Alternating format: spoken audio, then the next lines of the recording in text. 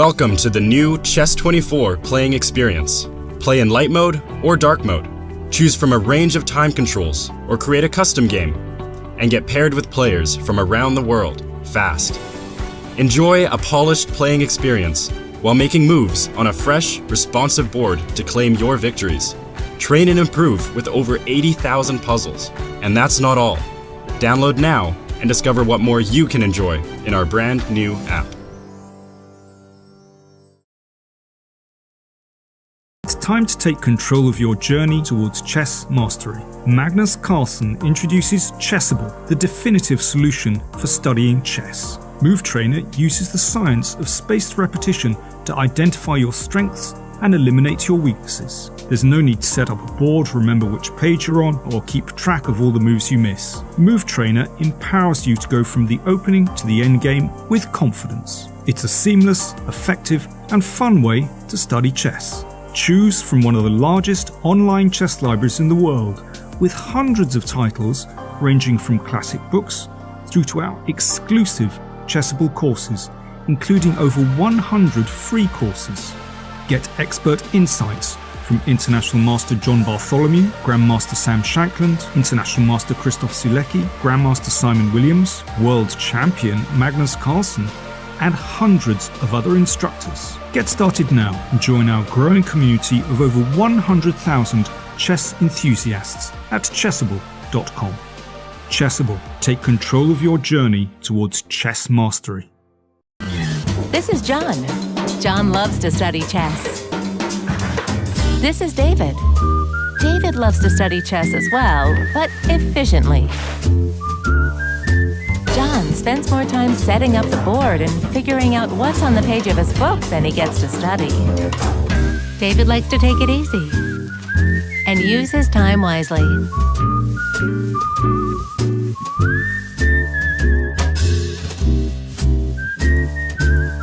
David has finished his exercise for today. John should try the same.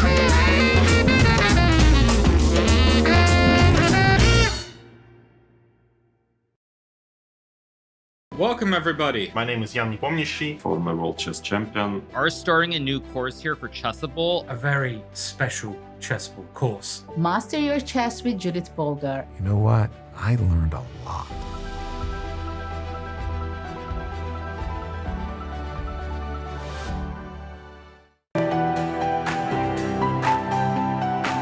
Okay, so let's send a challenge.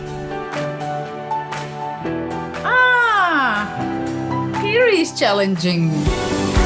Nice graphics, easy to see. Oh, what are you thinking about? You're looking how it can be the most painful? Exactly. Okay, fine. That I give him up a phone. He wants to be even rude. Hi, I'm Grandmaster Judith Polgar, and I'm here to welcome you in the Chessable classroom. It combines a shared chessboard with live video. Teachers get to interact on the chessboard with their students and even run quizzes and tournaments. I really love what Chessable Classroom can offer. I use it myself all the time. Just invite students to your classroom and start teaching right there. No downloads needed, and it's for free.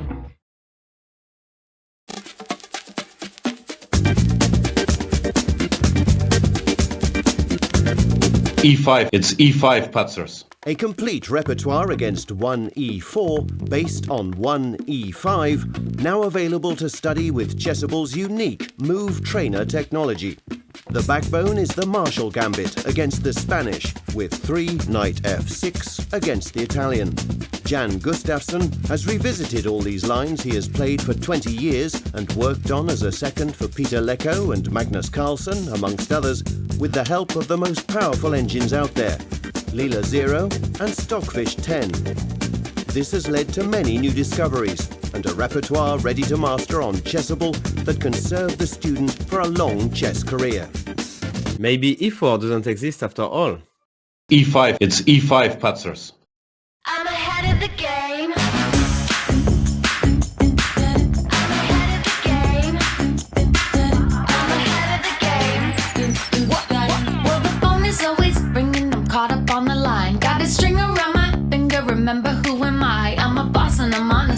a rocker, but follow me, I'm ahead of the game. I'm ahead of the game. I'm only a slinging, I'm working overtime. Got the song and I'm the singer, the melody, the vibe. I'm a prodigy, logically, I'm impossibly wanted. And they'll remember my name. They'll remember my name.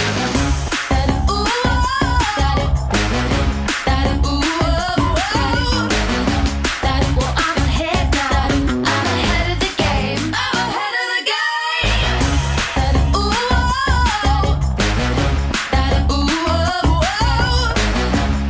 well, I'm ahead now. I'm ahead of the game. I'm ahead of the game. Well, I'm ahead now. Well, I'm ahead now. I'm ahead of the game. I'm ahead of the game. Hello everyone, I'm Grandmaster Yasser Serwan. I do hope that you're enjoying the 2022 Tata Steel tournament broadcasts. Do you want to get my exclusive Chessable video course, Winning Chess Strategies, for free? Today, Chessable is running a promotion. Go to chessable.com/Yasser and see all the details of how you can get my course for free.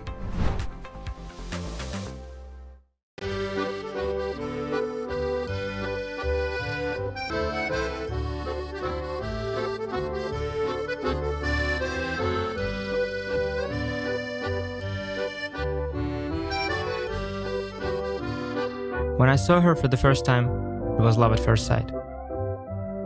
I love how rich and complex she is, how sharp and principled her first steps, how graceful her movement.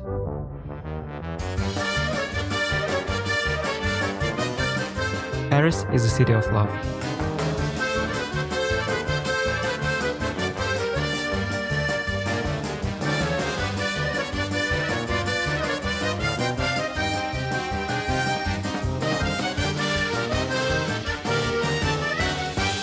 I've come to find my love for the French defense.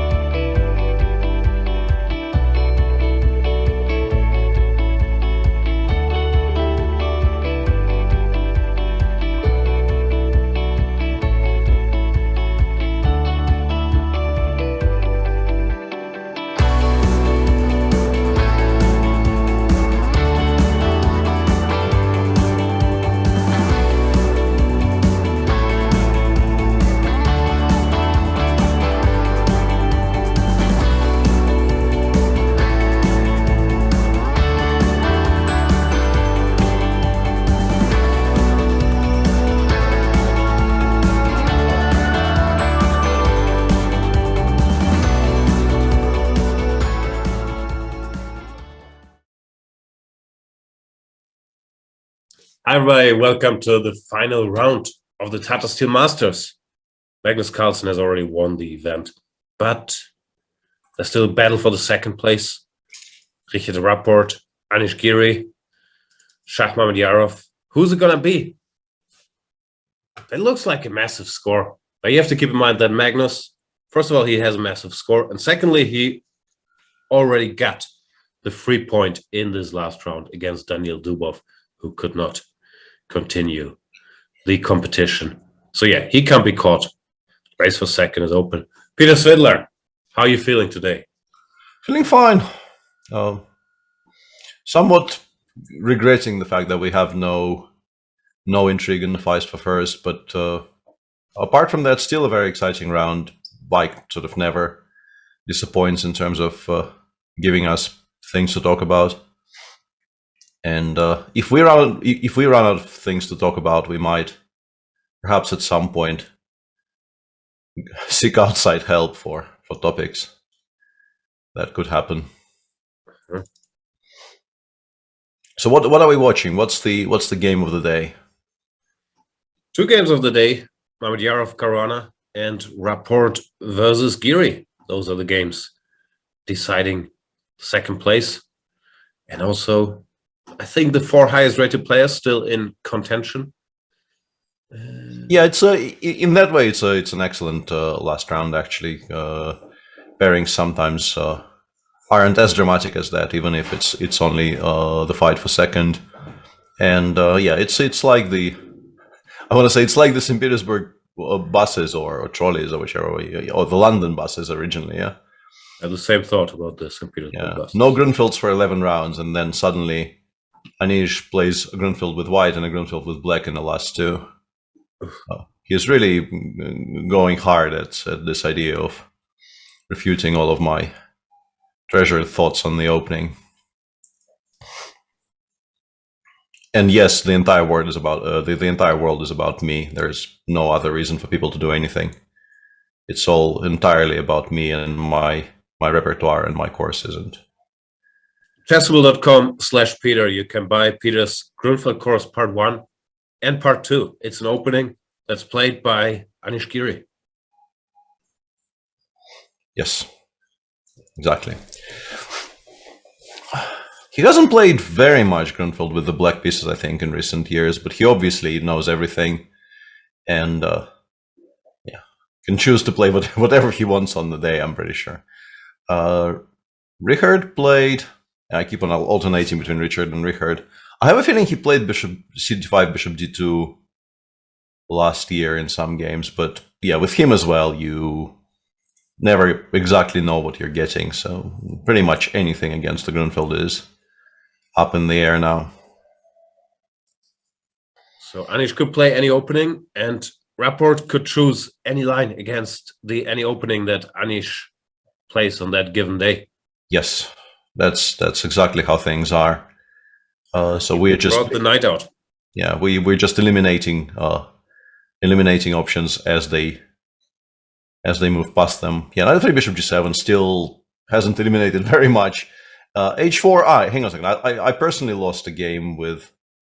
That was, I think, maybe the H4 move 3, not H4 move 5. But those things are very interconnected. So 5H4 definitely, in Richard's wheelhouse. Did he play it, or you just thought of the move? He beat me in 20 moves in Paris, okay. But I think he played 3H4, not 5H4. He definitely did play. He did play H4 of some description, of specifically this description. but those are somewhat different lines, of course. There's no. It's not necessary to transpose from one into the other. Let's see. Rapport. Taking a moment here. Another question is how spirited the players are after a long, eventful tournament, especially for Anish. The last two rounds have not gone particularly well. It could also be that he's just thinking. The Grunfeld is one of the more forcing openings. Let Rapport either take great risks, or if not, I'm fine. Forcing the issue today a little bit more than usual. Don't know. Yeah, it does seem like a solid choice in that respect. And in the second one of the 2 games of the day that we mentioned, there's also great potential for very forcing lines now that they've arrived where they've arrived at. Fabi, going back to the Queen's Gambit declined, like he also played heavily in the past, particularly in the match against Magnus in 2018. After that, yeah, he's been quite flexible in his choices. But it could be that this is the most solid opening that he has in his repertoire as well. Definitely one of them, yeah. It's and Shach today, we've discussed the fact that, you know, apart from that completely outrageous game he played against Andrei Yesipenko early in the tournament, where he just went 3G4 in exactly the same move order, he also played G4 in pretty much every single position in the QGD. So today, the choice of playing E3 and then D takes E5 does seem to indicate that he wants to play kind of a more contained game. Even though after Queen C2, you could still, you know, there's definitely some lines after Queen C2 where... Plenty of G4s here. Yeah, plenty of G4s here. Yeah, like this position allows you plenty of scope for everybody's favorite push on the king side. We'll see, but these days I think they play the C takes D5 lines more often than the Queen C2 lines, right? Or at least that was my impression. I don't think so. To my mind, these are still the main... I'll rephrase a little bit. Yeah, long castles here is no longer really... yeah, Rook D1 is still a very, very main move, but long castles, I think, somewhat disappeared, or at least became less fashionable. I'm guessing the computers are quite strong in those very forcing. Yeah, long castles are just very clickable, so every now and then it might show up as a surprise weapon. But obviously, White is not winning here, or would be played more often, and lines are quite forcing. That's yeah, I think the debate in Rook D1 or A3 followed by Rook D1 is still very much alive. Mm-hmm. Yeah. But yeah, CD5 is a more solid alternative if you feel like it on the day. Usually black takes with the knight, then the pawn takes. Now either bishop D3 or A3 first. Leads to a somewhat drier play where at the highest level people seem to not believe they can win these positions. It's not played all that often. Yeah, I think there was like a brief explosion of popularity for this maybe a couple of years ago, and then it died down because the black players figured out exactly what to do. And yeah, unsurprisingly, this is unlikely to win.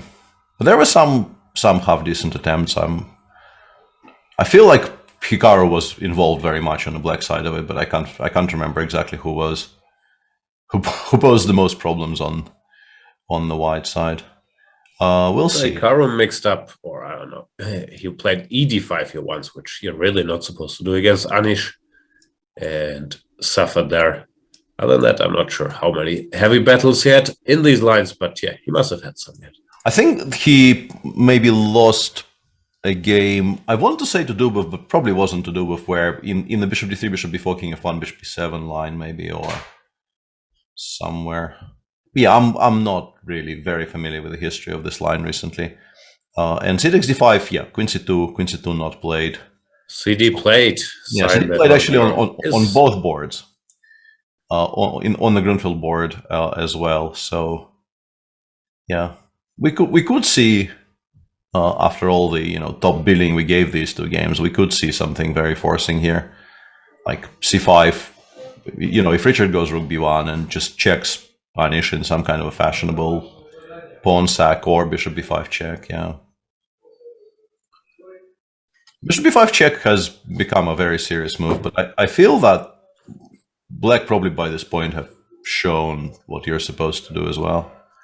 Just as one new idea, no? Let's go. Castles d5, yeah. D5? D5 is what Nikita played against me in Sochi twice. Yeah, it's not bad. Yeah. I mean, after castles. Here d5 is very, very well known. It's supposed to be a forced draw. I still think it's a forced draw, even though people were kind of pushing recently. But castles d5 is... But yeah, this stuff is old stuff. But yeah, castles d5.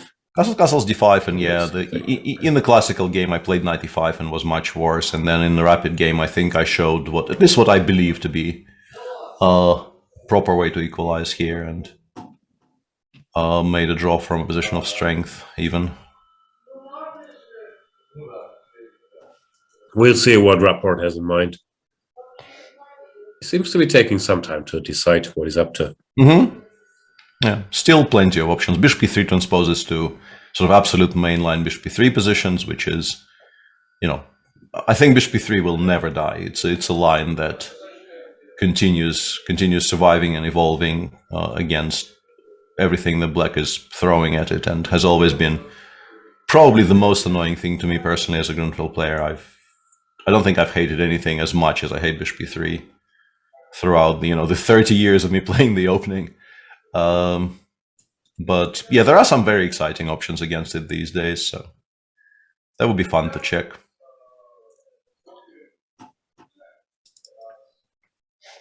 The other game, Ahmediyarov goes for a3. The alternative is bishop d3, check. And yeah, 92, the main move. I'm sure you could move the king if you really wanted to, but a3 started off being the main line, then it became less fashionable. Now it might be back to mainline status. 5 blitzes out, knight c6, bishop d3. 1 second. Yeah, we'll see. Bishop b6, the old main line here. Let's give Peter a second. The thing to pay attention to is that bishop h7 could be a bit of a threat here.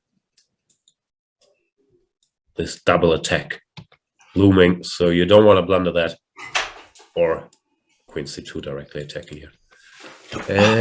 Therefore, most of the moves are going to address that in some way. I'm trying to recall if queen f6 was a legal move here, but no, Fabi doesn't want any drama. Plays h6, safeguarding that pawn. Yeah. And yeah, I'm sure there's still a big body of theory here around queen f6 or bishop g4. Fabi will know. There's plenty of stuff here, and yeah, this has been debated for. This particular position feels like for many, many decades, and obviously it's evolved a little bit, but it never felt like it's likely to refute the opening. Yeah, h6 I'm not that familiar with, but I might have missed stuff in that decade-long battle. I'm not a big expert here. What else do we have? Pragnananda against Yesipenko. Whoa! They catch up quick. A3. Yeah, A3 enjoying a mini revival in this tournament, I guess. There is a famous story about an old... Oh yeah, please share. Yeah, it's not a very funny story, but sort of... that much we know by now. Yeah, fair.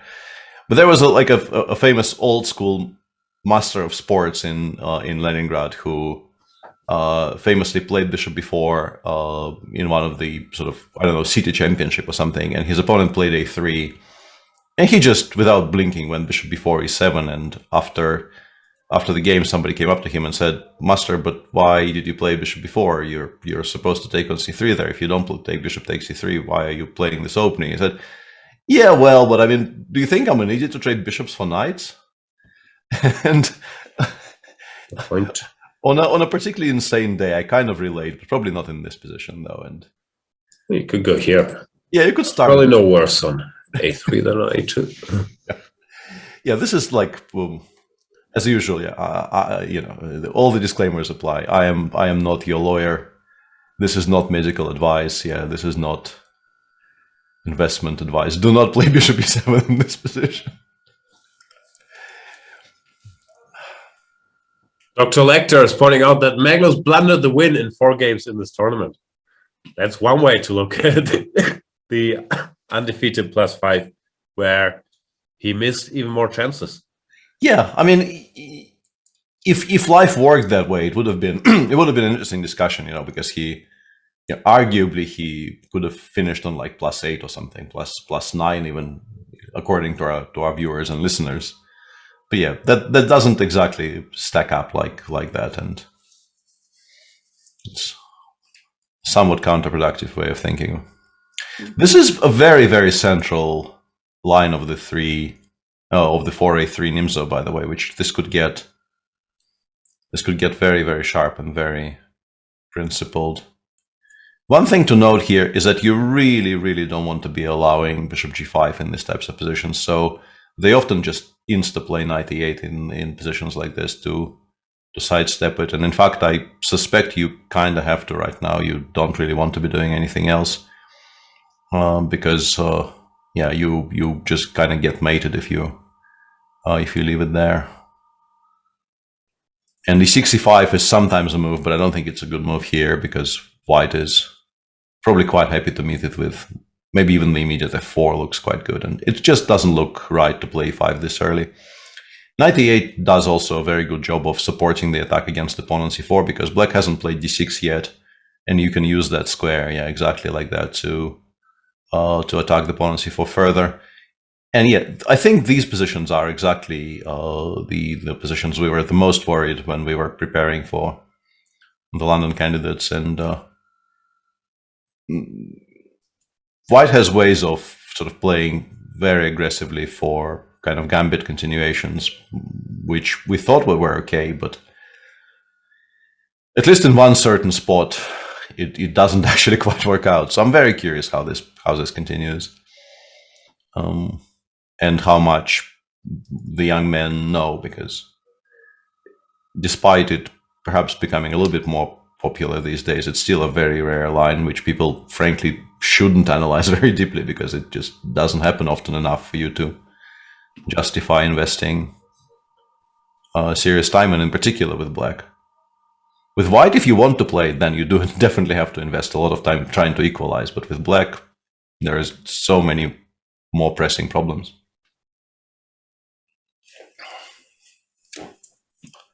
Kayakin Vidit. Kayakin is going for the Scottish 4 knights. The line is played on and off in the past. This bishop d2 was a bit of a mini revival for these lines, when usually people would play ed castles, and here either bishop g4 or cd5, both of these very well explored and quite drawish. But bishop d2, I think at this point has also reached the well explored and quite drawish stage. Feels like there are some forcing lines here, like rook b8 or some move covering the bishop is fine, but there's also more direct stuff with taking here and taking here. No, like, so we'll see. We did great theoretician. We'll see what he's up to. Yeah, there's this line where just bishop c3 d, which I think they have now analyzed to what appears to be a draw after bishop f6, bishop b4, queen b2, and so on. And there's some endgame there that they hold without really ever enjoying it very much, but they do appear to be holding it these days. I think I've seen a couple of games recently. Yeah, many a game, including So versus Carlsen, I believe. So it's not exactly news. It's more up to black to choose if he wants to play these long forced lines, which should be drawn, but you have to be precise, or you could be worse. Or if you want to play some move that keeps the game going. The one thing not to do is to blunder knight takes d5, which... Yeah, you're still not lost, but you definitely, this is exactly what white is hoping for, and so somewhat suboptimal. Yeah, knight d5, and you get the position where white traded sort of the right kinds of pieces, so they will be forever slightly better with no risk. Kind of a weird thing is going on in the Niels's game against young Krzysztof, because I thought this move order was as close to unplayable as anything is in the Richter Rouser these days, specifically because of knight c6 and bishop f4. And you were supposed to avoid it at all costs.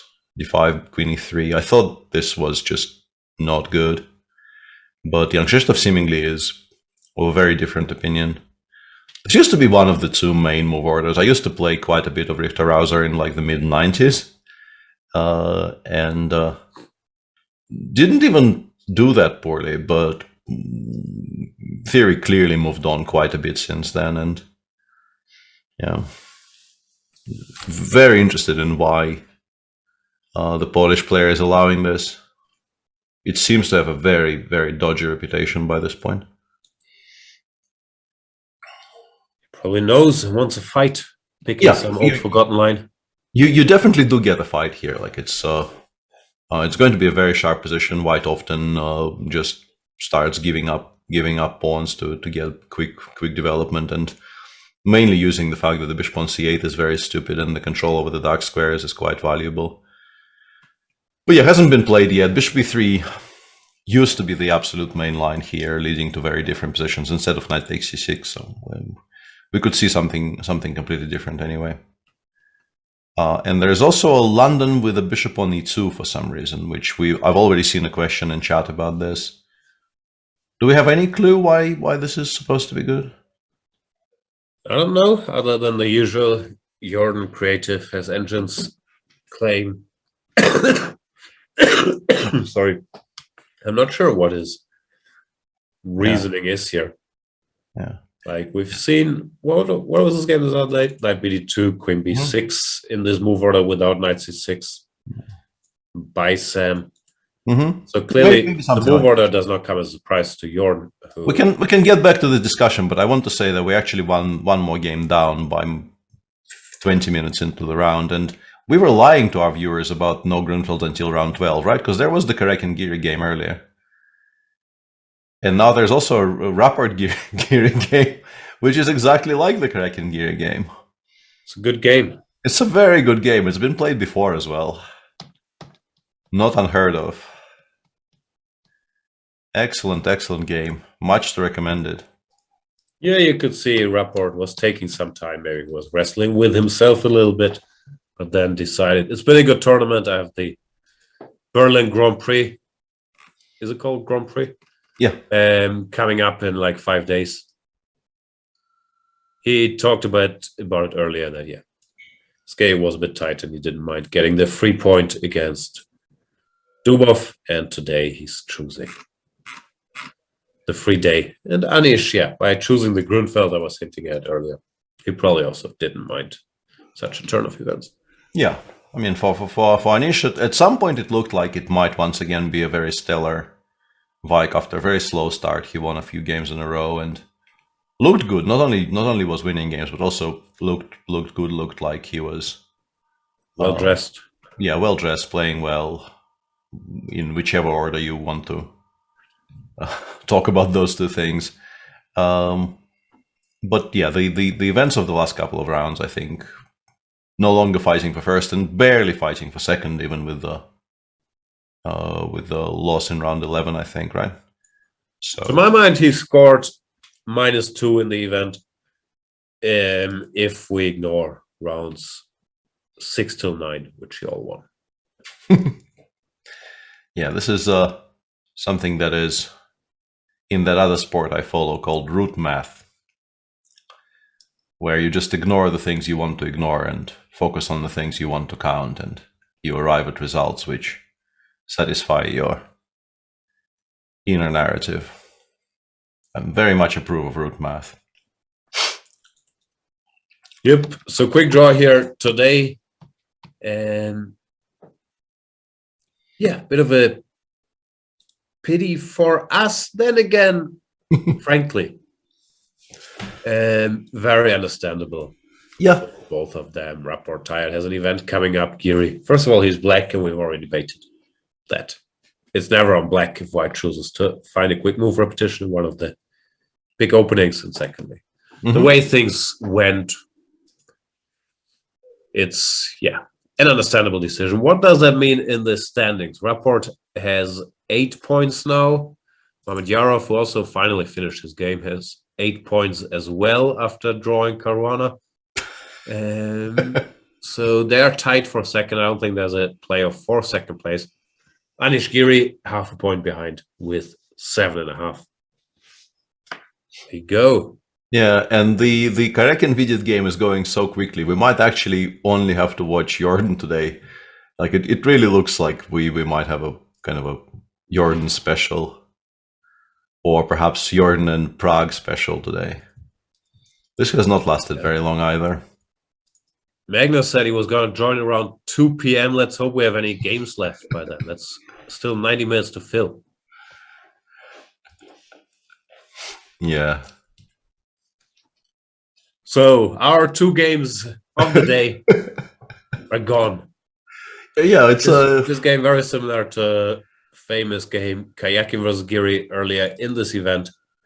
This game is more about Yarov style. Let's offer a draw when we feel like it. He's done that throughout the event. Still had an excellent tournament. Will finish in second place. But I recall his first 4 games, was it? Maybe it was his first 3. Just ended with him offering draws in positions. Then he, of course, had the game against Kayakin. But he showed his tremendous strength by, I don't think he lost the game. Winning a bunch of games. Oh, no, he did lose. Did he lose?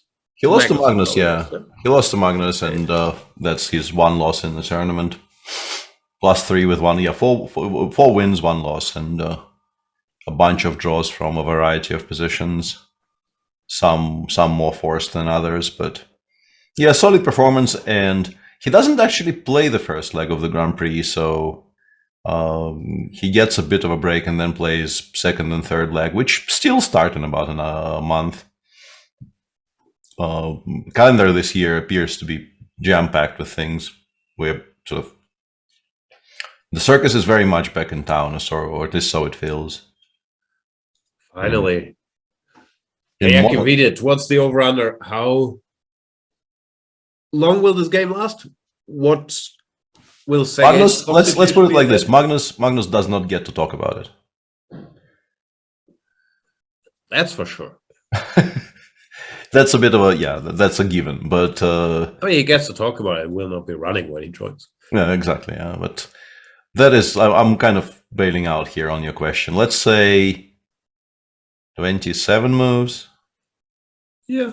The thing is, you can make a bunch of moves until all the stuff disappears here. Also, Black has to know, this is sort of a legit try. If Black doesn't know his stuff here, you can get into trouble.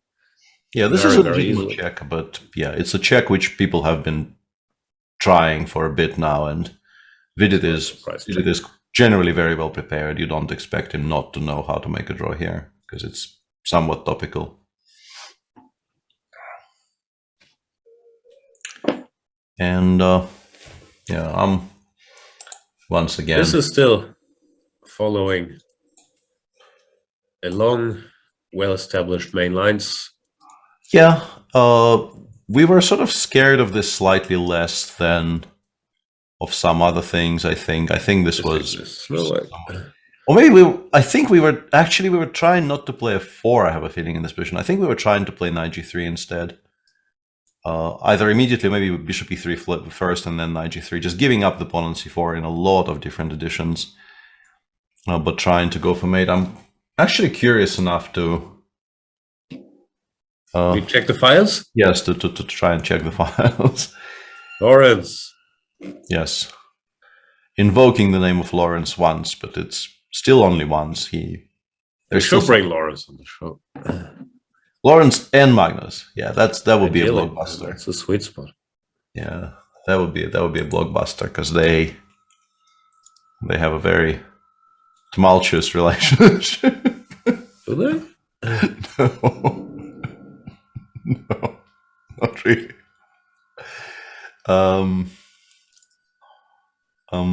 Yeah. Pragnandas still in book. Yeah, these positions. Yeah, they generally are completely fine for Black, but also kind of safe for White. I feel there is a lot of potential simplifications here.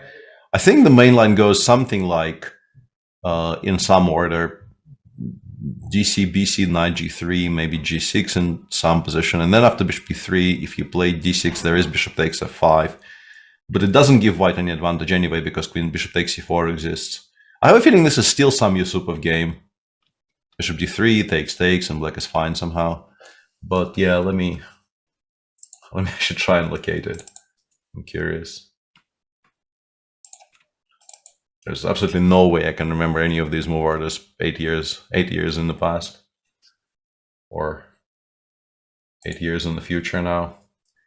8 years. Well, some people feels like yesterday you were like checking stuff, but not in the A3, not in the A3 Nimzo though. That would seem counterproductive. So e4, knight e8. He didn't even. So hang on a second. So how did it go? He castled bishop a6 and he played f4 here. Yeah, we were not castling at all. Yeah, we thought castles just doesn't give anything at all. We were playing bishop e3, knight g3 instead of castles. I even had that position on the board against Vlad and at least once against Vlad and maybe one more time. This just legit doesn't equalize. It's extremely sharp and can get very, very fun, but it just doesn't equalize for white. Castles, I mean, what Prague is doing probably does equalize, but also offers absolutely no chances for any advantage, or at least that's what we thought.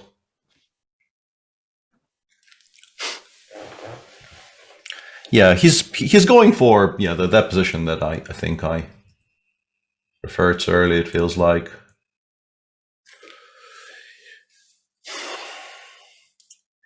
in that respect, you could, if you want to keep it slightly more alive, there's an option of not playing EF so early. You can go knight g3 with the pawns on e4 and d6, which gives you slightly more options. You can go like dc, bc, knight g3, or even knight g3 first, and this probably forces g6 anyway. So at the very least, you have slightly more freedom to choose a structure, but it normally just ends up being the same position.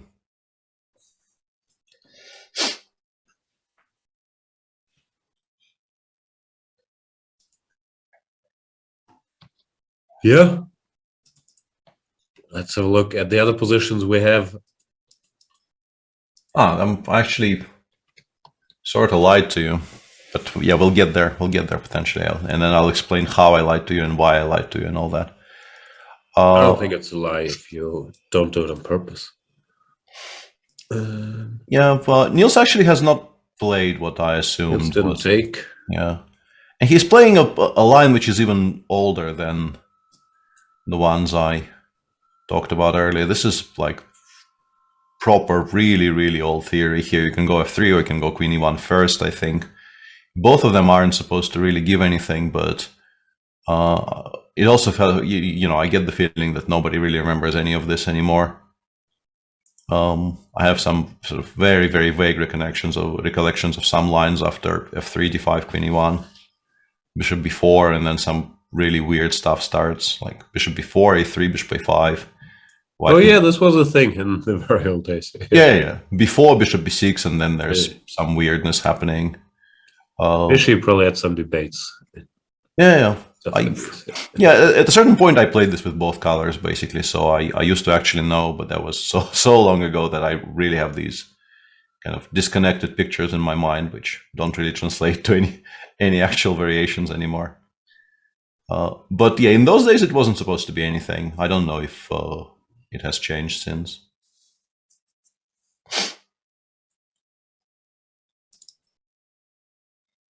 Carlsbad.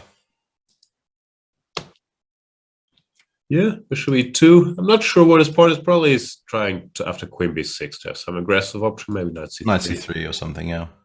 So he's trying to discourage Sam from the setup that worked well for him after knight bd2. Arguing you've already committed to e6, so I might make the slightly passive move. CD, I'm somewhat surprised by not being an expert here, but if possible, I'd prefer to go bishop d6 directly without throwing in CD, ed. Yeah, I'm not sure why we're trading so early. This just looks better for white, frankly. Yeah, if we get in. You will have to quote unquote lose a tempo playing bishop e2 d3 eventually, but happily. Yeah, you don't really care that much. And if black plays knight e4, bishop d3, f5 here, I guess we play bishop b5, right? And we assume control over the e5 square, and that ends up being unenjoyable for black. Because that would be the one way to maybe exploit the fact that the bishop isn't there yet. Yeah, I wasn't sure. Like c4 sometimes. Yeah, c4, but then, I can embark on my usual bishop d7, e8, h5, journey. This, I don't know, do we get that much? I'll go away. Yeah, knight e5, and then I want to play f3, like take on g6 and go f3 and pretend I'm a bit better. Maybe not even pretend, maybe I am a bit better. Yep. Yeah, no, it looks like an unpleasant position for black. Jordan once again. No. Doing stuff. But yeah, c takes d4 is very, very non-obvious in this position. You can do it at any time. Like, why are you hurrying with this? The same Yeah, position sure, with there are sharp options, queen b6 and knight 5 or whatnot, but bishop d6 won't bother him. Yeah, if you're playing bishop d6 next move, why are you not playing it here? You know, knowing this is Sam, maybe he just kind of wants to prevent mass simplifications of some sort, but at the cost of not equalizing, I would probably choose not to do that. Because, I mean, this obviously leaves white with the option of playing, I don't know, d takes c5 and then c4, which might actually be a semi-non-stupid idea. I'm getting intel that Magnus is adjusting to the great risk that all the games might be over by 2 p.m. and will already join at 1:30. He's a thinker. Yeah, he's also watching the same exodus that we're watching and coming to the same conclusions. So,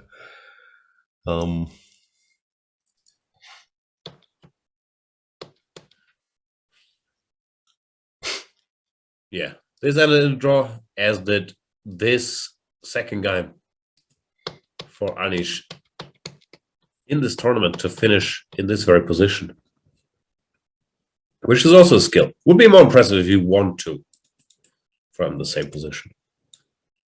But 2 black draws, next best thing. Yep. Yeah. So Jordan is better. Jordan is better. This is probably some sort of a draw, even though, yeah, you still have to show exactly how. But it might actually still be theory, right? It might still be following some games. But first guest appearance earlier than usual. Hello. She just comes here to have a nap. Why wouldn't you? Yeah, there's absolutely no reason not to. Yeah, this is still following 2 games of players of extreme strength. It's still following the Carlsen game and also a game between Master Vasilis and Grishuk on the black side. Both draws? Both draws, yeah.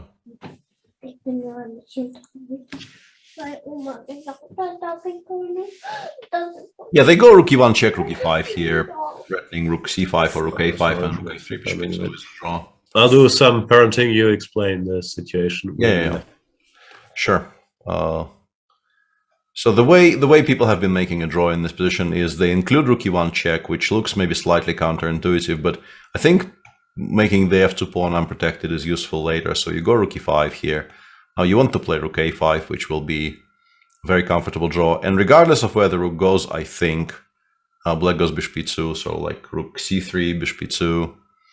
And now that the bishop is moved to a much better square, white does not have any particularly good way of avoiding the trade while also preserving the pawns on a2 and c2. And for instance, the Grishuk game went takes, king g3, rook e4, rook c7, rook a4, and was drawn not very long afterwards. So yeah, this is still very much mainline theory, high profile recent theory as well. So I might not get my wish in that it might actually last past the move 27, which I said was the cutoff when we were discussing the over-under, but yeah, generally not very much happening. But this is quite a sharp position. I did in the meantime check what my notes say, and after knight g3, black is, I don't know if obliged is the right word, because I think maybe queen d7 in this position is playable, but you can play g6, and the point is not bishop takes c4 here. White probably is quite happy about bishop takes c4, but there is an option of taking on f5, playing rook f7. It's very important to play rook f7 here, because we want to be playing bishop b7 in this position. And after the queen goes away from where the fight is going to be, black goes h5, or at least this is what it's suggested in my notes. And suddenly, this bishop is incredibly strong. White is a pawn up, but it's not a very meaningful pawn just yet because of how sort of discoordinated the white pieces are. If you take on h5, my guess is black just hits instantly with queen h4 and rook h7, and the pawn on h2 is actually falling. So white probably is in a lot of trouble if they do that, meaning that white already has to play quite precisely in this position to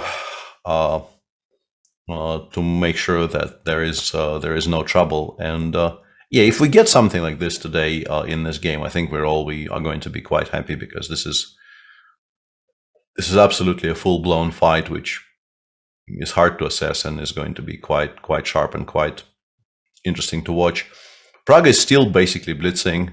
He is on 137, as you can see, and Andrei is also playing quite quickly, but slightly slower, perhaps.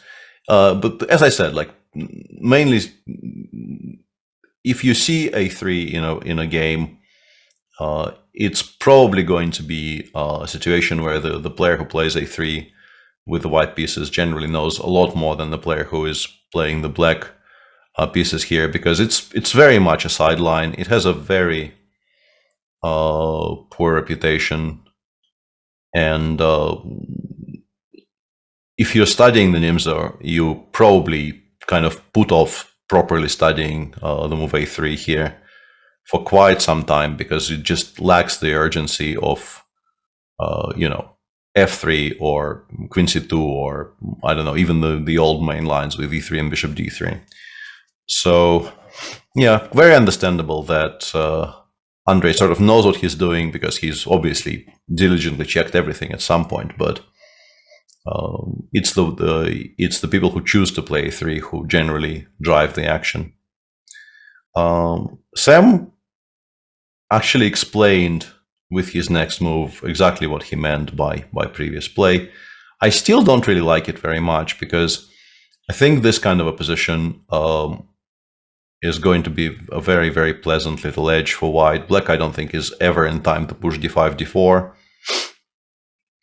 You probably have to play queen d6, even though maybe some argument can be made for playing queen f4, trying to prevent the queen from occupying the d4 square so easily. But even here, bishop g4 is a bit annoying, but I guess we can maybe even go knight d2. I'm slightly unhappy about allowing d5, d4, but then again, it might just lose the pawn to g3, driving the queen away. And if he goes to d6, knight c4, queen takes d4 is the follow-up. What's the difference between knight f3 and bishop f3 and knight d2 immediately? Knight d2 might be a very strong move, actually. Yeah, I quite like it. I thought it doesn't really matter how quickly we don't really need to win a tempo with knight d2, knight f3 here. And I think the bishop belongs on f3, because we want to open the e-file for the rook. We want the bishop on f3, attacking the pawn on d5. It definitely goes there eventually, I feel. So I thought there's no harm in starting with it, but that's a very, very solid question you're asking, Zenbid, because you might want to get the knight to d4 quicker. So yeah, I very much agree. I don't know which one is stronger. I still don't hate bishop f3, if I'm honest, but I also absolutely don't hate knight d2 at all. And in both cases, it's a kind of a position which people who play the French, and specifically people who play the knight d2 c5 French, will have a lot of experience trying to hold. But if you consider it to like the old lines of the knight d2 c5 French, here I think black generally gets a better version of the same position, because first off, like, there is the bishop b5 check line, which is very similar to what we're discussing here. You can get it from different move orders, but the point is, let's say you just take c takes d4 here, and you go bishop b7, and I'll just make some moves to show the position. It's actually a lot better for black not to have the light squared bishops in this structure and to have the dark squared bishops, because this bishop is quite nice on d6, and in the position that we're discussing, the bishop on f3 is going to be much, much better than the bishop on e6. So this comparison is very much in white's favor.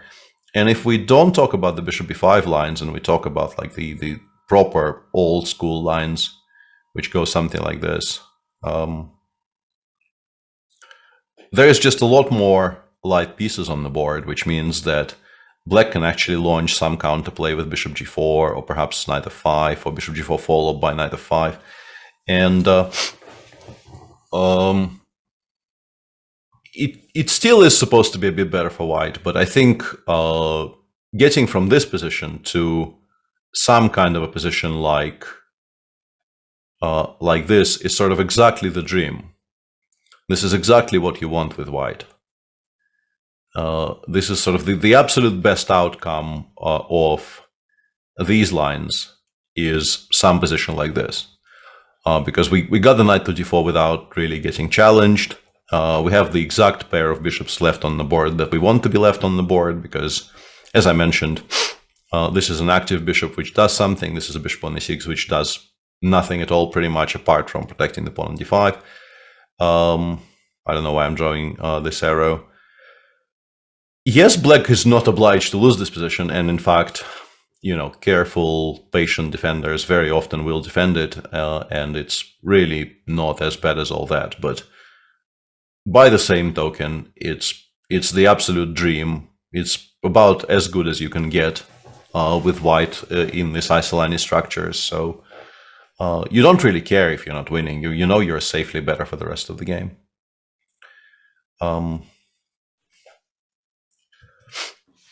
Rare sight to see Sam in opening trouble. This bishop e2 really caught him off guard. Yeah, just a very kind of a very passive decision by Sam today, trying to just liquidate into what is clearly a worse position. Not a tragic position by any means, but definitely a very safe, tangible advantage for white here. So yeah, we'll see how well he defends a boring position with no counterplay. It's a skill that is extremely useful, and not everyone possesses it. I personally do very, very poorly with that. Never liked it. Yeah, pleasant decisions for Jordan to be made. He starts with knight b2, knight a3 if he takes. Everything looks fine. Yeah, kind of impossible to spoil this position, at least right this moment. Yeah, you're very, very likely to get some version of that basic isolani with a knight on d4 and the bishop on f3, whatever you do. The question is what is maybe slightly more precise in terms of move orders. Wrathful is saying, how can a 2700 player get caught off guard this early? I don't know, this is bishop e2. It's a somewhat rare move, no? Especially Sam, we can't blame for not having done his homework. He was amazingly well prepared throughout the event. It does happen. Like, the main thing we were somewhat surprised by is not that anybody's out of book here, but that he wouldn't start with bishop d6. Bishop d6 it just looks much more natural. There might be something wrong with it.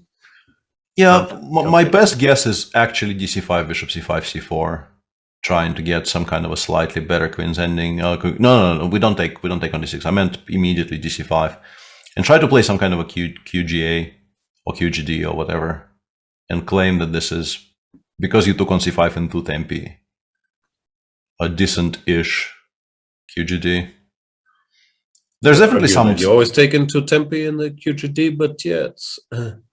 Yeah, obviously, yeah, that's right. This is like some old, very sort of Kramnikian way of playing, like castles, knight c3, dc4, bishop c4, and just play this endgame, which looks like nothing, but you win like one game out of 3 or 4 or whatever. No, DC, bishop c4, I like for white. It's a6 or whatever, rook e8, works, d4, yeah. I mean, this approach exists, and I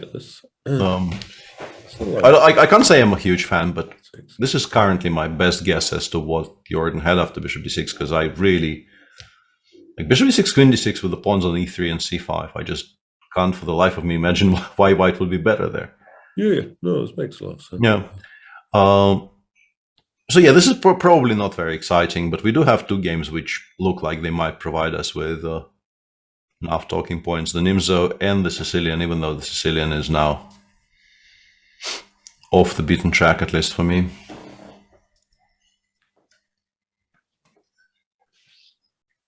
This, we just assume. Well, they did, yeah. He will show what to do, although he's taking some time. Yeah, Sasha gave a check on e1, and Magnus actually went bishop e2 instead of rook moves at all, and also made a reasonably comfortable draw against Wesley. So rook e5 is, strictly speaking, a novelty in this position, but it's very similar in spirit to what black normally does, yeah. You try to get to a5, and if rook c3, Rook a3, I think we go bishop b2 and we're kind of happy-ish. That is generally, I think, the idea. And rook c5. Yeah, just not worse at all. The question is rook c3 right now, because in this position Sasha played bishop e2, but with the king on h2, which is very, very significantly different because the f2 pawn is hanging. So if you don't have access to bishop e2 in this position, are you worse or are you not bothered anyway? I'm bothered. Yeah, it feels ever so slightly imprecise, right? Because I mean, I still don't really understand why we're much worse after c5, for instance. If you have to play c5 now, rook a5 just looks bad. Yeah, rook a5, rook c7, you might be in like genuine square. Yeah, and bishop e2 seems to be kind of unplayable as well, because maybe you don't lose this endgame, but you never go for it anyway. It's just a healthy pawn. Why would you want to check if this is lost or not? So yeah. And Magnus went for kind of a very, very passive idea. Instead of trying to make a draw instantly, he went bishop e2, takes, rook c3, rook e7. But memory serves, he also suffered a bit in that game later, no? Not really, no. Hang on a second.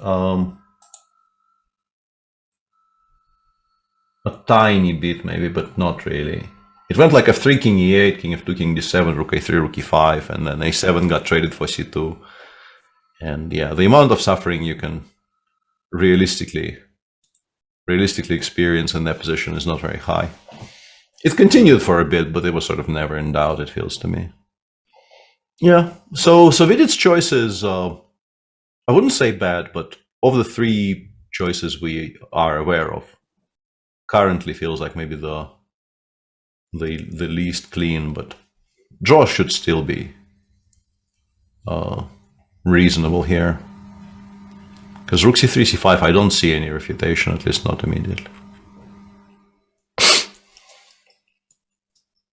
Hang on. Go c5, rook a3. No, you're happy with bishop e2 again. Yeah, I think we have to go bishop e2 again, but it continues not losing, or at least that's what I suspect.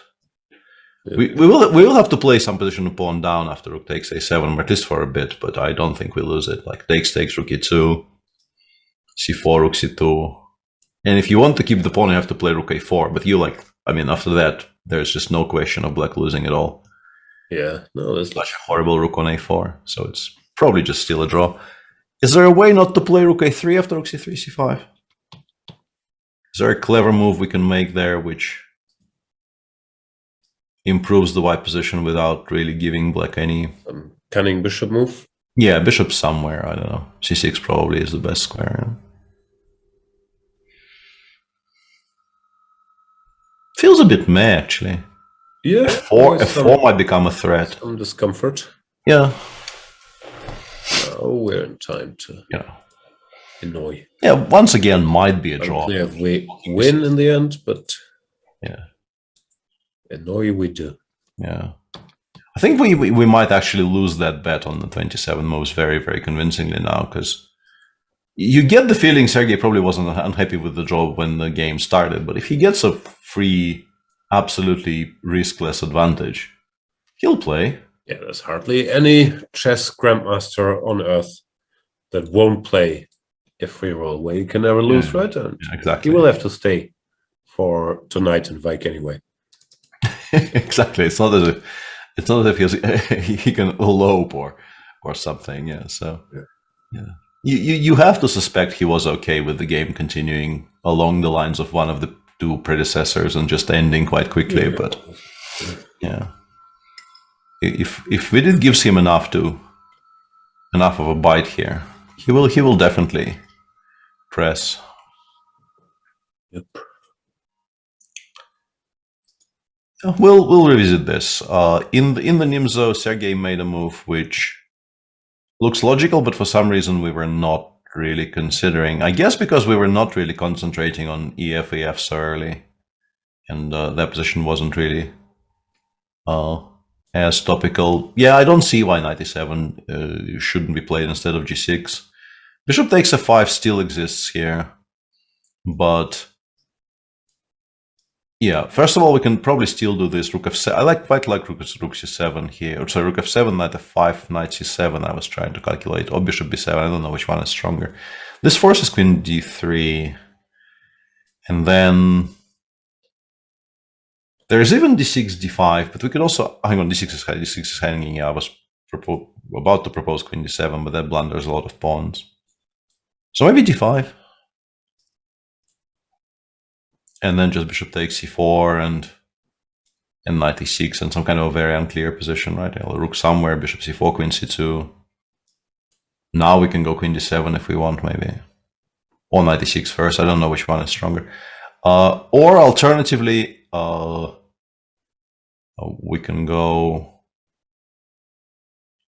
bishop f5. If we wanted after bishop f5 to take on c4, I think knight e7 is a better move than g6 because it doesn't weaken our king side.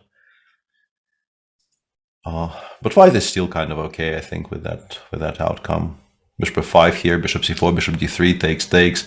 It's definitely better not to have the pawn on g6 in that position because it doesn't give white the hook for f4, f5 opening the files. But you still have bishops. Sorry, a bishop against two knights. Prague decides against all of that anyway, goes queen f3. Looks a bit slow, doesn't it? Yeah, he is re-establishing the same threat, but yeah, the thing about this structure is that if you don't actually land one of those tactics, you are strategically in a deep trouble with white. If black, gets to make two moves in a row here and goes like knight f6, queen d7, white probably never equalizes, might be strategically lost even, because the pawn on c4 is perennially weak. Both bishops are incredibly well restricted by the pawns on c5 and f5. It's just a very unpleasant position for white. So you actually have to land some kind of a tactic at some point in order not to fight for advantage, but simply to kind of survive strategically. One of the sadder bishop pairs you can imagine if they don't. Yeah, if the f5 pawn survives here, you're just not going to enjoy this with white. And this actually makes me wonder if you can play g7, g6. Sure. It's a bit of an ugly move, but just kind of make sure you don't blunder it anymore. And then go knight f6, queen d7, and just start coming out of the corner. You would prefer to do without it, but it's an option. Looks fine. Yeah, it's an option because, these guys are such idiots blocking in your own bishops as well. They're not just weaknesses, but this bishop never has anywhere good to go. Yeah.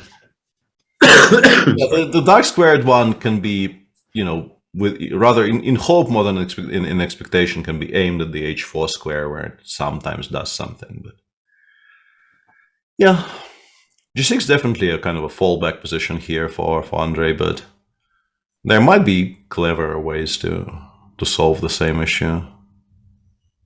Like rook b8 needs to be calculated, for instance, instead of g6, and asking white how happy you are taking on f5, and now we go rook f7, bishop b7, or rook something along the similar lines that we were trying earlier, or king h8. Here maybe king h8 is better, but we don't seem to be winning anything because queen d3 solves the immediate tactical problems. Such we don't really want. It's probably around equal, but worse. But it's not really. I would like to play for a win with black now. And it feels like this is allowing a bailout. Knight c7 exists, which also protects the pawn on f5 indirectly by stopping queen d5 check, but generally it belongs on f6. So I would prefer not to put it on c7. It's a solution, like it's a tactical solution to the problem we currently have, but I would very much prefer to have it on f6 here, if possible. Queen c8 maybe with the same idea. Just make sure we don't blunder the pawn, play knight f6 next move, and then think. Yeah, but really, why not just play g6? I mean, no particular reason. The argument against g6 is still bishop f5, right? If you get to move. Yeah. So it's not that weakening. And such attacks, I don't think they carry much punch. So no, I'd hate this with white, and I'm a bit worried that Pragnanda, they probably had some very specific idea they didn't get, or maybe 97 surprised him, and that he's not aware how dangerous this position is if you don't get anything done very, very quickly. So this could end very badly for him. Yeah, you do have to. You do have to be very, very energetic, and also it kind of feels like maybe he mixed up the move order a little bit, because black really isn't supposed to get this smooth of a transition into this middle game. You can definitely at least force them to play g6, giving up on f5, even though there's a line there on your screen which I showed chat while you were gone, which is very, very unclear. Black might be better there for all I know, but at least we win some material with white. We have something to struggle for. Yeah, that line. I did at some point locate the file, so I read some lines from the file to chat. Amazing.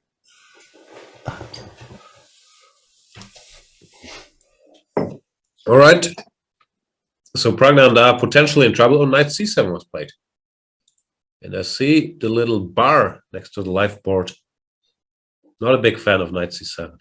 Yeah, it's not the square. I still don't really understand why white would be better. It feels to me that even if black misplays it a little bit, there's just no way for white to be better here. But the bar disagrees. Are we missing something forcing here? I just think it's a horrible, horrible square for the knight, which is hard to argue with now. Like, really wants to be on f6. We put rooks to the center, like. Yeah, bishop f2 and then knight f1, e3, bishop h4, I guess. It's just not where it's supposed to be. Yeah. I guess Andrei was just very much against the idea of playing g6 on aesthetic grounds, I suspect. There's a lot of debate about Jordan's heritage. He is from the Netherlands. He's not Norwegian. Not a lot of people in Norway called Van something. So that's quite a Dutch thing. The country, I'm just reading up on chat. The country is the Netherlands. It's often called Holland. Technically, I think Holland are two provinces of the Netherlands. It's not supposed to be, but in Germany, more often than not, when referring to the Netherlands, we say Holland, which I'm not sure if that's... Yeah, I think at some point, like, it feels to me that either in 2020 or in 2021, there was like not a petition exactly, but like there was a very firm statement of, not intent, but like the Netherlands have officially stated their position that they would much prefer to be called the Netherlands in all particularly official correspondence and all that. Like, because seems like they're making... Yeah, taking a stand there. Also, I've been corrected by Dutch people more than once if I was talking about Holland, that it's the Netherlands recently. So it seems like, yeah, they feel strongly about the Netherlands and not Holland. Or Le Pays-Bas, as we like to say. Le Pays-Bas, yeah. Jordan, he's from Groningen, which is the north. I guess that's true. Is that in Friesland? I don't know the Netherlands that well. It's not far from Hamburg. That much I know. I also know that he doesn't live in the Netherlands. He lives in Belgium, in Bruges. But he's contemplating a move. To Leuven. Ah. That's what I was told. I'm not sure that's been contemplated further. The Van Foreest family is a family with a long tradition, both in chess and in ruling the towns they inhabit. I think a bunch of his ancestors were mayors of which town? I'm sure chat knows. And Jordan himself, he's a title. He's Jonker Grandmaster Jordan Van Foreest. Which and Grandmaster Pookie is sending us to Wikipedia to check more about the Van Foreest family. It's a rabbit hole. The Van Foreest family tree.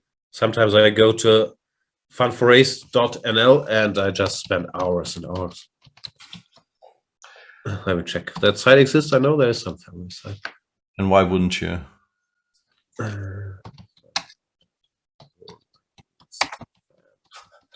No ban, please. It's a quote from the movie. Yeah, I was about to. Unphrase.com. There you go. I was about to go medieval on your ass there, Fuji.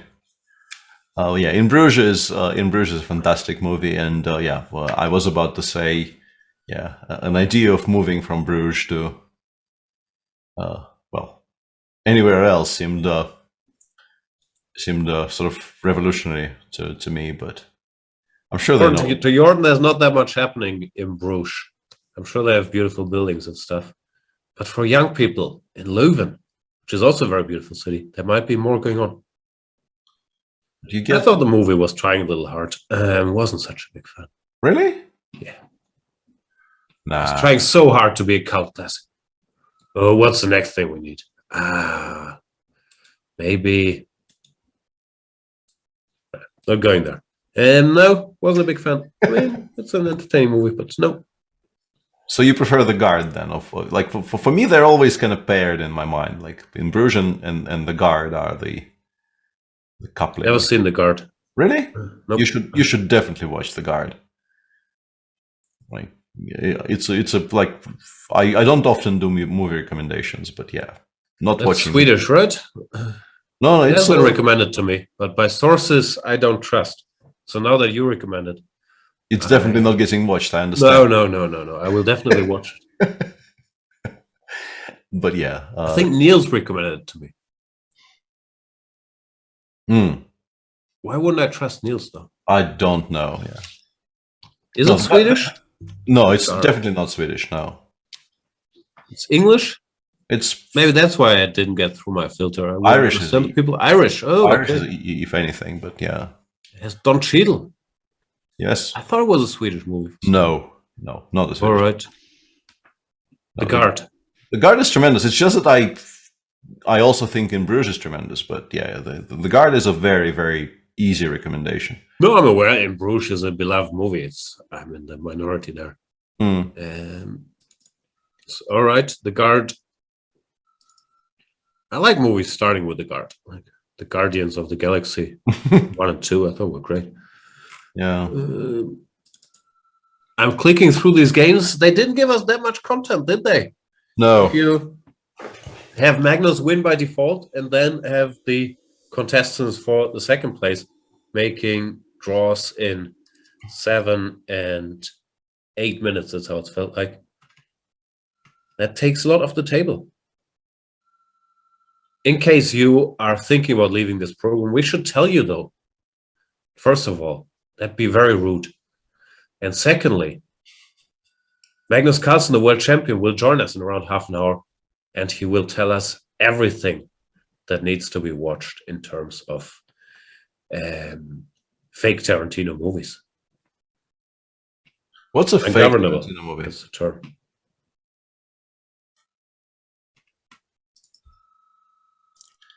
Yeah. Now I'm very, very curious. I haven't heard of fake Tarantino movies. Like Tarantino movies I know, but fake Tarantino movies is a new category for me. No, that's a big genre, no? Like movies that are sort of inspired by the Tarantino style. Like, such as? In Bruges? Didn't really feel like... That's the first time I hear of it, and also it doesn't... Why am I picking a fight with the beloved movie In Bruges, in the beautiful city of Bruges? I'll rest my case. No, also, I don't know. There's also all these Guy Ritchie movies, and then movies that seem to be inspired by the Guy Ritchie style, and sort of they're all mangled together in my head. It's very confusing. Yeah, but I mean, the Guy Ritchie movies are their own special genre, and at their best, they are absolutely fantastic. But like, why wouldn't you watch Snatch like 8 times on repeat when you were... It's a family show, Peter. This is a movie title. I'm allowed.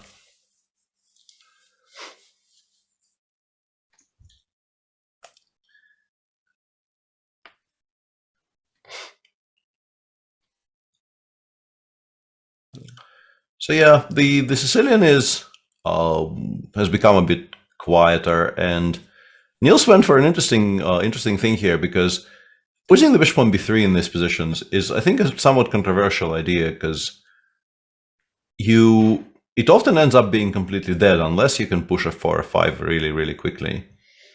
And I don't know how easy it is for white to push a 4 or 5 with the bishop already on c6. Not happening.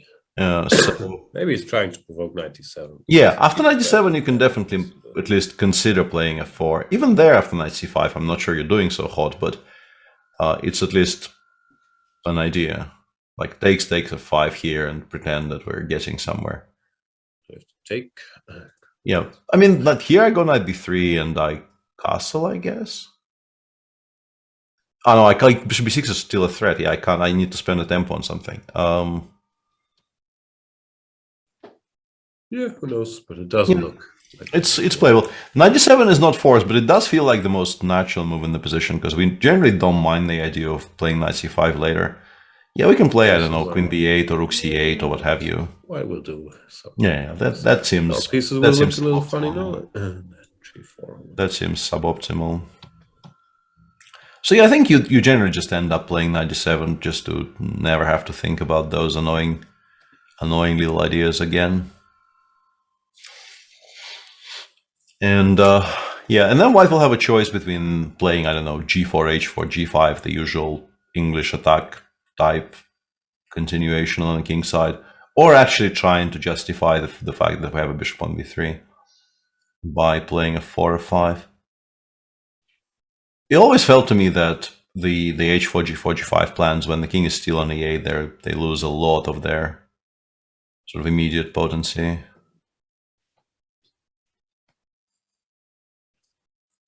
Yeah, Jan Krzysztof taking quite a bit of time here. But actually, for the first time, he's way ahead on the clock. Yeah. We should allow him to. Yeah. We might have to sort of lean into the challengers a little bit today, even though there as well, out of the 7 games in play for the round, 2 have already finished. 2 have already finished in draws, even though... Have they? How is this a draw? No, that's it is a draw. Why is... Can you tell me why the Sicilian is a draw? It's some kind of perpetual or what? You're allowed to great draws. This one? Bishop b5. Yeah, I thought black is just a piece down, but I guess bishop b5 exists. I was just very curious. It didn't look like the most obvious dead draw position I've ever seen in my life. Considering the fact that, yeah, I couldn't find a way to save the bishop, but bishop b5 does exist as a move, so explains it a little bit. But the challenge is asking, any chance we get Magnus as guest today? Did you just join? As Quest, he says. As Quest will be out, but he will join as a guest in, yeah, like 20 minutes. Yeah. Hey, Seville. Quests suck. Erwin. Did Erwin win yesterday? Probably did, yeah? It was.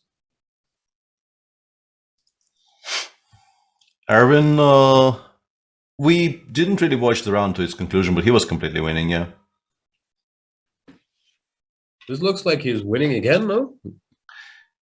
Winning is a bit strong, but yeah, seems like he's going to play e4 next move, and then position might just c6 here. Blown up, yeah. This is, yeah. You can do these things, but this is the best version for white. Yeah.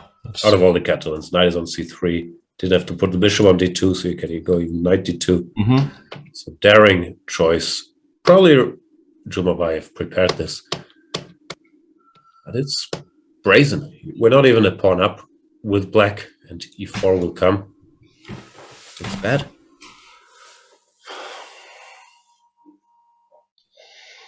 Yeah, it feels like you have to be very, very precise here to just sort of survive and to see move 20 with a playable position. Maybe there's some argument for playing queen g4 so that e4 at least gets the queens off the board, but yeah, I'm not liking this for black at all. This doesn't look too promising, and in more general terms, yeah, challenges would have provided us with, you know, additional storylines and all that, but that tournament has also been over for a round now. Arjun Erigaisi convincingly winning the tournament with a round to spare, so no particular intrigue in terms of the tight finish. Some fun positions though. This one and the Vogel position is also seemingly quite cute to look at a bit further down, yeah. Or maybe not that cute. I thought that kind of a bathtub with the king on f7, and I thought, oh, what fun, but apparently it was an exchange Slav, which makes me reconsider my enthusiasm a little bit. Thought it was some kind of a London.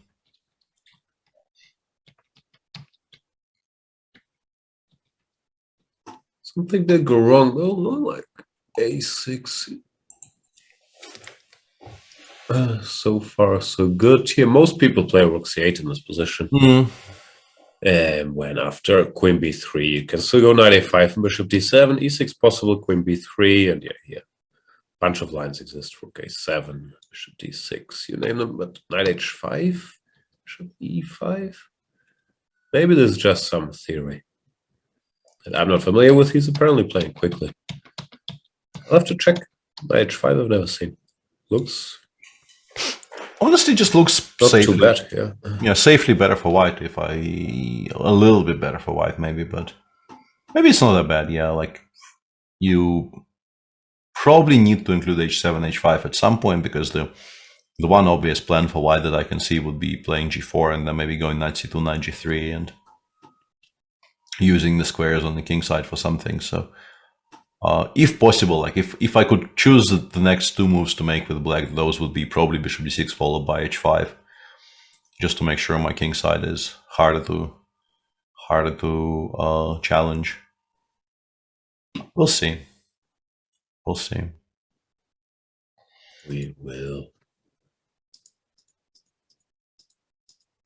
Oh. Dutch champion of the Netherlands, Max Warmerdam.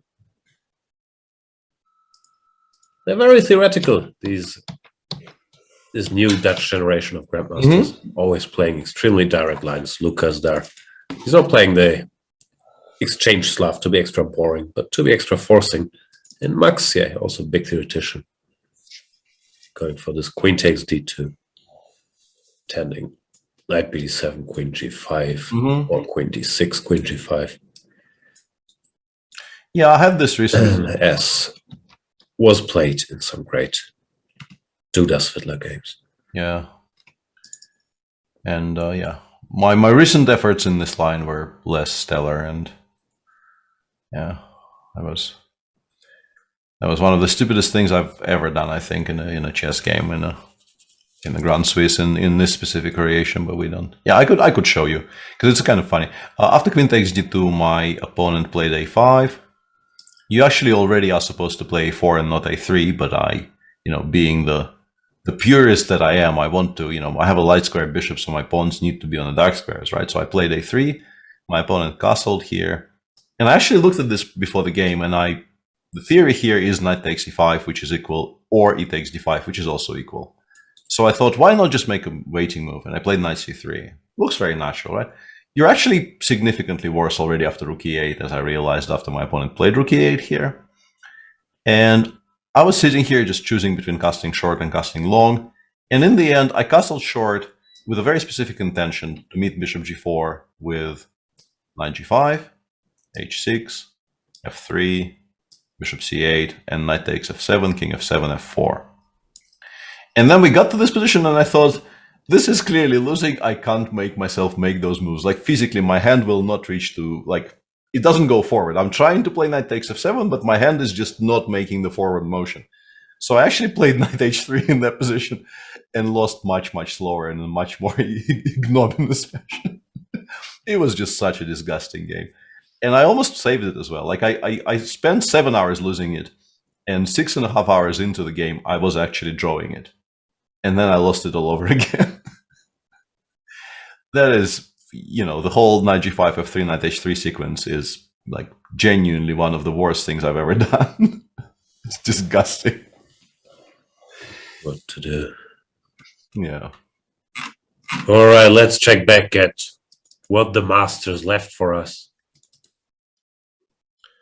Rook c3 and Vidit taking time. Yeah, Vidit didn't do his homework in this line, which is very surprising. Or I'm sure he did his homework, but didn't repeat it recently and couldn't recall the precise way to do this here. Which now means, as you've explained, that he will have to suffer against Kayakin, and even Kayakin, whose love for long chess games has been questioned the last 3 rounds. Here he will just love to play this out with 0 risk, as we've mentioned. He'll play. And yeah, specifically c5, bishop c6 sounds like a very smart idea. There might still be some draws, like maybe c4 draws here. Yeah, c4 rook. c4 and bishop b5. Maybe this is still a draw.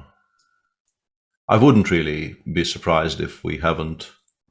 Or rook, actually giving a check maybe is slightly more precise. When you just give a check on b1 and then go rook b2.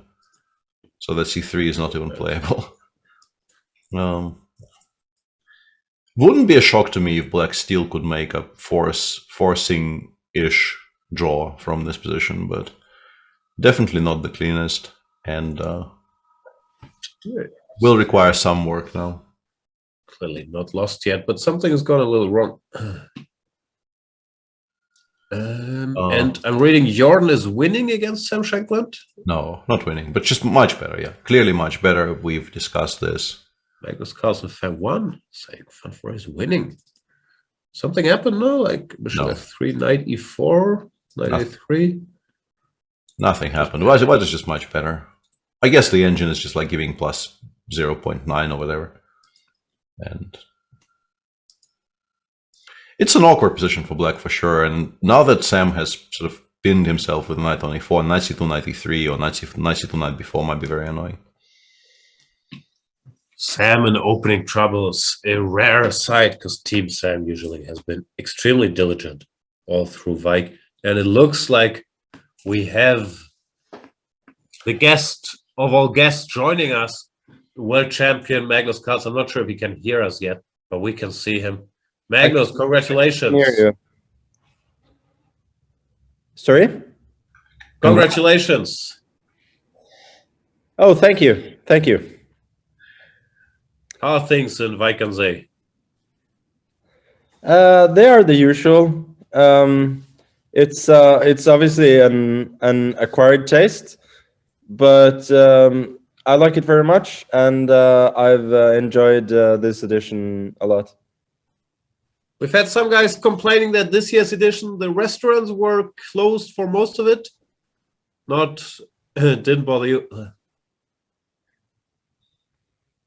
I'm not going to say it's ideal, but you know, I don't really think it has affected me too much here. So whether I like get my food from at the restaurant or from takeaway doesn't really matter that much. So what's the current power ranking of the Wijk restaurants? Yeah, that's a good question. Frankly, we've eaten at the hotel most of the time, which has been really fine. I would say first week or so, I was really happy with the food. I've started to get a little bit tired of it the last couple of days. But apart from that, I think the Tarantella, the Italian, is still the winner, closely followed by Klein, Switzerland. Fair enough. Fair enough. Another big question of the day: are you watching the tennis on the second screen? Oh no, I'm boycotting. It's been a tradition to always watch the final on the day of the last round, and sometimes, like if the final has been really long and I play a relatively short last round game, I can even watch some after the game is finished. But I'm boycotting this year, unfortunately. But I did follow a little bit of the score of the final. So is your boy botching it, or? He seems to be in some slight trouble, yeah. But maybe he gets to break back in game 4 of this set, and then it's back on track. We'll see. I'm almost done with the completely irrelevant questions, which waste everybody's time. No, that's what we're here for. And Magnus, how did your tournament go? You scored +5, and you mentioned if things had gone better, you could have scored even more points. How do you feel overall about it? No, I feel really good about my play, especially coming off a tournament last year where I felt like I barely had chances in any game. Just to get a bunch of chances this time has been a great feeling. So I feel overall it was very, very good. I do feel to some extent that I kind of took the obvious chances and left the more difficult ones on the table. So I guess that suggests that there's still quite a bit of room for improvement. But yeah, overall, of course, I'm very happy. What do you want to do? You want to go through your games or have a look at the action-packed last round that's currently ongoing? Yeah, we can have a little bit of a look at the games. Why not? That are being played right now. I mean, my games, they've been discussed pretty extensively already. There were obviously a lot of moments that you could go through, but I'm sure it would take a lot of time. So let's focus on the games that are being played right now. Well, first of all, I would say that Schach's draw offer may seem a bit arbitrary. Yeah. But this is kind of a well-known drawn line, which goes bishop b6, b5, knight d4. Sorry, b6. Yeah. Oh, this is some Vichy games, though. Like, yeah. And this is just liquidates to a drawn position. So it does make a little bit of sense. Like, it's not just that they played 13 normal moves and made the draw. It actually is the prelude to a very, very drawish line. And I have to say, looking at the other games, I'm intrigued by Prague's play in this game, since I actually tried to do something similar against Nakamura once in the Armageddon game of the tour final in 2020, and I failed spectacularly in that game. But the plan for White is not so dumb, actually. That you play this structure which kind of looks horrible, but you can sort of stay afloat with this plan of bringing the knight to f1 to e3 and the bishop to h4, and your pieces that look horrible might not be that bad, and it's not that easy for Black to improve his position, even though it looks nice with everything protected. I guess it's the old theory that if your pieces are poorly placed, you have more useful moves because you can spend time improving them. Yeah. We were not really all that happy with knight c7. We spent some time discussing this position, and it feels that getting it to f6 is so important that you probably should be playing g6 instead of knight c7. Yeah. Well, I mean, first of all, you can play g6 instead of knight e7. Yeah, absolutely. That's the old theory. Yeah. Yeah. White will probably go for the same plan, but you won't have to waste time on 97. But I feel like what he's gotten here is pretty playable actually. I do already feel that Black has to be somewhat careful since his pieces are pretty far away from e4, and the bishop is not getting to b7. Well, you can play rook b8 and maybe start trading, but yeah, with the knight on c7, all of this looks a lot less harmonious than it would have with the knight on the best square. But we'll see. I feel like Yasipenko is really strong in maneuvering in general. I don't know. You probably know him better, but that was the impression that I got, that he generally knows how to put his pieces on good squares. So I'm sure he'll find a decent way. Mm. And he's said that knight c8. Knight c8, yeah, that's a really classy move. I don't know if it's a good move, but it shows.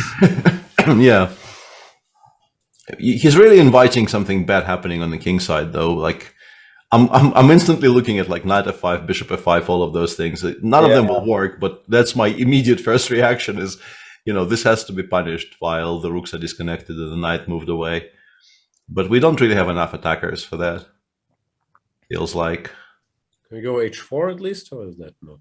Yeah, we could, yeah. Or we could still go knight f1, knight e3 and pretend our plan hasn't really changed all that much.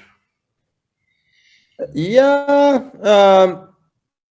it's not impossible to see some. I take it back. It is probably. I mean, knight f1, g3, e3, maybe g4. I was thinking, but looks really ugly. Yeah, probably won't be in time because knight b6, rook a8, black is already. Yeah. Or even rook b8 and then g4. There's bishop b7. Yeah, get the bishop to b7, then put it on e8. Yeah, I like that. Yeah.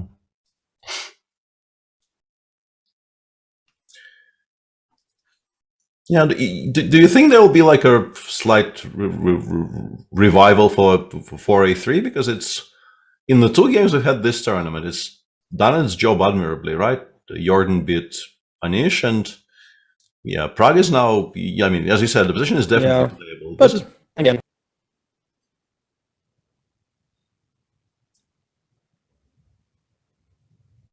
we seem to be having some connection issues here. Sorry for that. Yeah, I think the connection issues are on my side. No worries. 4a3, great move. Peter Svidler played himself in 2013 candidates. Magnus, he also played it quite a bit. Normally in must-win games, no? Like some. Yeah, I beat Giri with it in the Chessable Masters, I think, in one of the Blitz games. I also lost a few games. I lost to Levon twice. But yeah, as a competitor, I was not like immediately thrilled to see Jordan play it against Anish this time. But it worked out really well for him, you got to say. Yep. Speaking of Jordan, I think he's yeah, that's really puzzling what's happening in that game. But prepared Sam. He's following the old Bent Larsen. No, I thought he was, but what Larsen said about isolated pawns, that they should be captured, not blockaded. Yeah, I was wondering if Queen d4 was the best way to proceed, but actually he might still be sort of on course to cause great pain to Sam very concretely, because like takes happened. Bishop d7 I think loses a pawn to c4, right? So you kind of have to go to g6, unless you want to actually give it up and play, like, put a blocker on d6 and say this is fine. Like bishop d7 c4, we play Some move to Yeah, force rook c5. Rook a c8 here, yeah? Yeah. cd5 knight d6, and we claim that this is holdable. Which it probably is, actually, yeah? Black position looks a lot nicer than it did a couple of moves ago. Yeah. Or you can play bishop g6, which I thought was the obvious choice, and then I realized knight b5 might be extremely annoying. Because I don't think there's a comfortable way of dealing with this. No. You might be losing material here as well. Yeah, knight c7, rook a d1, all kinds of threats. It's very, very annoying to my eyes. Yeah, bishop g6 just looks extremely ugly. Yeah, but the other one loses a pawn, so it's kind of... No, I mean, Sam has done really poorly here. I don't really understand what he was trying to do, and getting these isolated pawn positions, like the way I would usually think, let's say when he played e5, is I would think that with white, I don't know, I'm better, I'm probably gonna win. And with black, I'm thinking, yeah, I have one weakness. This is just a draw. So I think it's really a matter of. I think both viewpoints are kind of reasonable. And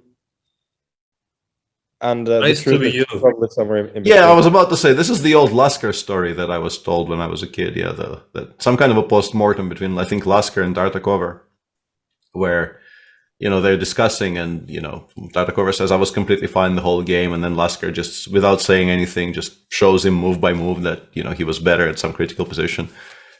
So Tartakover says, okay, so I was worse. And then Lasker just turns the board around and equalizes from his spot. Yeah. And, it's basically, it's kind of makes sense to be good at the game at some point. Yeah, but it feels like he was not really in time.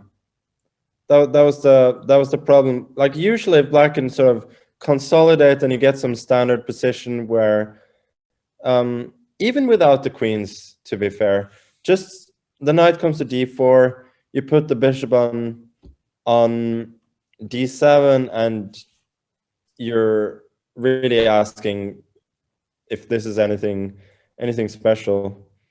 Like this, queen d6, if knight goes to d4, rook to e8. This, for instance, I think it's just a draw.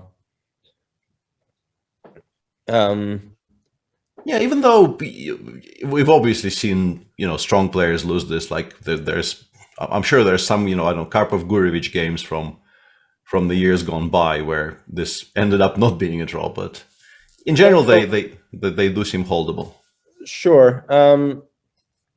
And it's also very interesting to see the difference between having the pawn on c3 and having the pawn on e3.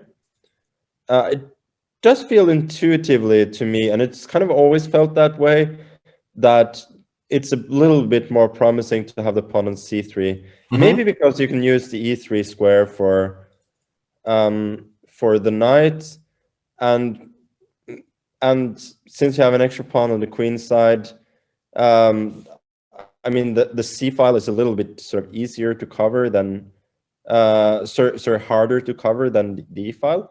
I'm not really sure, but it does feel a little bit more promising.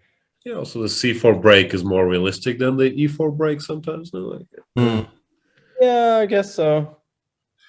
Yeah, and Sam actually does make the decision that we were sort of expecting him to make, realizing that pieces on good squares are actually more important here than trying to preserve the pawn on d5. Or perhaps it was just impossible. Perhaps he was losing it anyway after bishop g6, just in a much worse version. Or he just missed c4. Or that, but yeah, we sort of discount that. Yeah, so it's actually a real question whether white actually wants to take that. Yeah. Because you can sort of envisage a plan like rook to d1 and then knight to c2 as well. But the problem is you're going to be bothered by bishop to a4. So I'm not really sure. Maybe we do it immediately. If we want to do it, we do it in the other order. We get the knight to e3 and then we go bishop rook d1. Yeah. So we go knight That c2 would straight maybe away. be a lot more promising. Yeah. If it could happen. Is there, like, if you have this position with white, would you be bothered by this idea that if I don't play c4 now and I don't win the game, and then the game finishes, and I think to myself, you know, I could have been a pawn up by move 18 for nothing, like a healthy central extra pawn, and I chose to be fancy and actually never won it again. And let's not be stupid here. And, you know, is this a train of thought that ever enters your head, or? Yeah, sure. I think it's only yeah, it's really normal that you sort of sense that it's a critical moment, and I mean, knowing when and how to cash in is one of the most difficult things to do. So, you're inevitably going to have these thoughts. How do you feel about Sam's tournament and Sam's chess in general? He looked very well prepared here, but he didn't score as many points as maybe his positions warranted. No? Yeah. So I've nothing against Sam at all.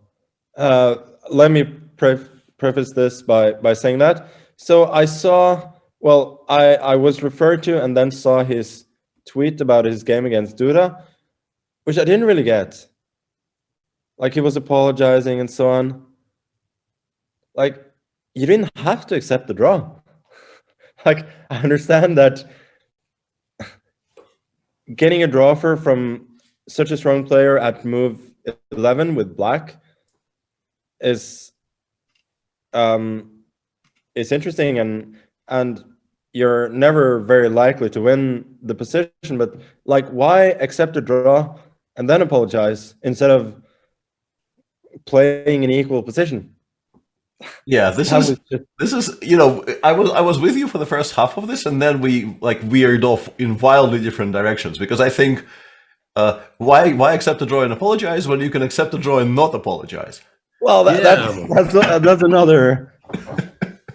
No, because he also said this shouldn't happen, but sometimes with black you have no choice. Still, it's not a good example. So yeah, which one was it? Then again, it's completely fine to accept the draw here. No, he's not going to win a lot. Yeah, but then don't apologize. Like, don't apologize for the lack of. I mean, it seemed to me in his apology that he didn't consider playing on, which I found just like, equal positions are won and lost all the time, and especially against somebody who clearly wants to beat you and will probably take risks to win a position that is not winning. I mean, you can see Duda's game against Jordan yesterday, where he almost lost an equal position by trying to win it. So even though I guess Duda's draw for kind of indicated that he was not particularly trying to win, I think if the game had continued, you know, a lot of things could have happened. Well, I don't know really what I'm trying to get at. It's just I don't understand his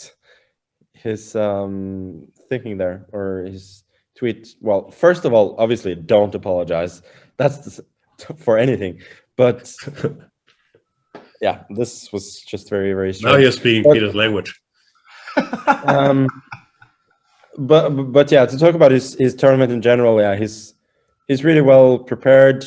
It feels like I don't know if he's like lacked the confidence or something to bring some of these positions home, but it hasn't really happened for him. But he didn't seem out of place at all. So I'm happy for him that he got to win finally, which was most of all a surprise to me, because I looked at the game.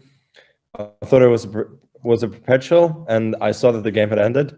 So I was really surprised to find out after the game that he'd actually won.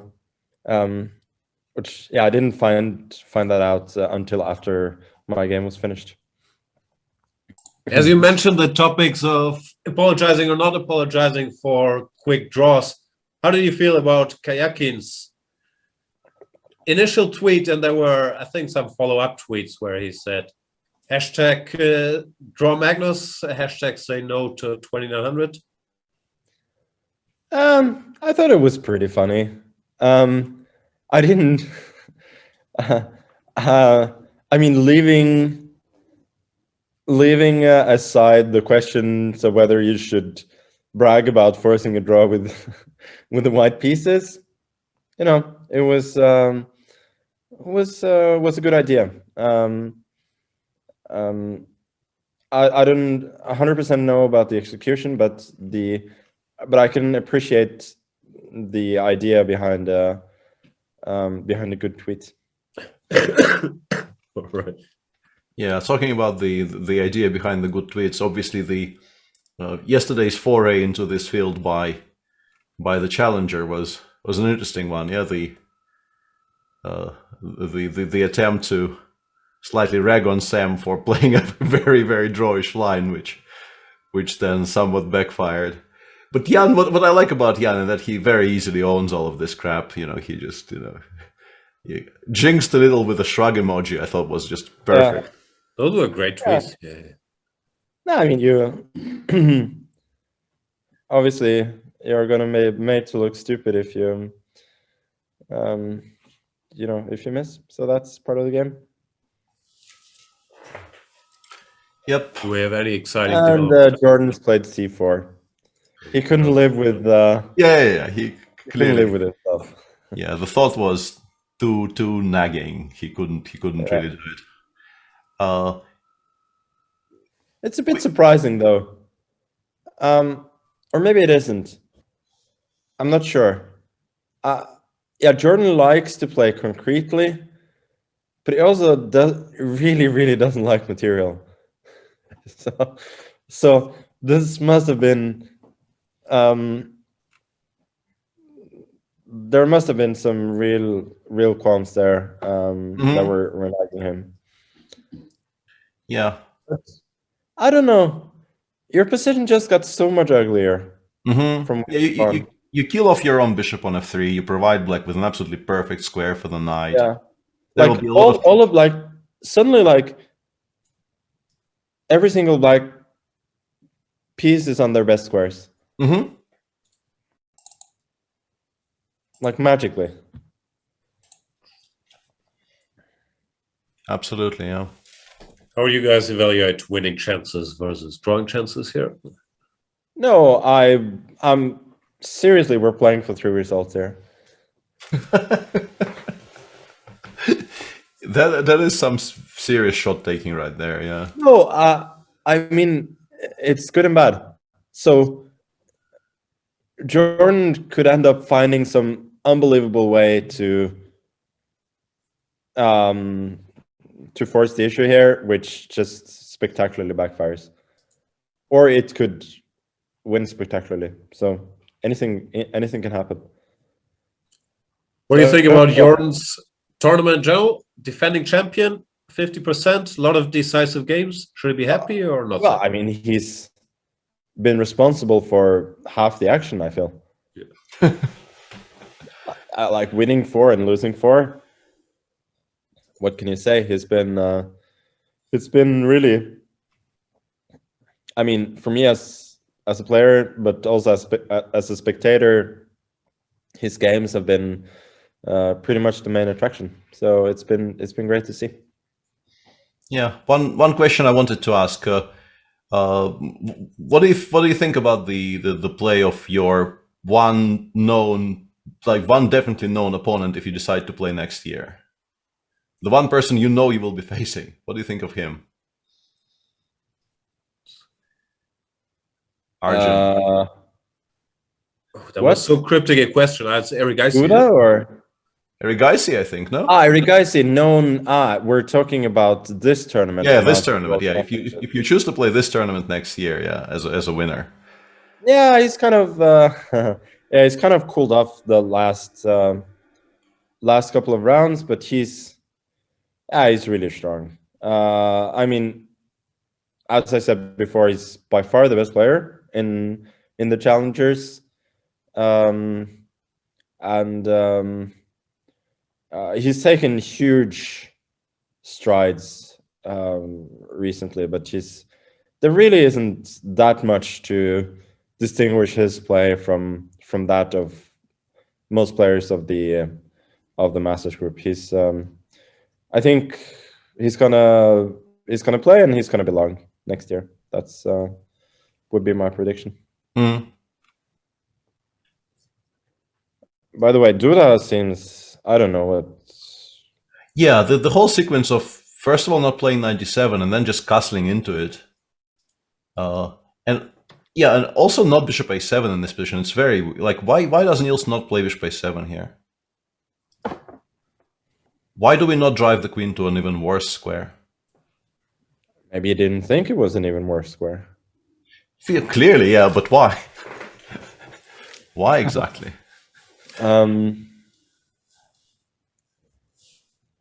Yeah. But yeah, what he's done is also perfectly sensible. Yeah, just castling into g4, h4 seems very, very counterintuitive. I guess now we go 97 and we go for some very fast counterplay against the bishop on b3, but how fast is it even? I'm not even sure you have to react to 97. 97 g5 also looks very playable. Yeah. Looks very, very playable. Yeah, it feels like, after Sam apologized, young Krzysztof is now, he feels he needs to amend his ways, and like, the apology actually forced young Krzysztof to do some really, really weird things in the last 2 rounds. Yeah. I mean, I feel also that Niels has really kind of elevated his level of play the last few rounds. And he is in that position where everybody's trying to beat him with both colors towards the end. And like, if you have a little bit of energy, which he generally does, because he lives a very, very, very healthy life and always has. I don't know why you're smiling, Jan, but the topic that comes up once in a while. Yeah. He does enjoy his sleep and his coffee. And no bad habits there. No bad habits, that's for sure. But like, he should be in prime position to be in good shape at the end of the tournament, and he really has the chance to sort of rectify some of the bad things that happened to him at the start. And this position in general, he should be enjoying quite a bit, even though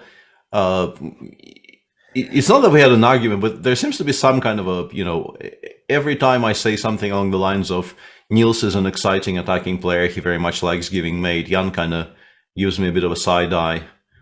What? No, I couldn't agree more. It was just what you said that the last time he exchanged queens instead of checkmating Dumov, but he went for the Zen game. Yeah, that was such a weird game. Yeah.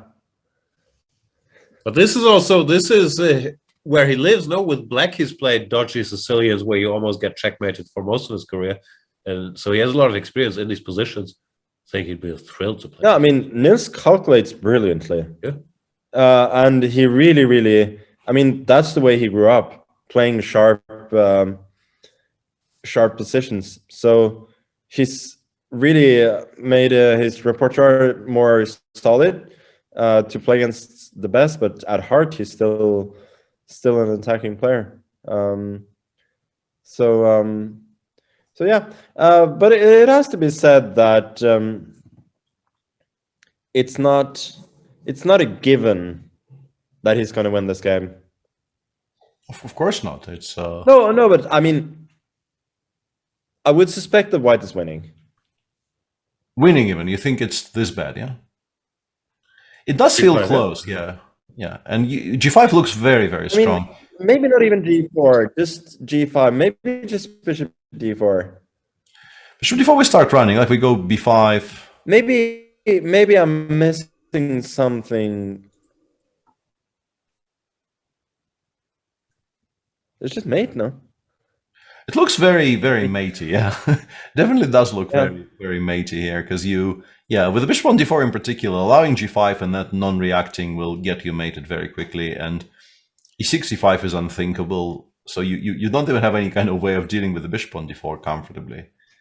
Knight c5, g5 looks kind of lost. Yeah. The only way you can imagine is knight c5, g5. There's some kind of bishop knight b3. And then e5 somewhere, yeah. Ugh. But yeah, exactly. No counterplay. Yeah. You might still get mated, and you also killed off all of your play. Very, very efficient. Like bishop e3, h5 here or something. And yeah, like it's... Oh, bishop a7 exists. This is why Niels didn't play it earlier. Bishop a7 and gh now. In that position, we go. No, but I thought h5, not e5. Oh yeah, h5 here. Oh, okay, yeah. And now I'm very tempted to start calculating bishop f6, but I will restrain myself. Yeah, me too. Me too, that's for sure. I will restrain. And Yoshisav has gone knight c5, so he has the same ideas. Yeah, but what else can he even play? It feels like everything else might just be losing by force. So he wants to go g5 and then h5 immediately, because if you start taking on c5 and then queen comes to f4. Yeah, so you can also do that, yeah. Yeah. I guess we go... I wanted to say we go g6, but opening the f-file actually brings some pieces into the defense, yeah, so maybe you're not as dead as we would have thought. Yeah, g6, you g6 take we take on b3, we go maybe even fg or e5 first. I know e5 once again. fg and then bishop to e8. What's the big deal? No, we take on b3 for takes fg, and then we protect everything. Yeah, it's not even that horrible. Suddenly. No. Maybe I was just too superficial in my assessment there. Yeah, but that brings us back to the idea that we could have started with g5, and then this play would have been probably unavailable because of how strong g6 would have been. Yeah. Unless you just don't care. You take on b6, you go h5, g6, bishop f6. Yeah, something like that, yeah, and take with the king and... Maybe then queen a5 wins. Yeah. Yeah, all of this looks extremely... e5, f... Oh, no, that doesn't work. Yeah. Well, Chad is saying Niels lost his advantage, missed g5, so... probably really? Like g5 directly as well. So we're onto something. Yeah. Is this anything, or is this still within the margins? c4, Karpov-Kasparov? Not enough pieces, right? Yeah. And the king is on d6 already, so... Yeah. No, I mean, you can play bishop d5 and then get it with the bishop on d5, I think, which is probably a better version, I assume. Unless bishop d4, bishop b7. Bishop b7. Ah, bishop b7, yeah. Yeah, I realized just as I was saying those words. Yeah. This has been ugly, no? I had this against Wesley, and I feel like I made it draw a lot easier. Yeah, you play bishop e2 here, and Sasha played check and rook e5, and Vidit did neither of those things. Check and rook e5. Yes, I remember. I remember now the point. Bishop e2, bishop d5, rook d8, c4, c6 was the key. Yeah. Yeah, so yeah, bishop e2 is just a draw. So what was he doing? He took some time for rook e5, so yeah, he probably just couldn't recall the line. And then I think also bishop e2, bishop c6, I think bishop c4 is a draw. If I can remember correctly. Yeah, I think this is a draw.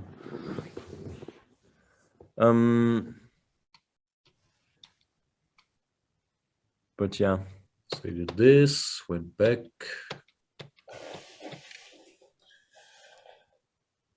But why rook a3? Why not put the rook in like... Didn't the rook look nice on the c file? Yeah, but you need to make progress. I was wondering just sort of how to make any progress at all. Because black, I guess, goes like king e8, king g8, and then it becomes more manageable with pawn c7 protected, I suppose. Oh, king e8, I sort of tricked you by going bishop c6 and then rook a5. Yeah. So yeah, I guess maybe you he go bishop thought c8 first.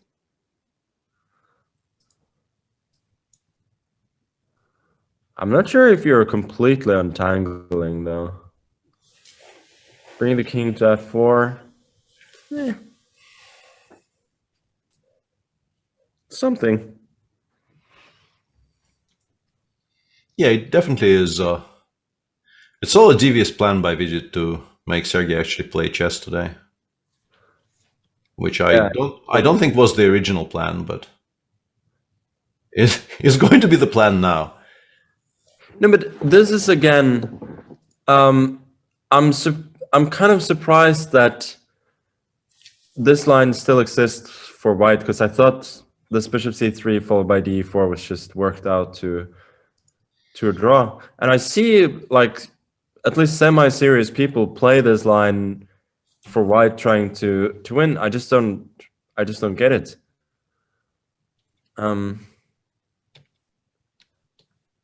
Maybe like you're trying to induce black to play rook b8, and then you get some kind of fight. I think it's interesting. What like things you're saying are interesting and relevant, just maybe not for this particular game, because I think your original premise is wrong for this game. No. I agree. I don't think Sergei is trying to win.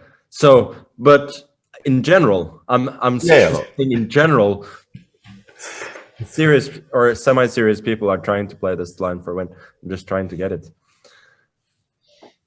It's in the Chicken Chess Club we endorse such lines. You can never ever lose after d4. Your opponent misremembers something. You might have decent winning the chance. thing is, black is not worse at all after rook b8.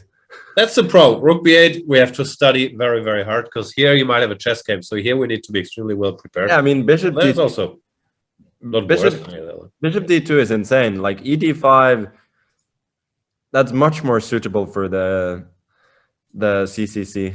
Oh yeah, ed5, this has been studied in great detail. Bishop g4, we're safe now. And cd, we also feel like it's under control. I agree, but ed5, you get a bad reputation because it looks like you're trying to make a draw. Well, bishop d2 looks like you're trying to be cutting edge and fun and exciting. So that also plays into it. Like the exchange Slav is a great opening, but it's bad for reputation. So we endorse bishop d2 by Sergei. For a while, but this has been... Okay, I think I'm back. I usually hear you.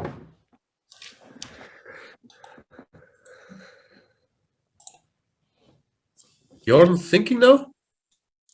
Are you thinking about b3? Yeah, but I think eventually we can force you to take on d5 here somehow, right? There's no way to... Is there? I mean, knight f6 and then take on e1 and knight e8, but then white has at least won some time. Yeah, that's an improvement, yeah, but... Surely there must be a way to force d5 without going through all of this. Maybe knight c3? No, that's probably dumb. I was thinking, and then if rook ec1, you go back to e4. But maybe my question was sort of more of an all-round question. Like if we just continue doing nothing, I don't know if I play. I don't know if I want to touch the deep, like play a5 or whatever. Like what is this? What is the setup from white that will ever threaten anything that is not c takes d5? Rook e3, rook a d1, and then knight e2, knight f4 or something. Yeah, like stop knight c3 first, and then we go rook d1 without having to think about knight c3, and then we move the knight away and attack the pawn on d5 after. Maybe that's the way, yeah, something like that. Maybe. Well, first of all, I want to explain why Jordan went h4. Go on. He played it because it looks cool. I'm pretty sure that is the reason. I'm not 100% sure, but I think that was at least part of it.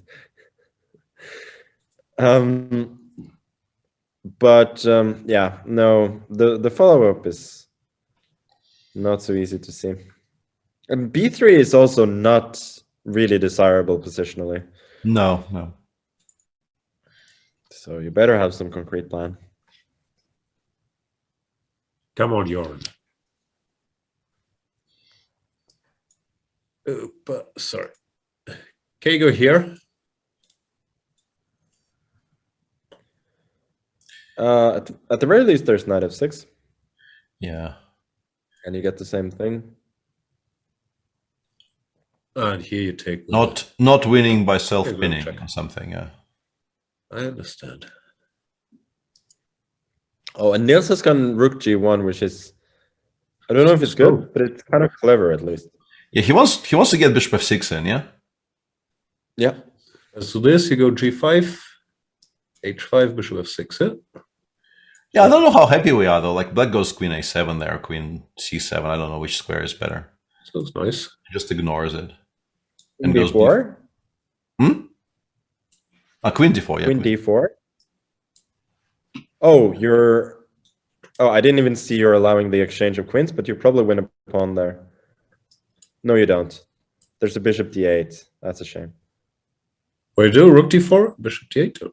Yeah, you still kind of win a pawn. You take and rook d1. Yeah.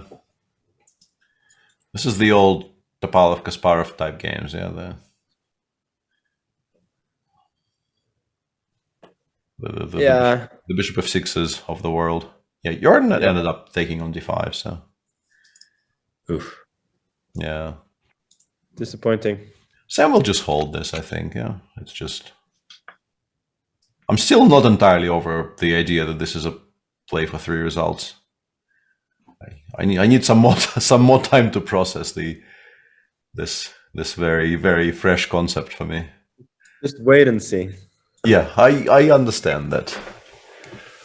Whatever happens, this is great content for Sam's next book or Chessable course, like the art of defending bad positions. Sometimes it's better to give up a pawn and to improve your pieces. Like, I can see a lot of educational material out of this game.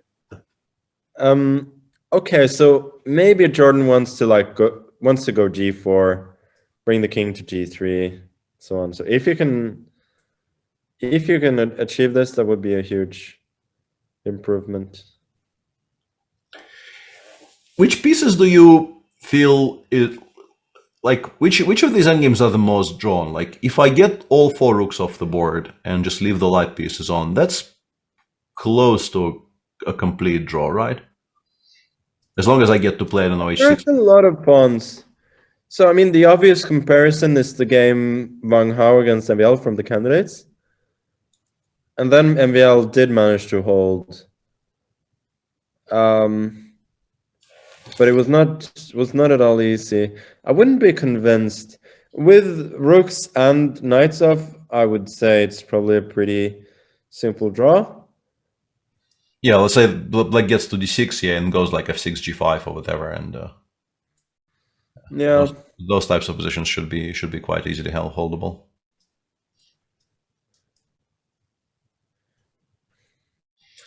Even this honestly just looks to me like it shouldn't be very much. I understand there's still play left. No, though, if you're able to kind of centralize your king, I agree. I agree. But I don't think White is ever going to exchange both pairs of rooks. So it's more of a philosophical discussion than anything else. Yep. Jordan does take on e8. Yeah, I would suspect king e8 now. I don't really understand taking on e8. Feels like the king is a bit better on d8 than on f8. More flexible, and I don't see the downside. But I think he just wants g4. And we're not at all worried about rook c4, rook d1, right? We feel we always have things under control in those types of... So now I'm starting to think king comes to g3 and then h5. And here you start to see the play for 3 results, no? Yeah. That would already be a bit awkward, I think. Yeah, like we cunningly make like two waiting, like we go king e7, yeah, or yeah, just lose to tempi somehow, king g3, h5, and yeah, this is a bit awkward, yeah. b3 does exist, but yeah, let's ignore that. Yeah, let's ignore that. Yeah. Let's say Black spends the time going a5, a4, so that b3 can be met by a and rook b4.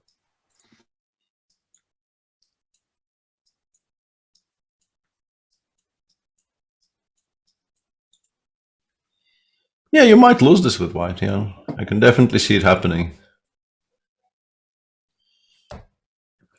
Chad is saying Sam will hold but resign in a drawn position. Nah. No, you only do this like once or twice per career. Normally not more than twice.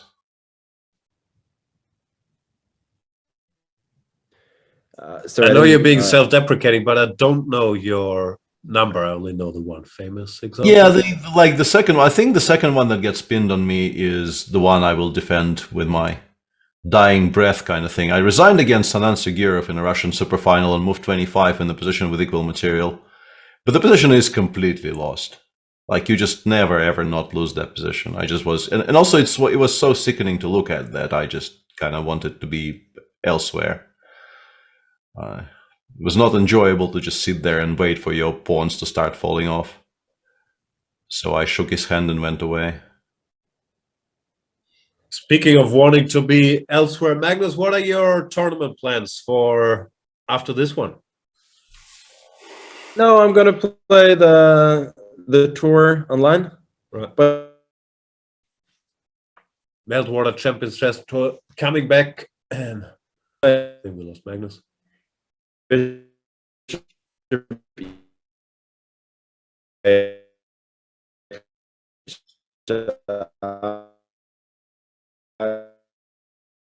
Sorry, couldn't catch any of that. I think that's some connection issue. But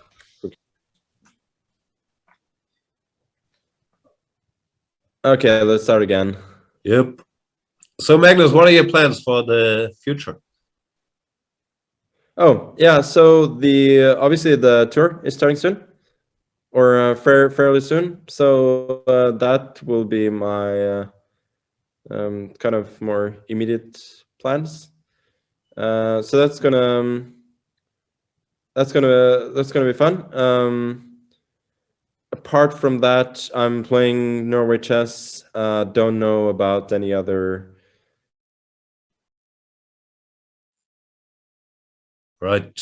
I think we lost Magnus again, but we got the info. The Champions Chess Tour, then Norway Chess.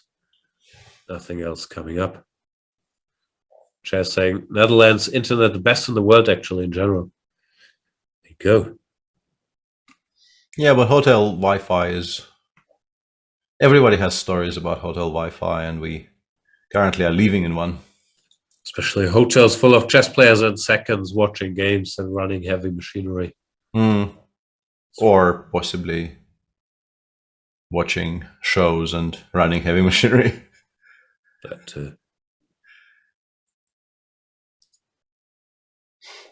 he's just gone. Maybe that was Magnus Carlsen. Maybe he'll come back. Either way, thanks so much for showing up on this little program.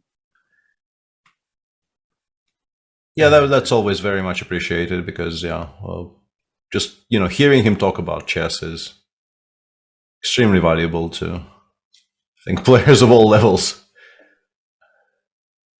Yeah. He knows stuff. World champions, do they know stuff? What do they know? Yeah. Let's find out. Yeah, in the meantime, we've been sort of ignoring the Nimzo, which progressed very much along the ways that we've sort of expected. White got the bishop to h4, got the knight to e3, and Black in the meantime also achieved some progress, I guess, blocking the b file, getting the rooks connected, getting some pressure against the white queen side. The one big issue black still has is I think Andrei would very much prefer the bishop to be on the long diagonal, and Magnus was suggesting rook b8 instead of rook e8 on move 21. Yeah. Wasn't played, and that bishop is still kind of stuck on a square where it's not doing very much. But white still needs to do something very quickly. It feels like if you give black time to consolidate further, maybe Andrei will find a moment to get the bishop to a better square, and then his position is not bad at all. So it's either some kind of a push with g2, g4, as Magnus was trying to make in some other positions, or maybe something on the queen side, even though I don't know what that something on the queen side is. And looks like we might get him back. So I will say that I think g4 was probably a threat in that game if queen g7 hadn't happened. And it really is, well, apart from doubling rooks on the e-file, it really is white's only active idea. I'm taking it back. I could see a4 happening at some point as well. But after queen g7, it does feel as though c3 has to be protected. Because you're not only losing a pawn, your pieces will be a bit loose, and you're giving up the d4 square as well. How do we do it? Rook bc1? Well, I suspect rook bc1, yeah. And then, rook e6 is an obvious move. But then you would have at least have to consider g4, I would say. Yeah, this is seemingly the absolute critical idea here. And then, who knows? Bishops can be very strong. Like, these were probably the worst bishops you've ever seen 10 moves ago. They could end up being the rulers of the board. And that knight on b6 could end up looking pretty stupid. Yeah, it's doing a fine job sort of restricting play for now, but if the entire play gets shifted to the king side, it will be passive observer. Yeah. And kind of a all hands on deck situation where you might need it in play. So for instance, g4 takes. Maybe you just take with the queen. I think queen takes, yeah. Yeah, rook e8, you protect the knight, queen g3, let's say. And then you're ready to go. Yeah, the thing is f5 is a queen trade currently, so maybe we have time to play bishop b7, just f5, gf, and pretend. Yeah, but I feel like even trading the queens, you're still gonna have an attack. Oh yeah. I mean, it's not fun. I was just wondering. Yeah, it's actually probably very bad. Yeah, specifically like this, and then you take on e6, you go rook f1, and yeah, there's going to be a very, very strong mating attack on the king side. All of these guys on the queen side are going to be very difficult to bring into the game. Yeah. So I wouldn't say it's a dream, because the dream would be this position, but with queens on the board. But it's as close as you're gonna get. Yeah.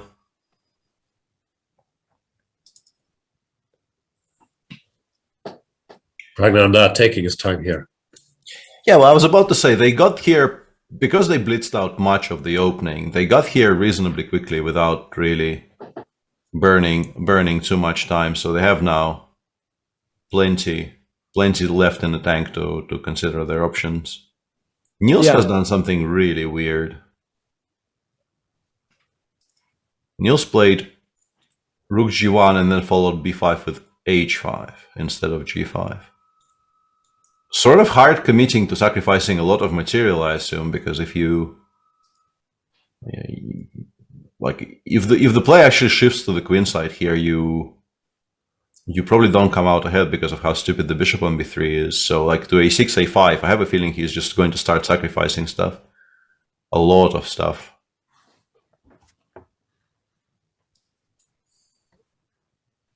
What kind of stuff, sir? Yeah, we go g5 here. Like we just, we made sure that h6, h5 is an illegal move, and now we start throwing things into the fire and more stuff. Whoever said that Nils was not an attacking player? And yeah, Duda goes b4, which I mean, it's clearly also an option, but I was somehow a bit worried about bishop takes c5. But now that I look at things, yeah, you're never worried about bishop takes c5 here. The knight just never gets to the c4 square. So it has to go somewhere. I guess knight e2. And maybe b1. Maybe b1, but yeah. My point is a bit slow. My point is, even something really stupid like we take on b3, we go e5 and f6. Yeah, I was gonna suggest it myself. It's really not that, because there will be an attack on the queen side now. We're guaranteed. So a5, a4 is mate. Yeah, pretty much. So as long as we survive on the king side here as black, we're doing quite well. And yeah, if e5, f6 doesn't really look very beautiful, but if it does the job of allowing us not to get mated, I think we do it. Oh, it's like the old Fischer-Larsen game, yeah, where black had to make like 2 defensive moves, and then after knight b3, it just a5, a4, just you run. There's just no defense. Could be. Yeah, looks like Niels has lost the thread here a little bit. Probably a lot. Yeah, or not a little bit, yeah. Why did you go h5? You just thought g5, h5 is so strong, I can't allow it? Like, I guess. Rook g1 to have g6 here. I don't get it. I guess. Is there a way to ignore it completely? Like, can we go g5 now? Yeah, that would be the only possible justification, I guess. It looks weird, but maybe. I think bcgh actually might work. And bishop g5, f4 I don't hate all that much either. At least it gets crazy. bc, fg, knight takes e4, and then yeah, there's some shades of the old like Geller Fischer games or whatever they are. I don't know if we have made there with white, but at least it's interesting. Well, at least you have queen e3. Yeah, but yeah, exactly. But maybe hg, maybe g5 hg, and just ask for, further proof of whatever it is. Yeah, h6. h6. Looks kind of scary, actually. I definitely like this better than any kind of a knight retreat.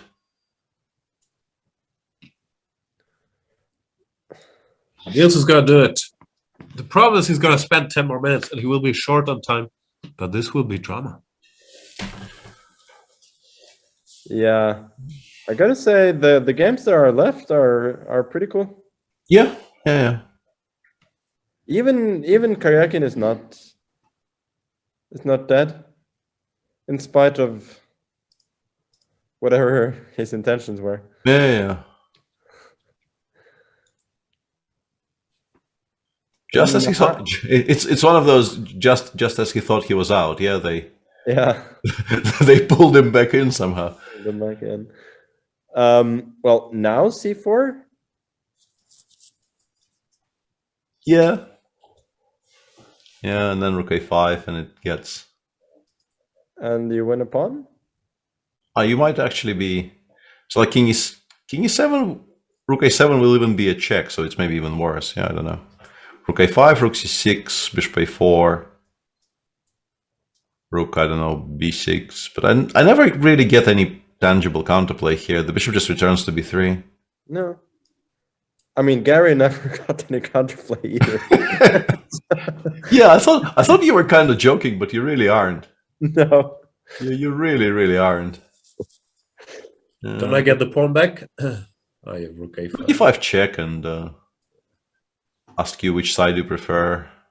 Try to play both sides. Yeah, rook d4. Yeah, it's I mean, it might be a draw long term, like rook d7, rook b7 or whatever, but it's not an enjoyable draw. Yeah. Come on, Niels. No retreat, no surrender. Wow. That's a weird reference coming from you.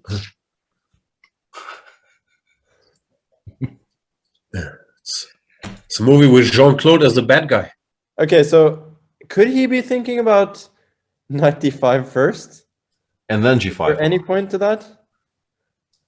ED g5, hg. No, he went g5. He went g5 first. Oh yeah, good stuff. Yeah. So we assume BCGH is just very bad, right? BCGH looks like you're getting mated quite quickly. Yeah. Knight b3, a takes b doesn't really do very much either. Bishop takes g5, f4, I think, is less attractive than... Is it? I don't know. Just trying to eliminate... By the way, I'm just baffled by what Sam did. I don't understand it at all. Can we try and explain it? Because I cannot. Like, why would you go bishop e7? Sorry, bishop e8, bishop d7, and then king e7? Instead of king e8 first.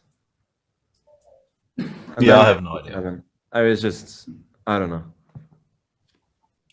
I think he's flexing. I think he's saying this is so drawn. I can do it while also wasting as many tempi as I like. Yeah.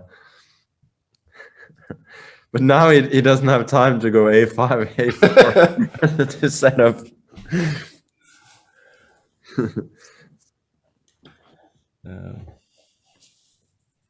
Maybe now he should go h6, actually. Yeah, it feels like it might be a useful thing to have prepared. Yeah, ask the question if you want to allow g5, if maybe you want to play g5 yourself, which might provide us with additional counterplay. Well, it might provide you with a fork. Yeah. Yeah.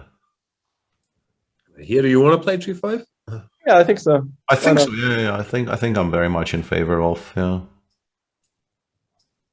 I think white is not even close. I mean, how can white ever create a threat here? Yeah, this is what I was saying. I just don't understand why we're in trouble, but yeah, people do occasionally lose these positions somehow. I don't know, take, stays, go bishop g2, play f4. But I think the way people lose these positions are by trying to force something. If you just accept that you're a pawn down, but your position is fine, I don't think you lose. Mm-hmm. And Karyakin has played c4. Yeah, and our all-knowing chat is confirming that white is a pawn up now. Yeah. Pawn falls. A lot of love for Magnus's hoodie in the chats. People want to know what hoodie that is. Oh, yeah, this is product placement. Oh, excellent. As in the tour. So stay tuned. Yeah.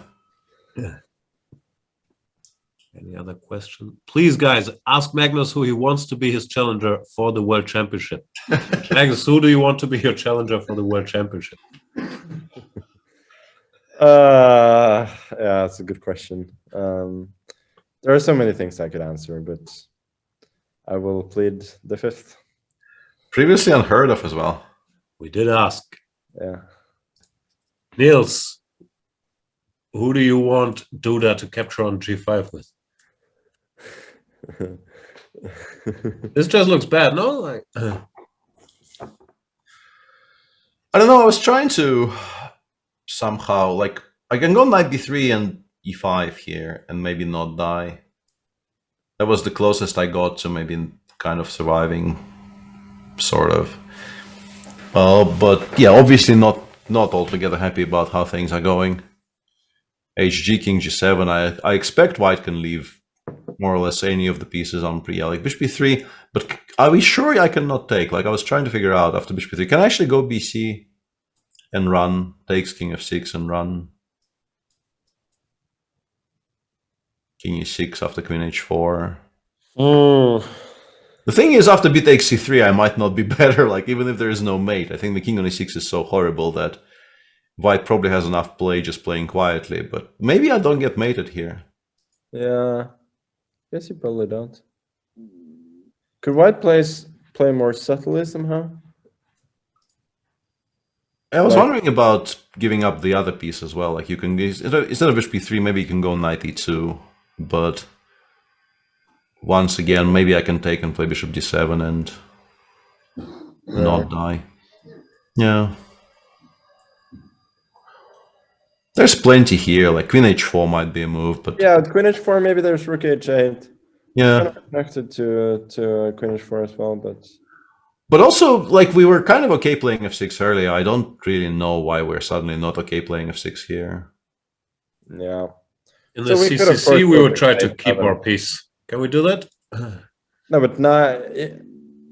But let's go Bishop A7 first. All right. Be more flexible. And if Queen C7, we go Bishop B6. Okay, here we jump. jump. Maybe we go Knight E2.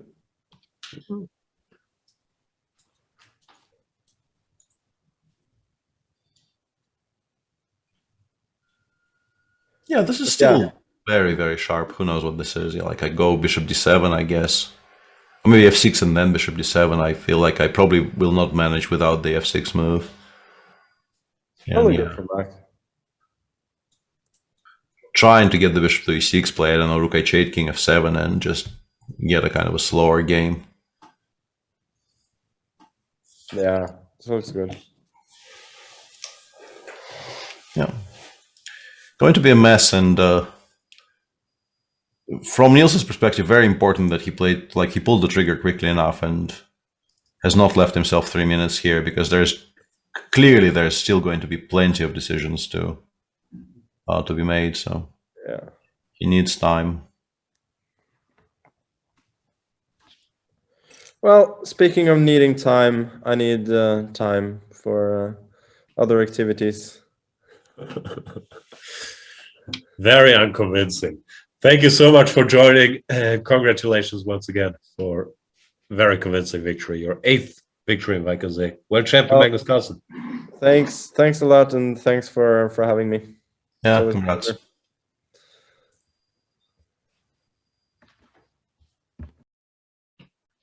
Peter, do we need a break for other activities, and then we will come back to cover the 4 remaining games in the Tata Steel Masters? Never against that idea, obviously, but yeah, let's do that. Let's do it. Thanks for watching. See you soon.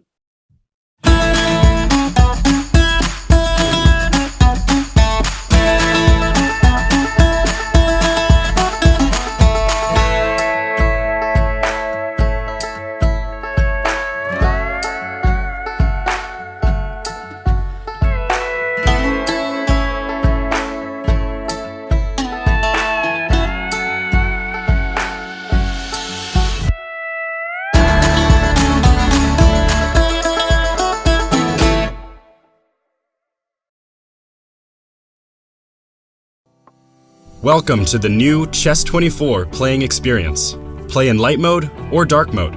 Choose from a range of time controls or create a custom game. And get paired with players from around the world, fast. Enjoy a polished playing experience while making moves on a fresh, responsive board to claim your victories. Train and improve with over 80,000 puzzles. And that's not all. Download now and discover what more you can enjoy in our brand new app. It's time to take control of your journey towards chess mastery. Magnus Carlsen introduces Chessable, the definitive solution for studying chess. Move Trainer uses the science of spaced repetition to identify your strengths and eliminate your weaknesses. There's no need to set up a board, remember which page you're on, or keep track of all the moves you miss. Move Trainer empowers you to go from the opening to the end game with confidence. It's a seamless, effective, and fun way to study chess. Choose from one of the largest online chess libraries in the world, with hundreds of titles ranging from classic books through to our exclusive Chessable courses, including over 100 free courses. Get expert insights from International Master John Bartholomew, Grandmaster Sam Shankland, International Master Christoph Sielecki, Grandmaster Simon Williams, World Champion Magnus Carlsen, and hundreds of other instructors. Get started now and join our growing community of over 100,000 chess enthusiasts at chessable.com. Chessable, take control of your journey towards chess mastery. This is John. John loves to study chess. This is David. David loves to study chess as well, but efficiently. John spends more time setting up the board and figuring out what's on the page of his book than he gets to study. David likes to take it easy and use his time wisely.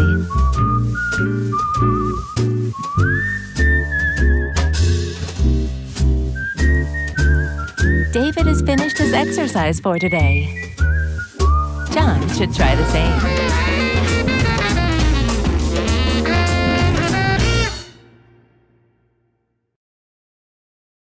Welcome everybody! My name is Jan Nepomniachtchi, former world chess champion. Are starting a new course here for Chessable. A very special Chessable course. Master your chess with Judith Polgar. You know what? I learned a lot.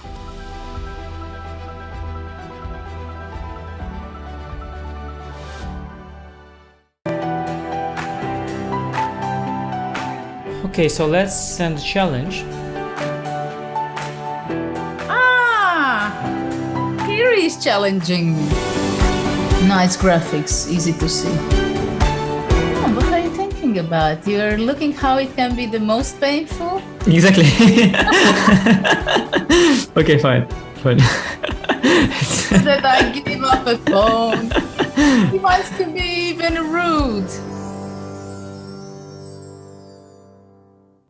Hi, I'm Grandmaster Judith Polgar, and I'm here to welcome you in the Chessable classroom. It combines a shared chessboard with live video. Teachers get to interact on the chessboard with their students and even run quizzes and tournaments. I really love what Chessable Classroom can offer. I use it myself all the time. Just invite students to your classroom and start teaching right there. No downloads needed, and it's for free.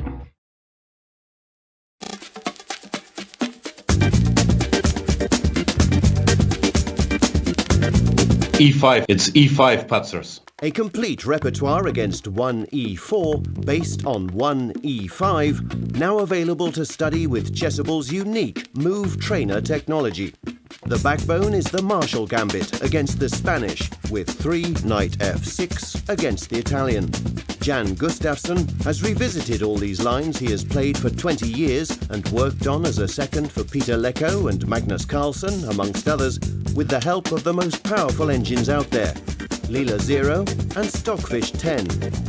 This has led to many new discoveries and a repertoire ready to master on Chessable that can serve the student for a long chess career. Maybe E4 doesn't exist after all. E5, it's E5 Patzers. I'm ahead of the game.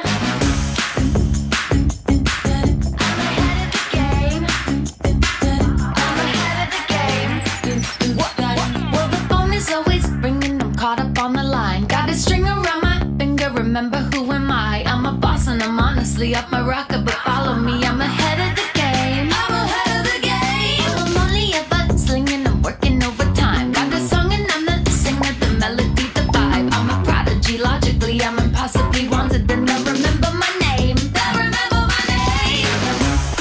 Ooh,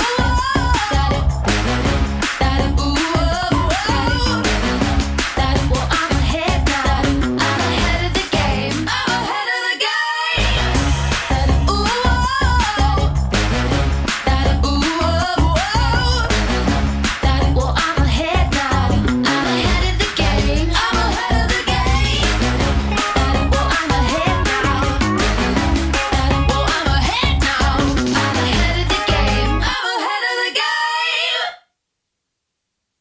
everyone. I'm Grandmaster Yasser Seirawan.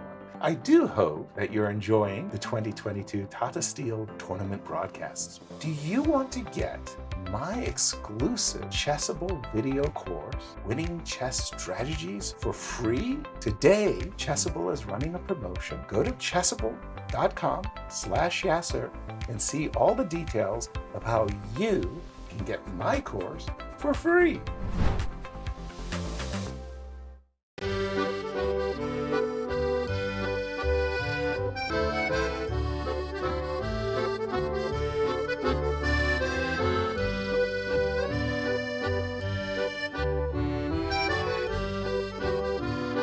When I saw her for the first time, it was love at first sight.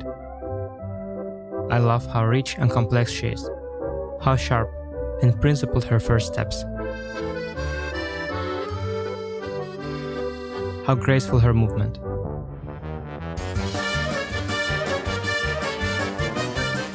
Paris is a city of love.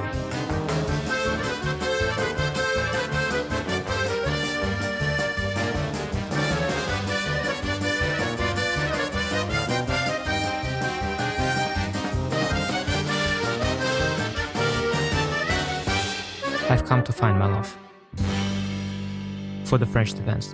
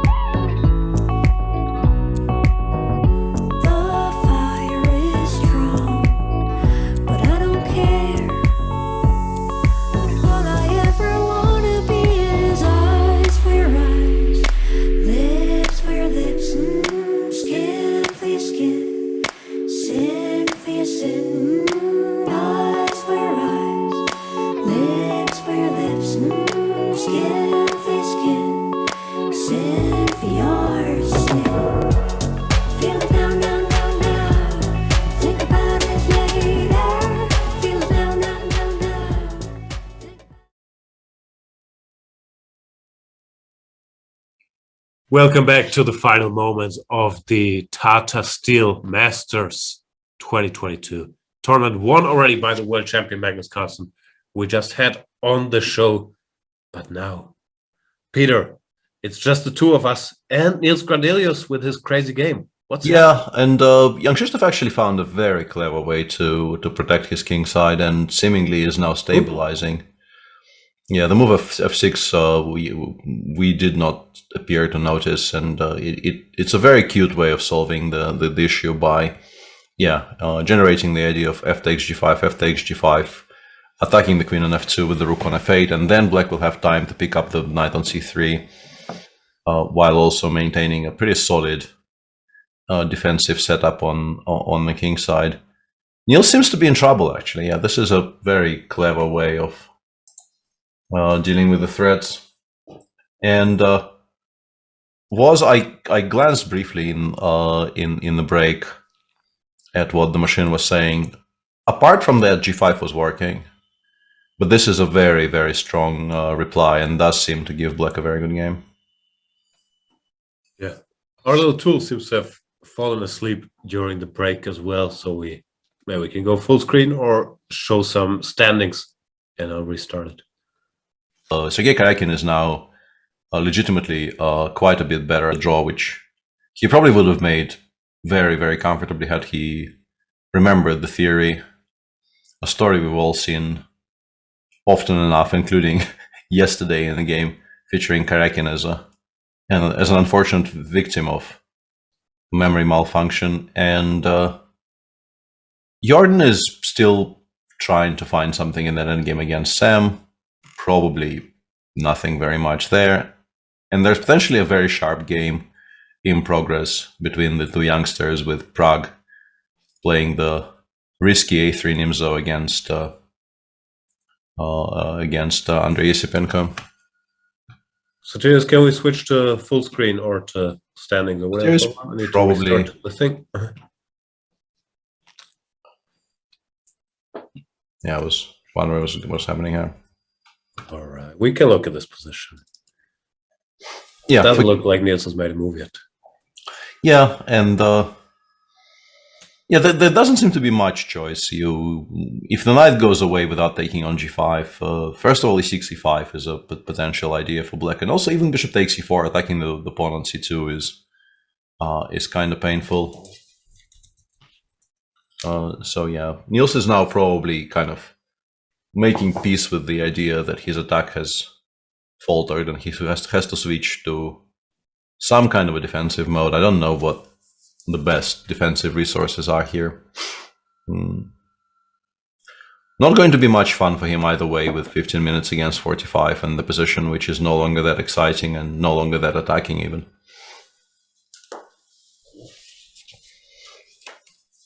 Yeah, that's not going to work.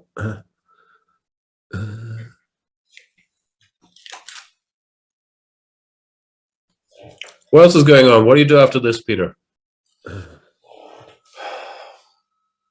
I probably take a bit of a break, and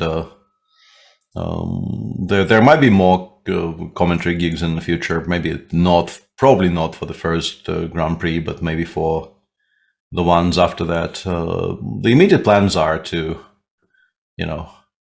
get properly recovered. Hopefully, like all of us here in the Svidler household will get back to what passes for full strength. And there's been some rumors of potential work on chess being done, but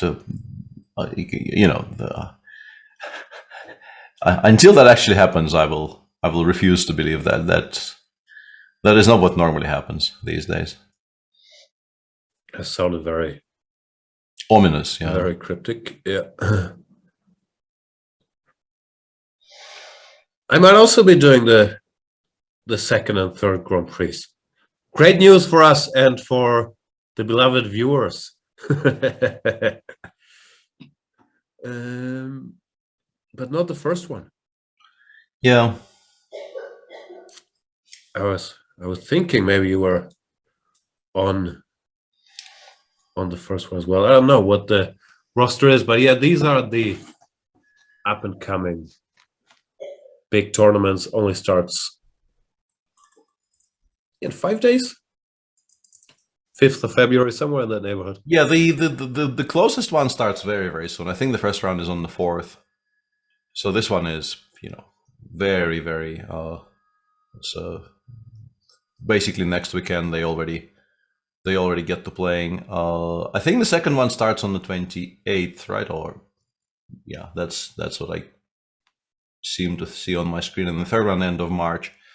Lots of action, and there was some mention in chat that b takes e3 is a mistake, and queen b7 was required. But I guess queen b7 is a very typical move that machines will point out gleefully, more or less immediately. But a human player, considering the fact that you're not actually losing if you go bc, probably doesn't think of for too long. There's such Here, of course, these machines. Yeah, and the point here is that bishop takes g7 now makes a draw, according to the engines, as far as I can tell. Draw? Why are we winning?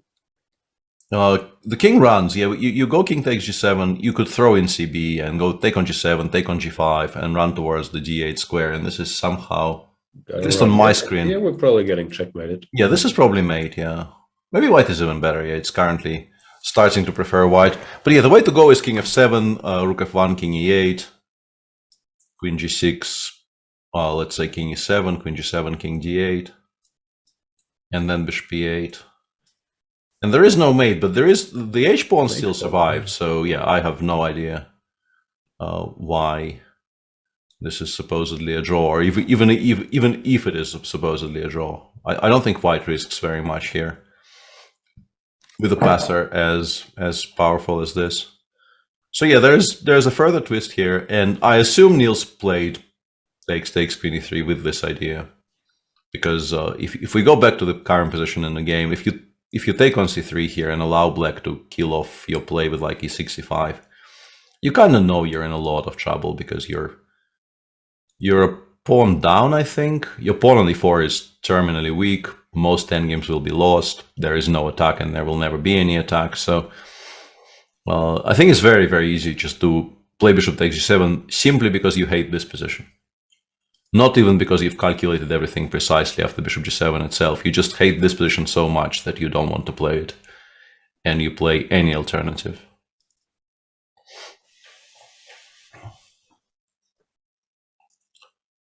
Yeah, bishop g7 played as expected. Niels with the comeback. And Suar is saying, Duda blundered terribly.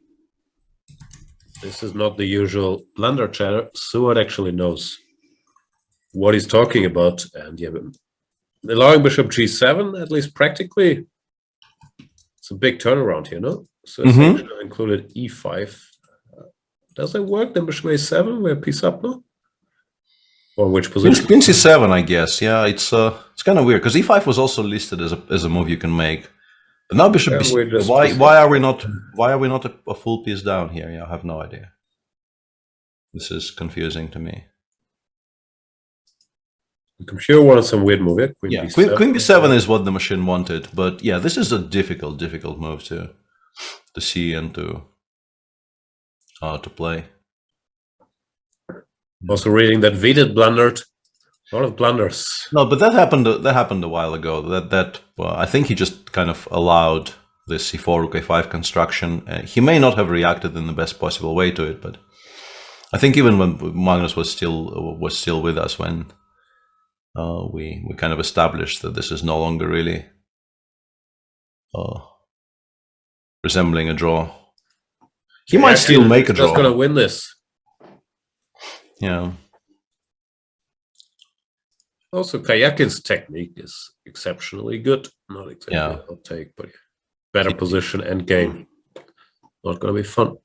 H6 also, I don't know. This feels somewhat wrong, but probably there are no great moves already. Yeah, I think it's mainly that there were no good choices. But now after h5, I'm not sure what you're even supposed to play, because g5 rook c6 drops additional material. Weakness, yeah. It's not even a weakness, it's dead after rook c6. You have a 5f4 check counterplay. Maybe you actually kind of go all in with this, but my suspicion is it's losing somehow. And h5 is not forced. One thing you probably don't do with white in this position is play rook d5 check, though. Even though I was kind of considering it, because there are some tactical justifications, but I think allowing that bishop ending is the way you might actually miss the win. So you don't want to be doing that. But yeah, Sergey, I would trust Sergey with this advantage in general. He's normally very, very good at these things. Vargan is saying, you're missing the drama in Neil's game. ... Why? Apologies, Vargan. We were here like 30 seconds ago, then we brazenly switched to another game briefly. Apologies. The lines we debated 30 seconds ago still seem valid. Yeah, and interestingly, you have to start with c takes b2 maybe, which is just such a difficult decision to make because... What's the difference? The difference is b takes c3 actually. Like white stabilizes on the queen side a lot better. Like it's exactly the same line, but b takes c in the end of it gives white apparently a very, very large advantage. I will stop cheating after making this statement, but it has been kind of blinking on my screen, so yeah. Apparently it's a huge big difference that we have bc here, queen c7, h6. And you can sort of believe it because with the 3 pawns for the white king, like the king on b2 will always avoid all perpetuals, meaning that white is a lot freer to just pursue the very simple plan of queening the h-pawn. So yeah, this position apparently is completely lost as far as I can tell from my brief dalliance with the engine. And c takes b2 is still somewhat playable, but the issue with playing c takes b2 is that the bishop can survive if it wants. So how easy is it to actually allow white to play bishop takes b2 and then continue giving mate with material being equal? I have no idea. Like, what is even the move here? Rook takes g5 continues being a deadly threat, coupled with some other things, like queen d4 is now a threat potentially, or something. Yeah. You don't do this, but maybe... Yeah, the interesting point is after c takes b2, the engines suggest you have to play engines want king b1, yeah? Yeah, they go king b1, and this is the curious bit. This is what... So what are they happy with here, e5? Or I have no idea. I've switched it off, I don't know. I guess e5, rook f6 maybe, but why is e5, rook g5 not winning? Like, what has changed? Why exactly? King f7, rook f1. Isn't it exactly the same position, only we haven't given up? Here, but... Ah, yeah, you actually have the draw with the e7, e6 squares, yeah? Just king e7, king e6, and we can not mate this king in the center. Ah, okay. Okay, I can believe that. And if the rook sacrifice is not available after bishop b2, e5, I can definitely imagine black sort of stabilizing, getting some rook f6 in or rook f4 or something.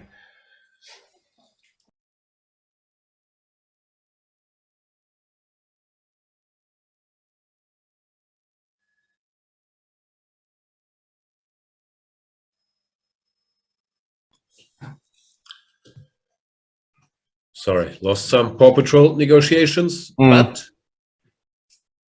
I did get a concession that she would finish her lunch first. So I think that was the maximum I could get there.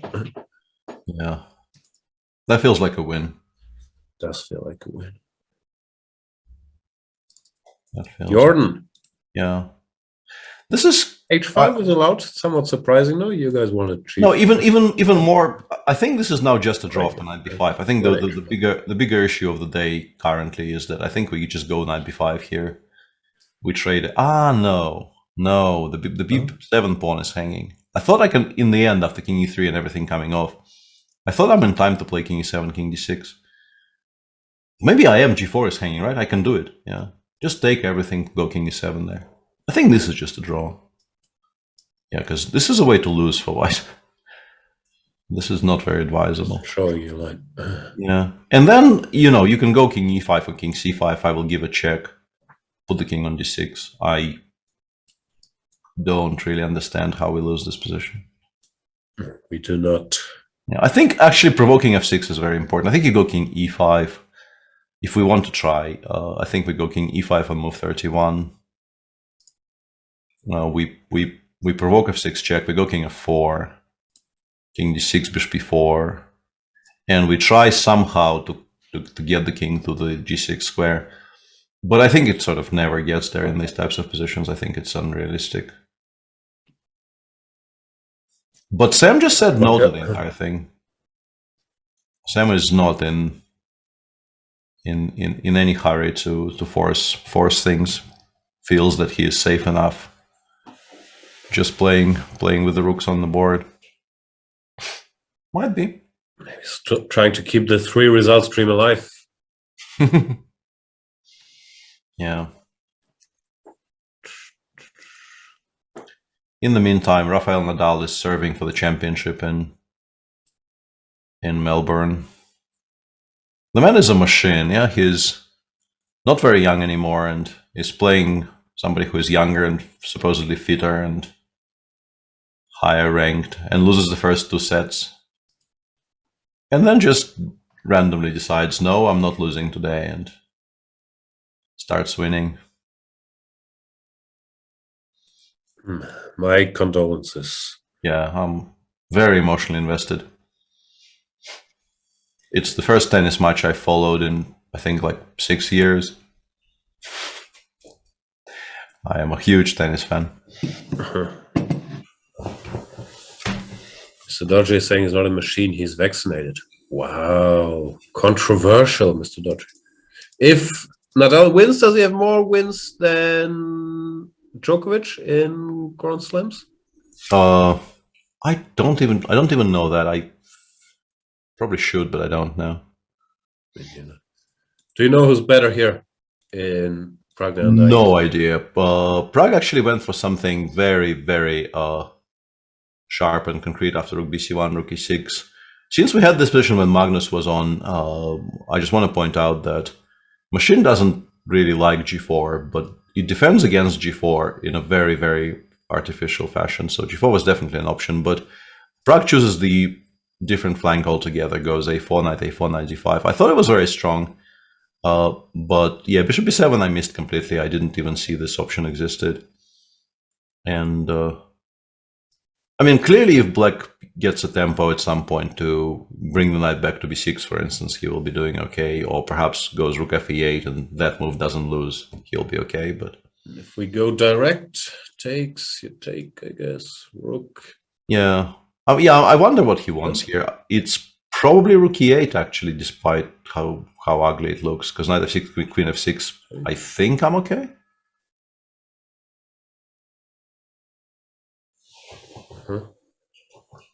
Looks very scary. It looks unbelievably tactic. It looks like if we miss one tactic somewhere, the game is just immediately over. So yeah, that's to some movement. Queen e3. Yeah, queen e3 or queen g3, all of those things. Yeah, queen e3 might be very, very strong. Threatening this. If takes, knight 7 with queen e8. Queen e8 wins. Yeah. So maybe not. Do I have to play rook e8? What's the other option? Is there? Just looks scary. Bishop d5, queen d5 doesn't work. Yeah, bishop d5, queen d5 will resign. Knight c3 doesn't really do very much? Question mark? Probably doesn't. Yeah. Yeah, queen f7 might be. You jinxed Nadal? I was trying to. Yeah. Good old Nepomniachtchi tactic. I was trying to. Peter, the new I didn't know he cared enough about this little show for my words to actually have any effect. It's nice to know that. It's not how jinxing works. Queen f7, I can't count. Knight e7, do we win stuff? Do we want to win stuff? Takes. Knight e7, queen e7, bishop e7. I got that. Bishop f3, bishop f8, I guess. What is this? I guess you take. Yeah, feels like we have to take. Feels like it's better for white here. Maybe not winning, but definitely better. Yeah, gf. Knights. Yeah, this looks kind of lost because of how horrible the knight on f8 is. Both knights are kind of horrible. Yeah, it's just... Okay, so... if queen f7 allows this and rook e8 allows queen e3, queen g3... What other options do we even have against like the most straightforward choice white has in the position? I'm not a believer in trying to include g6, g5, because then we will be losing to a mating attack as well as all the other problems we have.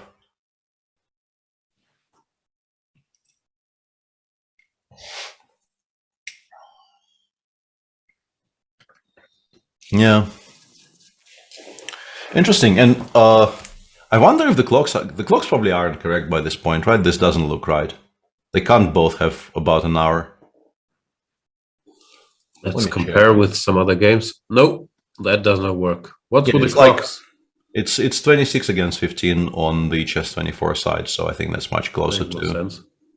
Yeah.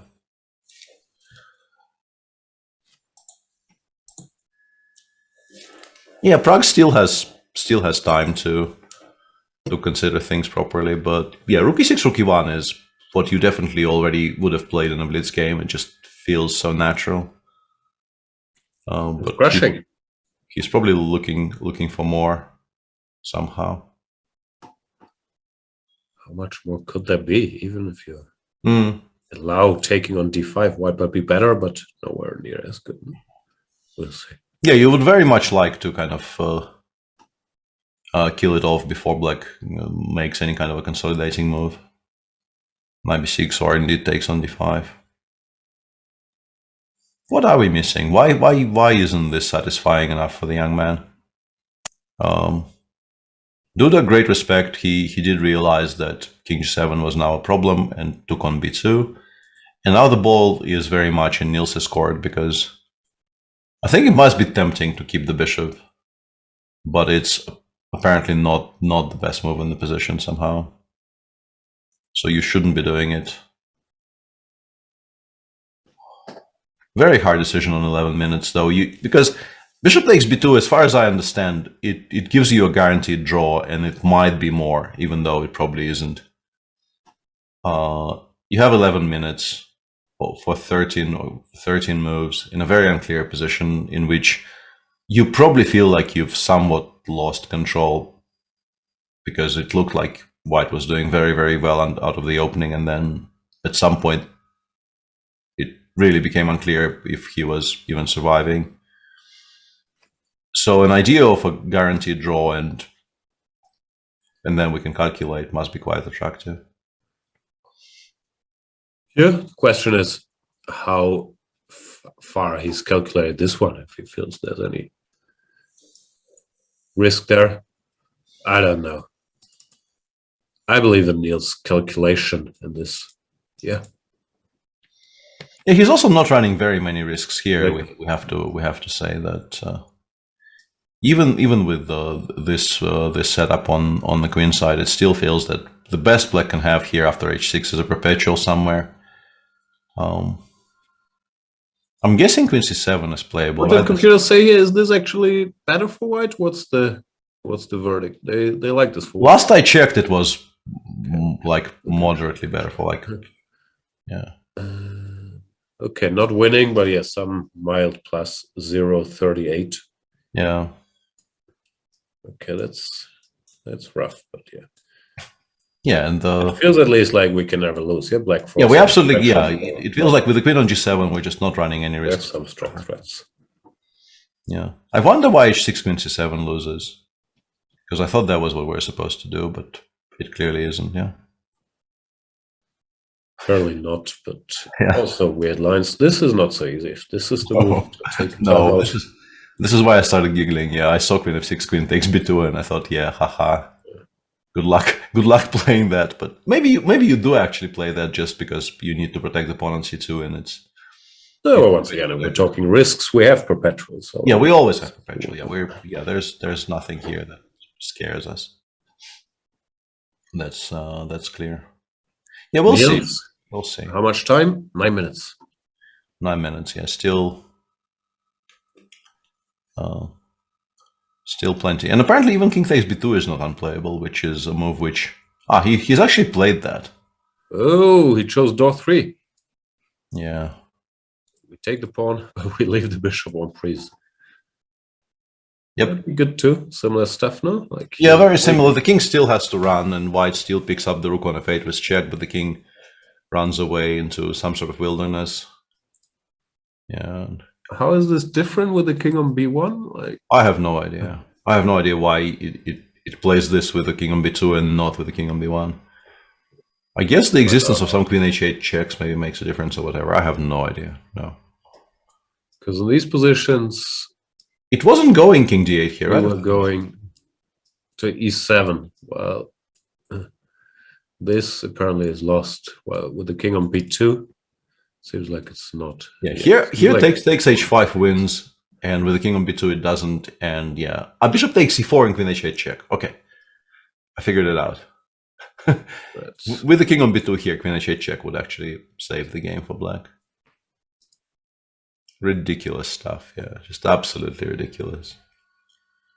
Okay, good news for Duda is now he has to take the bishop. Everything else looks hopeless and understandably hopeless. Unless maybe spending some time on some insane stuff, but not going well. No, yeah, I mean, you never give up on h6 here. You just don't have enough counterplay. Yeah, so he will absolutely have to just close his eyes and start taking material. The big question will be, will he realize just how lost? Oh no, here he is not lost. Yeah, here he will actually have the option of king d8, king c7. Yeah, some questions of what happened to Vidit. He's in trouble. He didn't know the exact theory in this line where rook e1 or bishop e2, as we debated earlier, seemed to hold more comfortably. Said the way he played it, it was going to be some suffering. Now he's a pawn down, didn't, in computer lingo, find the exact lines, and now he should be, sorry, this is not the game. This is the game position. Now he should be a favorite to lose the game, might just be lost. And yeah, rough finish to the tournament for Vidit after a great start. Looks like he's gonna lose the last two. Won't be a happy camper. Not at all. And yeah, the way he lost them, like the position he lost yesterday, basically by committing a one move blunder, almost on par, I want to say, with the really weird rook b6 move by Fabi early in the tournament. Seems different, but I mean, missing f6, f5 in that position is something players of his caliber do, I don't know, once every 5 years or something. And then today, he will quite likely now lose a game to a player who I think we can quite safely assume just sort of came to the board to ask him this one question and then go home. Yeah, if you play bishop e2 and yeah, Magnus showed the lines, then the game is not going to last very long. Yep.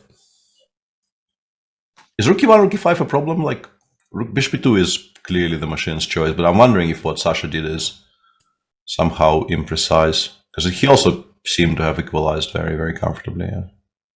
It actually gives the line that happened in the game. It's also very solid drawing. Okay. Right. Okay.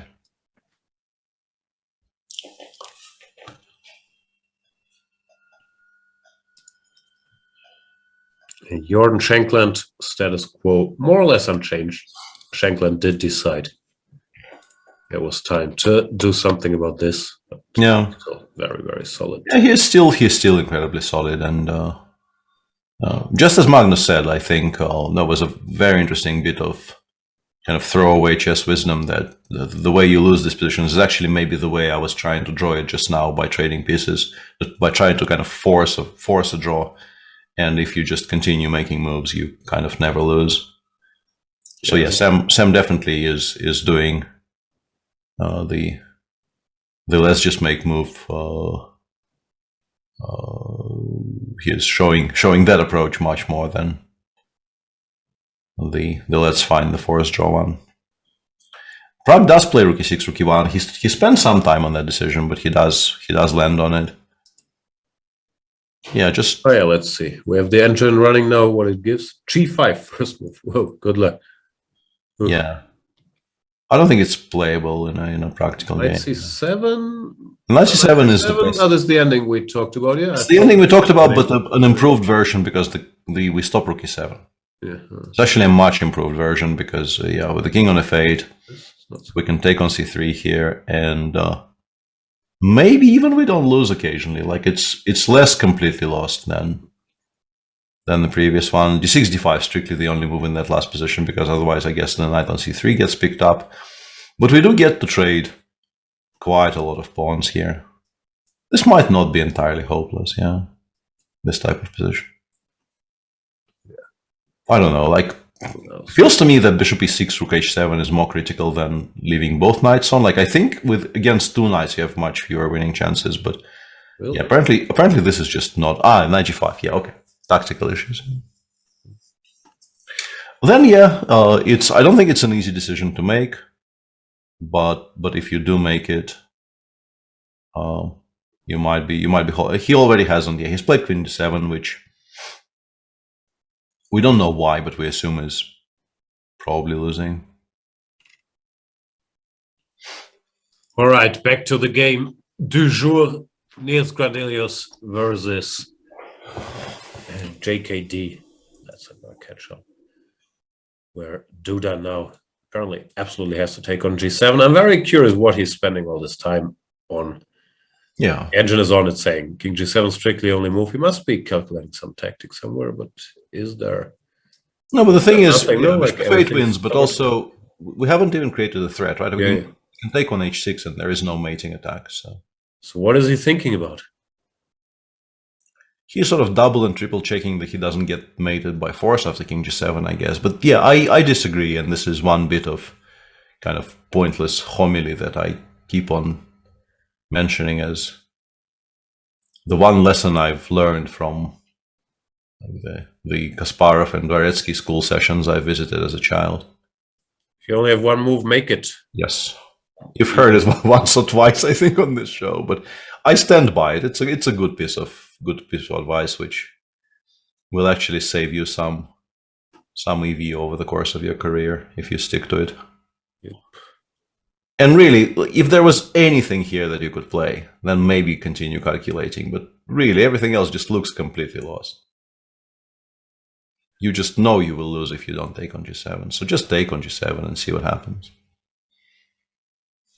Yasipenko played queen to d7.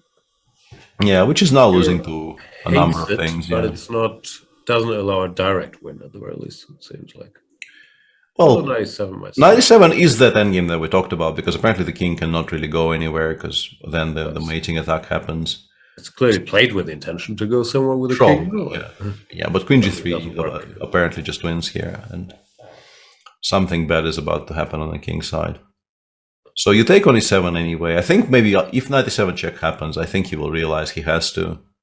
But this is a much inferior version because more light pieces are hanging, and now we have a knight on f8 instead of a king on f8. And yeah, all of these positions are just unplayable compared to the previous version. Yeah, it's just lost. The knight gets stranded. Yeah. So Prague might... knight 7 happens. You go with king h8 or king g7 and take your chances there being made. Maybe, yeah. The other one just seems hopeless. Yeah. And sort of an additional problem for black is that even quiet moves, like for instance on our screen, queen f3, f2 is the second suggested move, refreshing the threat of knight f6 check, which black doesn't really have a particularly good parry against. Also seemingly completely lost for black. So yeah, good choices. And yeah, Prague will finish the tournament on a very major note if he wins today, because yeah, he beat Vidit in round 10. Then he okay, his victory yesterday wasn't an actual victory. I was going to say that if he wins today, he will finish with 3 out of 4. It is really only 2 out of 3, but 2 out of 3 in this field is still a very, very good finish, and very much something that you very much enjoy when thinking about how the tournament went, because he somewhere in the middle he had a patch where he went half a point out of 5, and that must have been quite dispiriting. But he never stopped fighting. He never stopped, showing up and doing his best, and impressive young man. Played queen g3 instead of the moves we mentioned, which probably is also quite strong, I expect. Knowing the threat, Yeah. Less crushing. Yeah, hard to figure out why. By the computer, but this looks completely hopeless as well at first sight. Yeah, at first glance it looks horrible. Yeah, I wonder why the queen on f2 here is just so much stronger than the queen on g3. Just really doesn't look very intuitive that there's. It is actually queen a2. Yeah. It is actually queen a2. Gee, yeah. Machines are so unforgiving in these types of positions. Yeah. Just wins the game. It's a pretty line, and this is it is dominance, a very line, yeah. Domination by the white pieces. Actually, considering that you need to have queen a2 in that position, it would have been very, very impressive.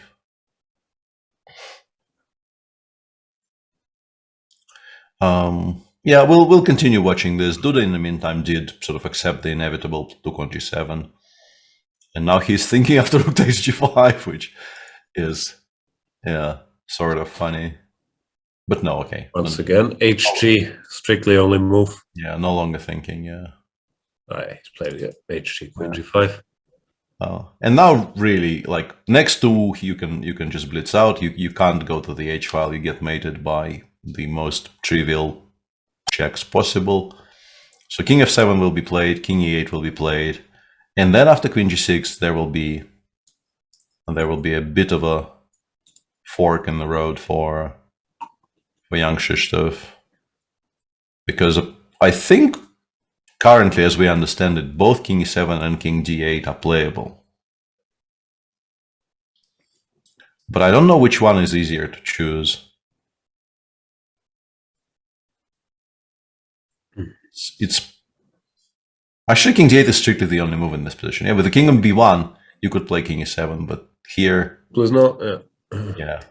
Now h6 just wins, yeah. Queen c7, c3. Cute. d5, rook f2. Goodness gracious. Analyzing with engines is just so much fun. But these guys are, they're tough. Yeah. Mixing out all the best moves. Rook f7, you could debate about, but yeah. And now the point was, if you go for this, king somewhere, let's say, takes. Yeah, the e4 pawn is hanging. H6, so your h pawn doesn't actually queen. Yeah. Even if we win the bishop, there's always queen h8 check. And those positions are... I mean, it's still a draw, because white always has a perpetual there on the queen side, but you no longer win. Yeah, so draw becomes a kind of a heavy favorite in this game, because that's all that is very forcing. And if white chooses not to go for those lines and starts giving check, like queen g7, queen d4 is currently a playable choice for Niels, but he's also not better here. Let's see. Somehow a move repetition of some description feels likely. That they've made all these good moves. Yeah. But Niels is, yeah. He has every right to look for a way to continue. Yeah, and I want to say this is really an excellent game, not only just in the context of how, quiet the round was, but despite, some mistakes creeping in, and you wouldn't say it was a perfectly played game by both sides. It's just very, very non-standard Sicilian with a lot of very sharp tactics being found and really not a lot being missed. Niels arguably was winning with g5 instead of bishop d4, but bishop d4 also looked winning, and Magnus was advocating for it live on air.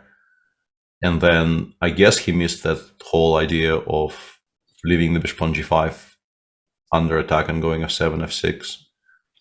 But the imagination shown in playing h5 to prepare g5 as a pawn sack is really quite awesome. I very much enjoyed that bit.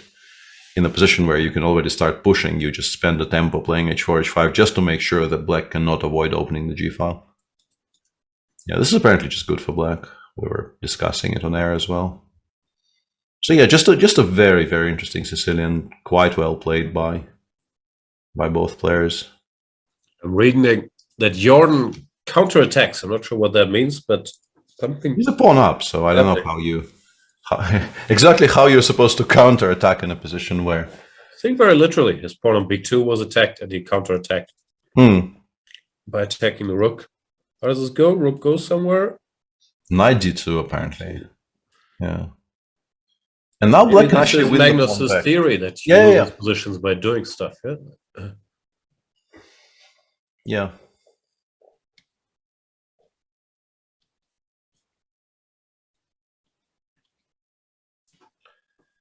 Yeah. Still feels like it probably ends up being a draw, but it's livened up quite a bit in the last few moves with the g5 check, hg, fg happening, and now the white knight moving away from the west square on the board and potentially some trades. So Black can actually win the b2 pawn back, but then the white pieces become very active, so I don't know how happy you are about that. Probably not very happy.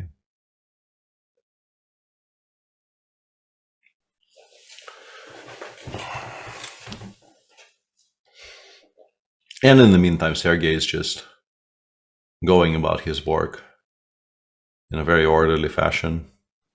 Yeah, there's no coming back here. Takes the pawn. Yeah, you do. This, I'm not even sure if this is so. Yeah, potentially you do have to win in a tactical fashion now by actually creating a very strong passer, giving up your king side, and kind of winning that way by pushing both c and apparently the a pawn just starts running with, instead of just creating mating threats. The engine puts the bishop on d5 and starts playing a4, a5, a6. And yeah, Black struggles to deal with both of those ideas at the same time. King is just too bad, yeah. Yeah, the king c5, bishop d5 setup is just too strong here. I'm sure there's also a kind of a drier technical solution, but that seems to be the most efficient way to win this position now. Yeah, c5 with similar ideas. I'm just wondering, can we keep everything if we wanted to? We could, but then the game just... Yeah, then we have to go back. Too much progress. Back. Yeah, I would very much prefer not to, even though, yeah, you probably end up winning this way as well. Yeah.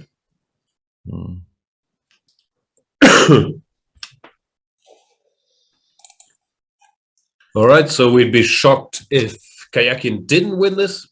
Probably, yeah. A happy ending for him in Wijk after the adventures of the last 3 days, where he forced a draw with white against Magnus. Then there was some talk on Twitter about that. Then he had a non-game against Mamedyarov. I'm sure there was some talk somewhere about that too. Then he lost a game to Sam, to the amusement question mark of World Championship finalist Jan Nepomniachtchi. But Sergei, that's the one big strength he has. He's never rattled. He usually, even if things don't go his way, is able to come back strong. We've seen that in many a candidates tournament, for example. Yeah, absolutely. Doesn't seem to be easily shaken. Although, like this entire narrative, you still have to kind of make some caveats there, because he really did show up today and played a very well-known drawish line. Yeah. To quote the Nepomniachtchi tweet. To quote the Nepomniachtchi tweet that, gave us so much happiness and merriment last night. This, if Jan felt, entitled to say that about a very sharp Nimzo Sam played yesterday, then we definitely can call this a very well-known drawish line. If he will, as currently seems very likely, end up winning it, it doesn't really make it any less drawish to begin with. Yeah, fair enough. G5 played by Mr. Shankland.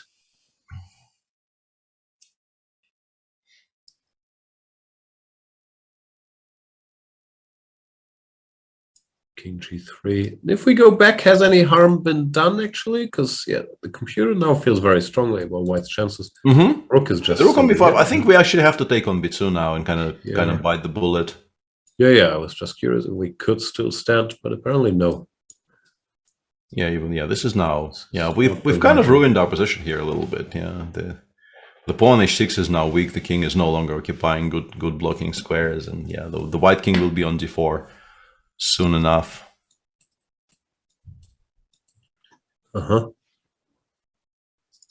So some potential for intrigue here. Yeah.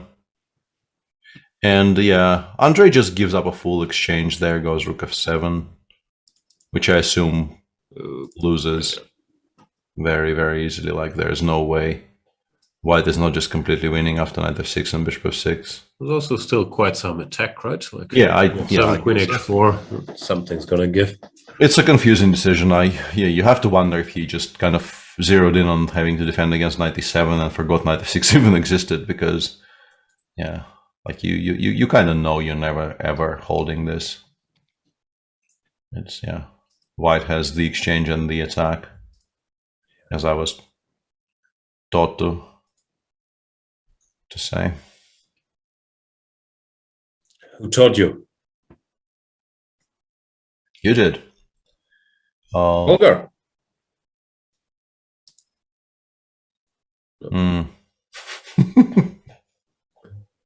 Yeah. There's some excitement in chat regarding the Duda game, but I think you're incorrect, Danny Hugh. I think king c7 is the best move, and I think black is fine.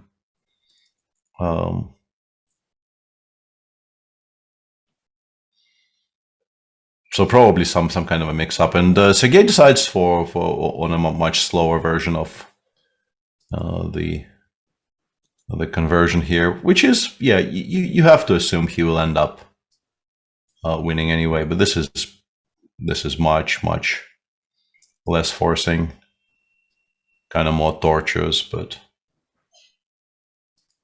yeah, still very good. Yeah, the bishop ending is now very lost, and also kind of funnily, the game, the Sergei's game and the Sam game, the structure on the king side is sort of exactly the same, which is a bit weird. The g5 h6 against f2 g4, f3 g4 in the other case. So there are some parallels.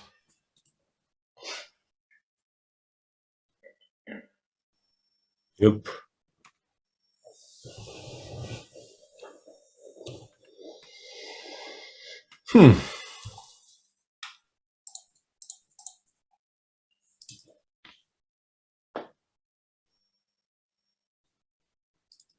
So we might get quite some decisive results. No, currently it looks like Praggnanandhaa should win, Kayakin should win, Jordan could potentially win. Yeah, Jordan could now actually win this game. Yeah, this will be a draw. This will be a draw, and once again, Jan Krzysztof will be very much helped by the fact that there aren't really any choices. The moves he is now making are all strictly the only moves. Just avoid it. Yeah, You've got to take. Yeah, thanks very much for another 5 gifts, Wrathful, and welcome to the channel, guys. Enjoy. Very much appreciated. Thank you. Yeah, h6 already played. All of this will be on the board now. Yeah, Niels knows he is not winning, but he couldn't find anything better, so he, with 1 minute left, or actually less than a minute left, because he made 2 moves and he is now at 130, so he was down to actual increment at some point, probably. Yeah, he just accepted that there is no win.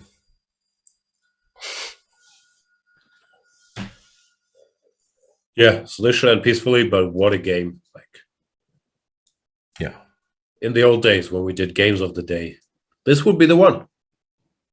Yeah, definitely. Even though Prague is playing a very interesting game as well, but yeah, there's no way you choose. There's no way you choose anything else. You choose the game, and you spend a couple of hours trying to get to grips with what was going on there, and you probably still fail. But at that point, you're so hungry that you just press record and record something anyway. Here, Sam chose to take on d2 and rook b3. Jordan retreats. Yeah, this is still okay for black, but yeah, this is a better version. The one we were discussing earlier was 96 before we really didn't like. This one still feels like black should be holding. Pieces are active enough. The rook did not get locked out on b5. the white rook is not attacking the pawn on h6, so yeah, it's way better version. Seems like Sam is still keeping things under control. I'm very confused by knight f6 not being played in the Prague game. I guess he's looking for something even more winning, and he actually has a choice here. But like, why even search? Knight f6 is just so obviously completely winning for him. The alternative is knight e7. Then yeah, but why?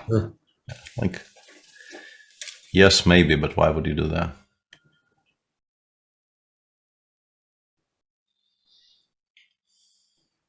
I guess he is just kind of showing due diligence. He is not in any kind of time trouble, so no reason for him to rush. But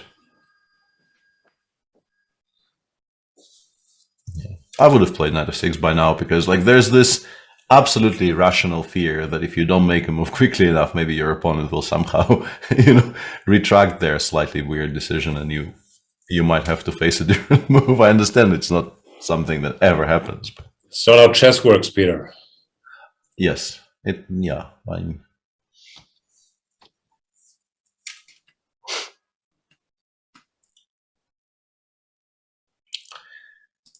Niels game has been drawn as we've expected, and yeah, great game. Both came to play today, both probably unhappy with that tournament, but incredibly risky / fighting choice by Duda, going for this line. Niels not going for the funky main lines, maybe meaning this came as a surprise, but yeah, what a game by both. Probably pays off to analyze this in great detail. So many tactics, so many ideas. It's been great fun. As for the end results, let me have a look. I would guess they're both dissatisfied. Duda, is that a word? Duda -1. Yeah, I think it all fell apart for him somewhat when he lost that winning position to Mamedyarov very, very early on. Yeah, that must have been a huge shock. Such a rhythm breaker, because he had a good start. No, he beat Rapport, drew Pragnanadar, drew Magnus, then he's winning against Schacht. And to lose that one, it felt like he was never the same after it. Made a bunch of draws, lost to Fabi. Yeah, actually lost to Fabi and drew the rest of his games after that. I still expect great things from Duda this year, and very soon he seems much improved as a theoretician, has always been super strong, still improving very quickly. Has the candidates to prepare for now. But yeah, not his event. For Niels, I think Magnus already summed it up nicely. Rough start, then he had this target on his back, which he always have as a rating outsider if things aren't going your way. But he did not collapse instead, yeah. Stabilized, made some draws, and pick up even a win against Dubov, then drew the last 3 games. So he's probably gonna go home, not happy, but with a feeling he avoided disaster. 2.5 out of 4 is very impressive given how much pressure you're under there. Like, yeah, out of the last 4 games, I mean. Yeah, absolutely. And yeah, Prague finally did play knight f6. I think it was always going to happen. And people are asking if knight f6 is your immediate reaction or if there's something else. This is why I was kind of wondering what was happening there. Because yeah, that's absolutely the move you want to make, and also you just kind of know you're completely winning. So yeah, wasn't sure why he was debating not playing it. Yeah, h5 the only move. h5 only move, and bishop h8 look convincing enough. No, we're threatening queen f6, so black has to go queen d8 or queen e7. Takes rook a1, and yeah, the game is just completely over. Yeah. Bishop is still alive. So. Yeah, the bishop is black never really catches the bishop on h8. It always has ways to come. And I'd tell bishop c2, I guess, or bishop e2, whichever. Just to be able to be able to attack something, well, whatever that something is, and then the game just ends. Yeah, the engine suggests that h5 bishop g5 is even more ruthless and probably ends with white eventually giving some kind of mate, but it's unnecessary because bishop directly is just a weird move. No, if you can win, it's cleanly, quote unquote, with bishop h8. Yeah. I don't think very many people are interested in this because the other way is very, very straightforward. But expecting a win here for the Indian youngster. If he does win, he will end on 5.5 out of 13 in his first ever Wijk, winning 3 games, winning 4 games and losing 6. One of those wins being obviously a default win against Dubov yesterday, but still, I think a reasonably creditable result for Prague. He hasn't played these types of tournaments very often, let's put it like this. It's a very, very tough first encounter with the top level chess. Wijk is the most unforgiving of all the top tournaments. It's very, very long, much longer than anything else in the calendar. He also started by arriving with his coach and not really having any proper contact with his coach because of the COVID situation. So I think he ends up thinking mostly positive thoughts about his performance here.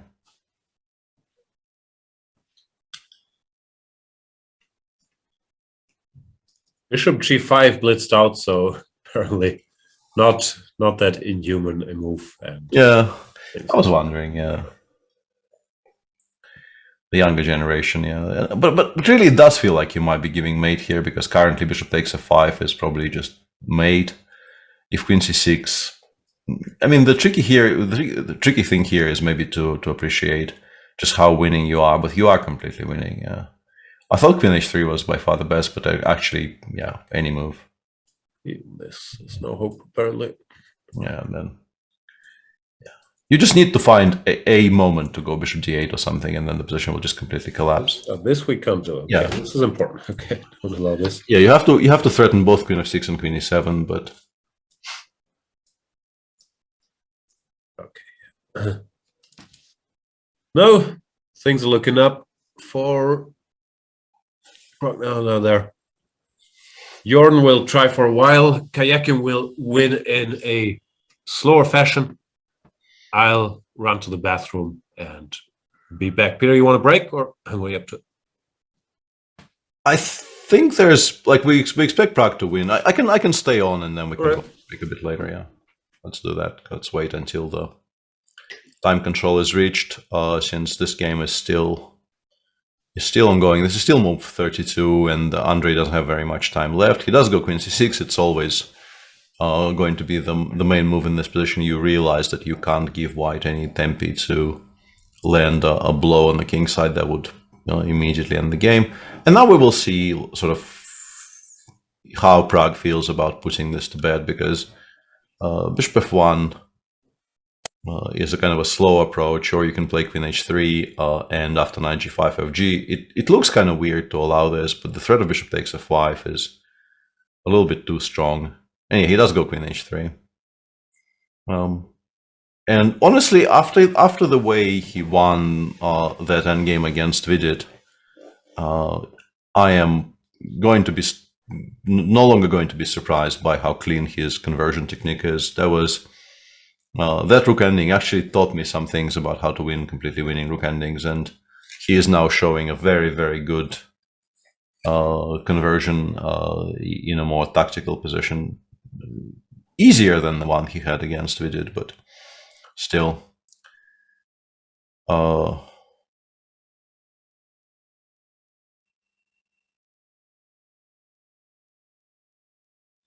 Trying to catch up on chat. Does anyone know when Kasparov will play again in some tournament? Yeah, I think I know that wasn't answered in chat. Gary these days only really plays St. Louis, and he probably will not play in anything that is not 960. I don't really I'm not going to speak for Gary. That's not my place, but my understanding would be that he might play, maybe even is likely to play if there's a 960 tournament in St. Louis this year, but he probably won't play in any kind of blitz slash rapid slash anything like that, because I don't think he enjoys it nearly as much, and absolutely doesn't have anything to prove. So Why would he?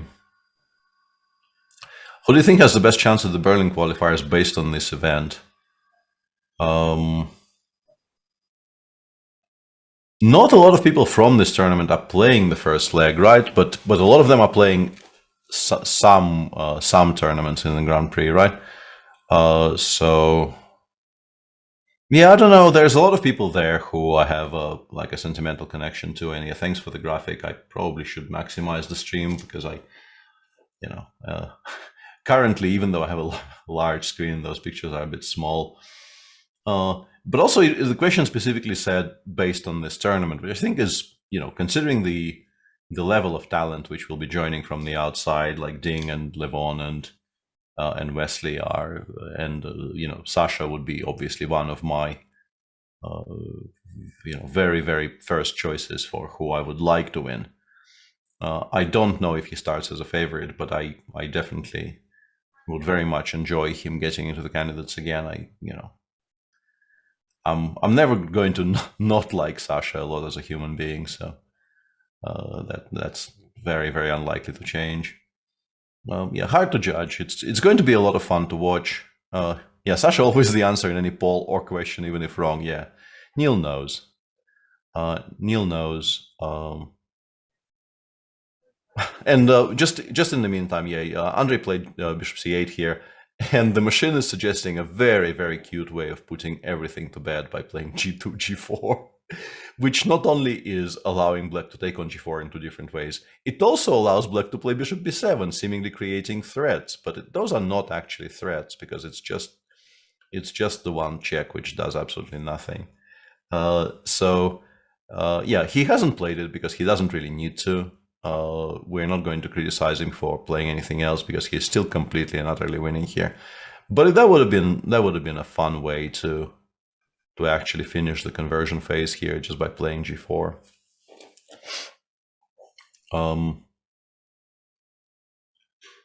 Yeah, I don't know. The Grand Prix, we've never really we had some bits and pieces of the conversation about the Grand Prix. Yeah, G4 not played, Queen E3, Queen D7 instead was played onto the board, and somewhat weirdly, White has no immediate way to break anything open on the king side. But yeah, you just win slowly. You don't need to win by force here. Yeah, I'll get back to this game if something important happens, but for now we just assume that Prague will win. Yeah, the point the point about these Grand Prix, I think, is specifically the format. I think people will it will be very, very interesting to see how people approach the format. And yeah, here you have it on the screen. Thanks very much, Satiris.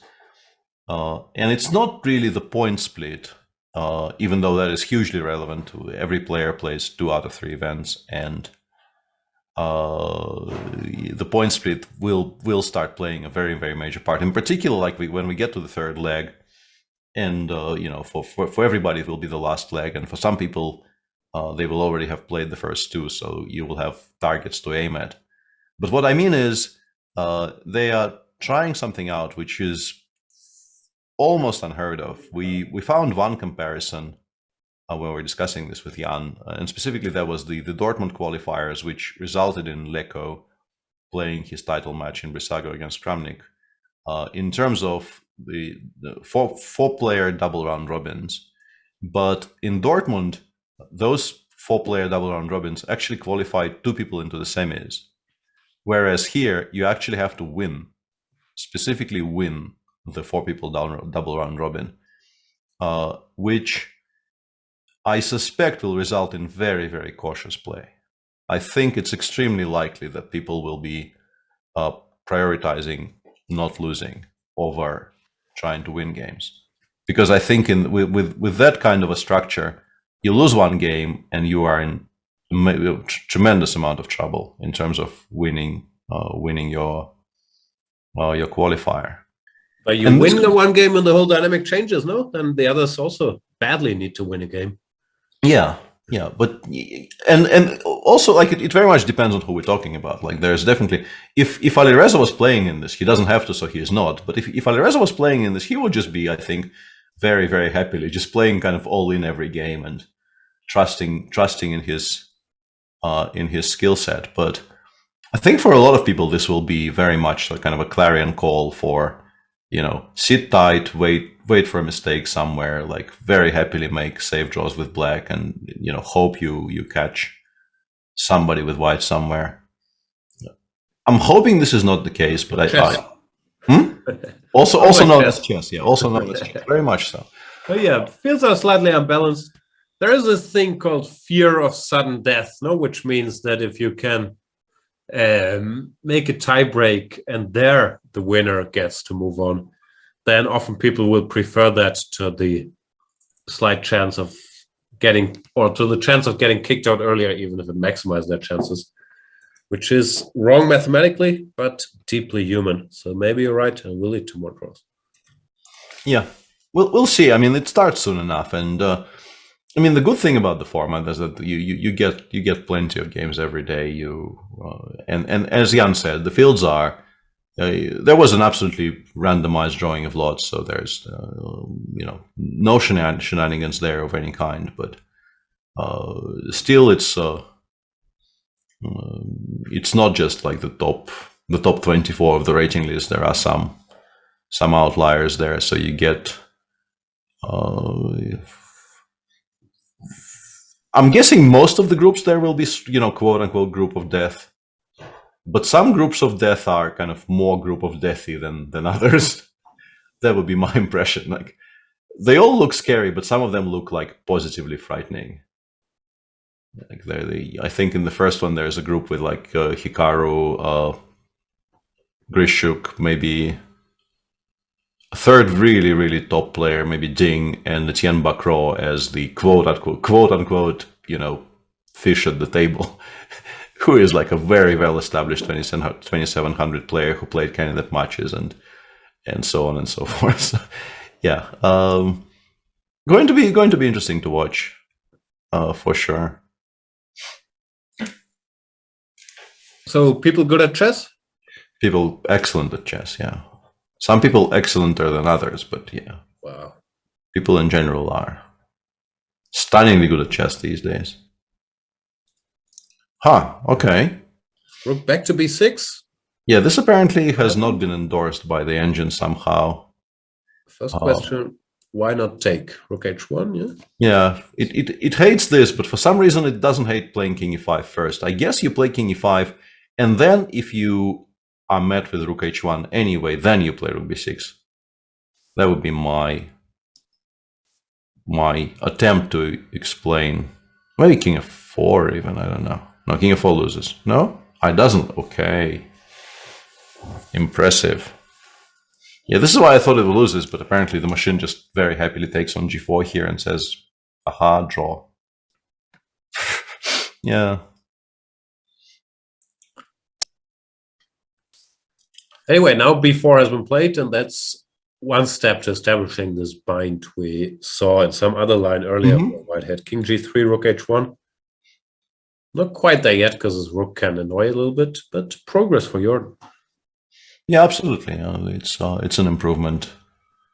And you can also see it's an improvement because, the rook on b3 was incredibly annoying. It was creating counterplay along both axes or axes. I don't know. What's the plural of axis? Isn't axis the plural of x? Also true. Hard to argue with facts. Axopousis says my but yeah, Axopody.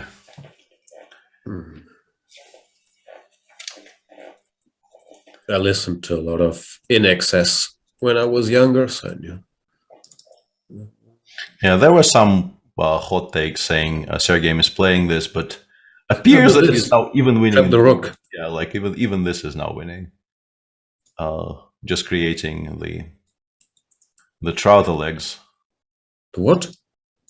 Yeah, that's what they call them in Russian. When you have two passers kind of tearing the opposing party apart. Yeah, those are called.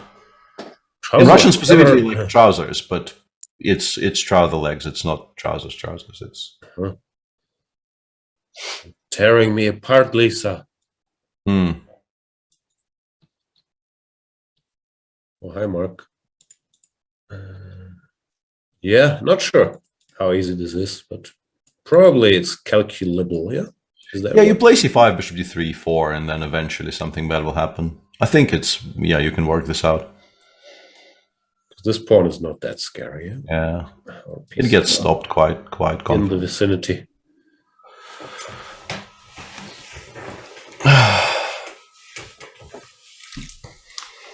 Yeah, and also he's gotten himself into a situation where it does feel like sort of the move you most want to calculate, because he has somewhat misplaced his pieces, and they aren't really going very far otherwise. Yeah, we'll see. We'll see. It's Thanks for the raid, Simon. Welcome, Ginger GM viewers. We're covering the final stages of the Tata Steel Masters 2022, which Magnus Carlsen has already won. He did not have to play today because his opponent, Daniil Dubov, had to forfeit his last 3 games because of a positive COVID test. The battle for second spot did not really take that long. We not particularly, no. Rapport Giri, where Giri needed a win to overtake Richard, but with the black pieces, and also the way things had gone for Anish in the last 2-3 rounds. Not surprising, he was in the mood. Rapport happily took the quick repetition, while Shahmadyarov against Fabian Caruana also didn't feel like trying his luck too much and offered a draw here after pawn to b4. So those 2 games were over very quickly, meaning that Rapport and Mamedyarov are sharing second place, then Giri half a point behind. That left us with 4 games, 3 of which still ongoing. One was a very exciting draw, which, if you have time, you should definitely have a look at, between Niels Grandelius and Jan Krzysztof Duda. All kinds of this. Well, plenty of talking points there, but yeah, no way we can recap it in this form. Do it. No way. And 3 games still running where Sergei Kayakin maybe just wanted a quick draw or do a quick memory check against Vidit. But Vidit didn't pass the test and therefore ended up in a somewhat uncomfortable position against Sergei, where he lost a pawn. And is now most likely losing the game. Currently, it looks like rook f5 is winning for white.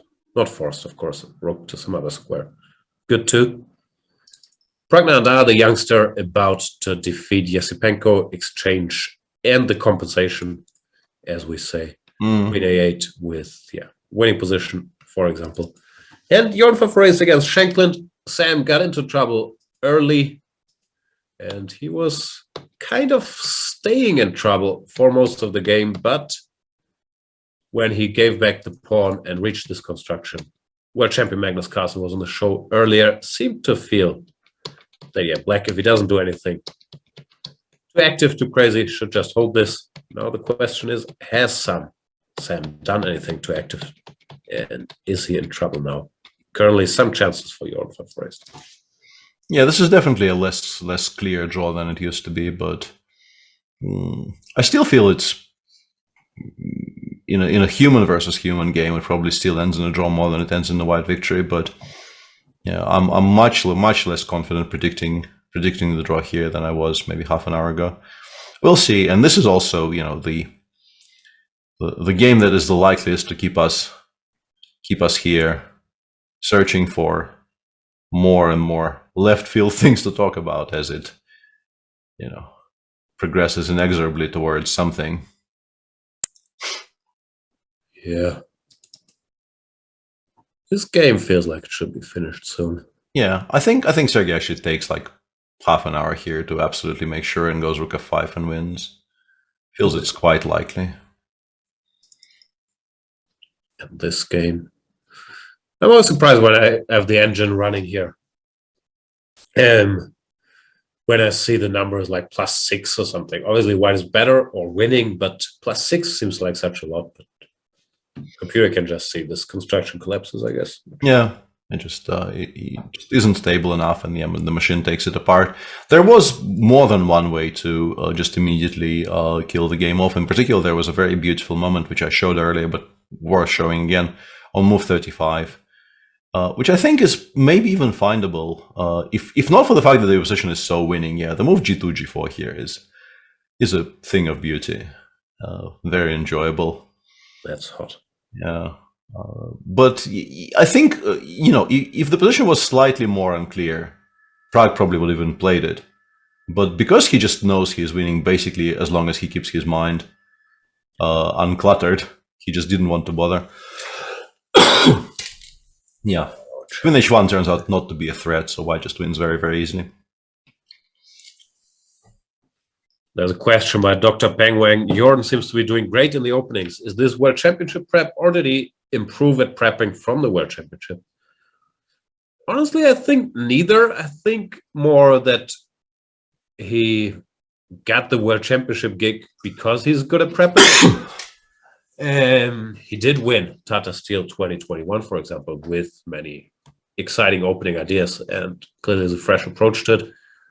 I can't speak in detail about what's World Championship prep and what's not, but basically I think it's just Jordan being good at preparing and targeting opponents specifically. Like today, he saw that Sam played this line against the London and effortlessly equalized against Duda the other day.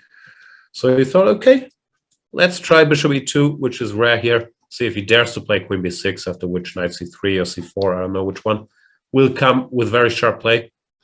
So what I'm trying to say is Jordan is good at prepping, and he's been for a while. He's clearly young and improving at all facets.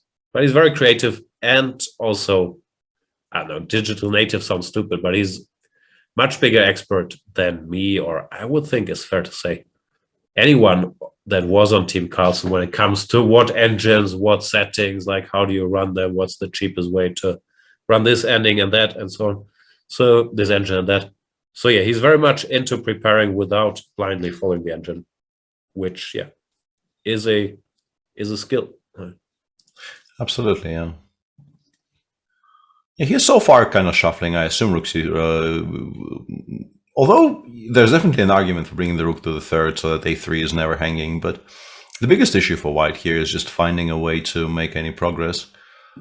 We've killed off most of the counterplay, but we're still not really attacking anything as long as the h6 pawn stays protected. So yeah, we'll see how he approaches the conversion here.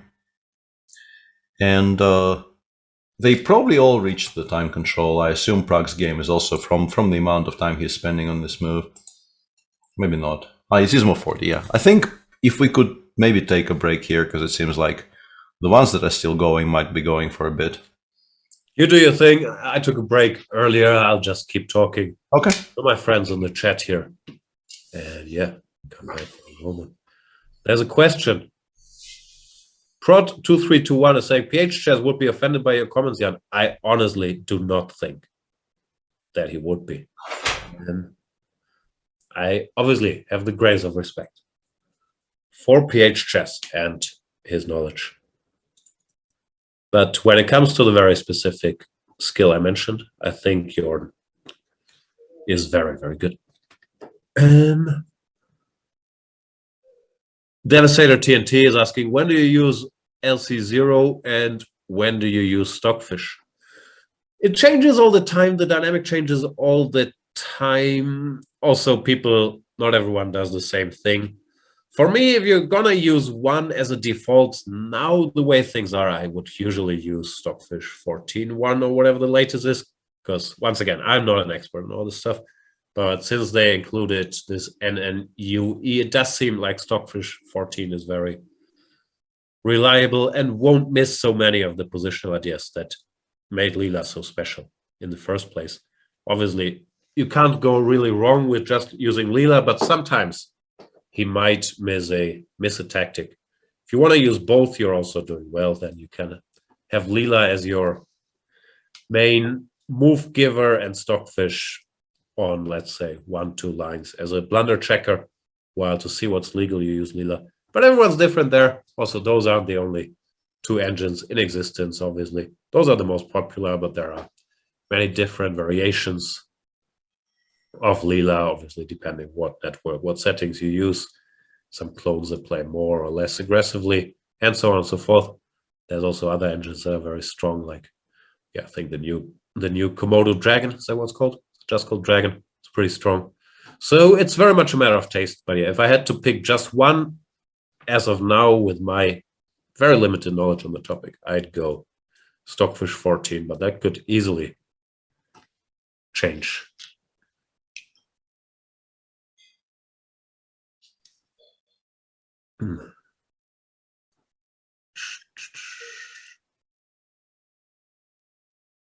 Rook f5 played by Sergei after, yeah, making sure this wins. And it does win. So good job by you.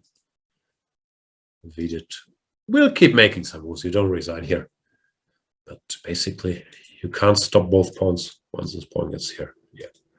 Bishop d3, bishop e4. The king looks after the h pawn if needed. Just wins. Zeelands is saying, no, I'm curious about Dubov's taste in literature. I must find out. He has broad interest, and very often he brings up stuff that I, not being as cultured as Peter or Dubov, haven't heard of. But yeah, I'm not quite sure what he reads specifically.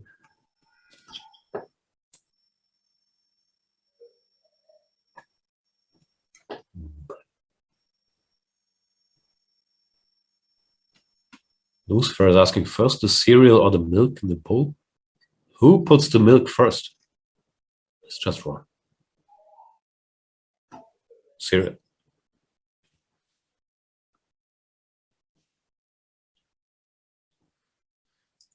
I'm sure Kevin Durant's mom would agree, because she's cereal MVP.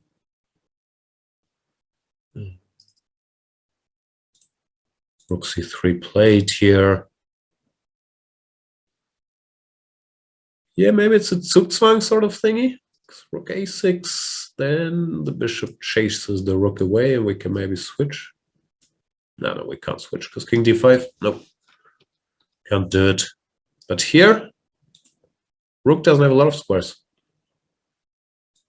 Seems like black has enough moves, though, but still, this won't be over soon. Jorn will keep trying. I am wearing pants today, yes. Just one pair of pants. No Donald ducking. I told you I would Donald duck one of these days, but I wouldn't tell you which one. It's not today. So the Donald ducking day has passed.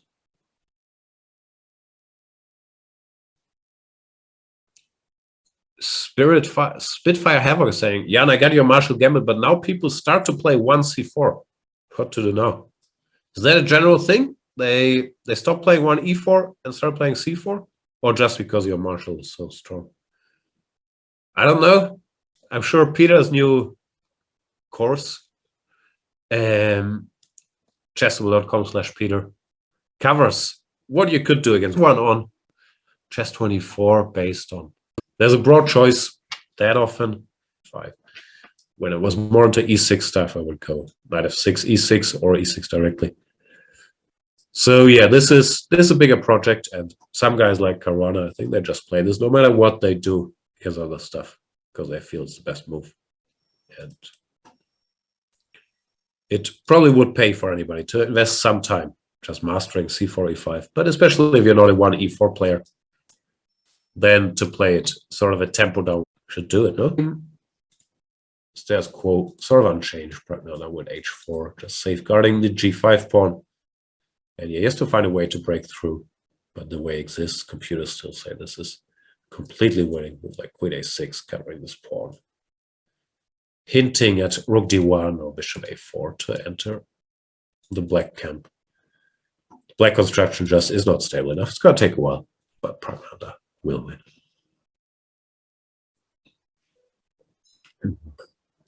Kayak is going to win. Let's say king e7, c5, king f6, bishop d3, covers that pawn, hints at bishop e4, say h5, bishop e4. Here you can never take because this is one of these constructions where the pawn's just queen, like c6, king e7. What did Peter call this? Trouser legs? Well, f6. If you take the c-pawn queens, if you approach the c-pawn, the f-pawn runs. You get the idea. Once these pawns are in the 5th rank, you can't stop them. So after bishop e4, black would have to play bishop c8. White goes c6. If the h-pawn runs, the king just takes care of it. Sooner or later, I would guess it's going to be some sort of Zugzwang. Not sure if we go c7, maybe we leave it there for now, so it's covered. King h3, whatever, a5, a4. If the king moves, we go here. Now, how do we do this? Maybe f4. Just wondering if this wins this directly as well. Because if the king moves, I can take, let's say here, can take, no, if h3. f4 always stops the pawn, so this pawn should win. And if the king doesn't move, bishop d7, I guess I can move like this. Oh no, this blunders the pawn, check. Don't do that. So we need to go, let's say f4 takes something. Okay, it actually takes a while, but white still wins in the end. f4 breaks up this pawn chain. And sooner or later, we either pick up the bishop or pick up this pawn, bring the king back. So let's say king e5, we go somewhere. Bishop goes back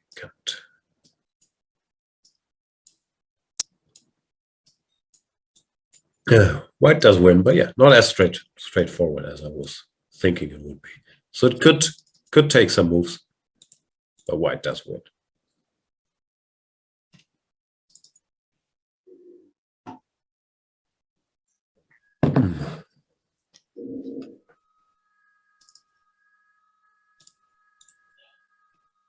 Yeah, this is the one. Let's go take time. King d6, rook c3. And Jorn has to find a way to overload the black defenses, assuming Sam will wait and do nothing. Direct. Question is how you could try this, but the rook still does a good job covering and potentially counterattacking.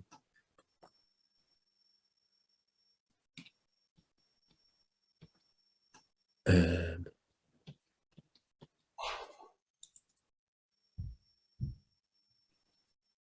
so yeah, it looks like Sam should hold, at least to me. Maybe there is some super clever way to restrict black pieces and find some Zugzwangs. That's the correct pronunciation. But I can't see it. Also, the computer is indicating black could break this construction by playing a5, ba, rook b5, reducing the number of pawns, which generally is a good idea when you're the defender. Very often, once again, there are exceptions, but as the defender, let's say you're pawn down in some tough endgame, it's in your favor to exchange pawns, but not in your favor to exchange pieces. Because often, here I'm not sure, but often it's easier to convert an extra pawn if the number of pieces diminish. For example, pawn endings are usually winning if you're up a pawn, while exchanging the number of pawns makes draws more likely. Because in the most extreme case, you could give up one of your pieces for the final opponent's pawn. Obviously, you can't checkmate with, let's say, sole bishop. So as a rule of thumb, you should look for pawn exchanges when defending some inferior endgame. Here, I'm not sure if it's needed, because I also couldn't spot a way to break black's defenses. Black sits, but it seems to be a valid option. Reggae Speedway is asking, is there a literal translation of Zugzwang? I don't know if there's one word. Being forced to move. Zug means move. Zwang means being forced to. We can ask Peter, is there a literal translation of Zugzwang? I can't think of one. Into which language? English, I guess. No, I think it's universally accepted to be the word to use there, right? In pretty much every single language. Yeah, in chess terms, but even outside of chess terms, no, sometimes. Yeah, you see it in All articles. these smart books or articles you read, Zugzwang, even outside of a chess context.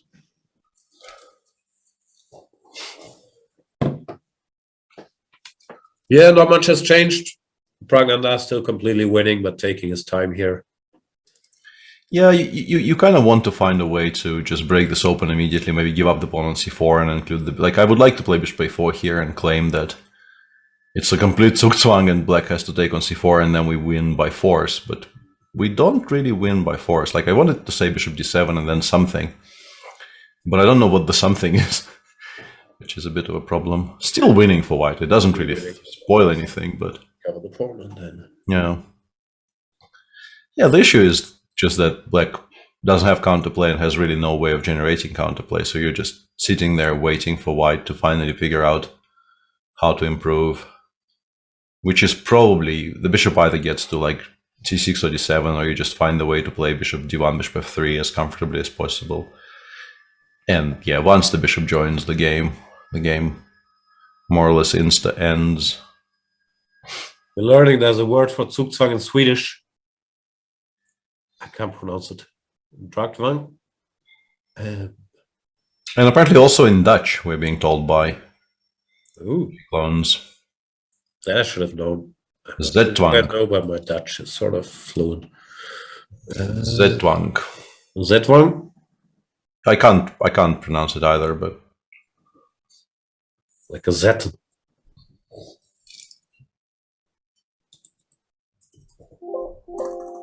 Yeah, here I was trying to show an easy way to win. It actually took some time, but white is always winning. Yeah. Yeah, the setup is... Bring the king around, you have to go king f6, then we go f4, break this construction, we pick up both pawns and eventually win. But... Yeah.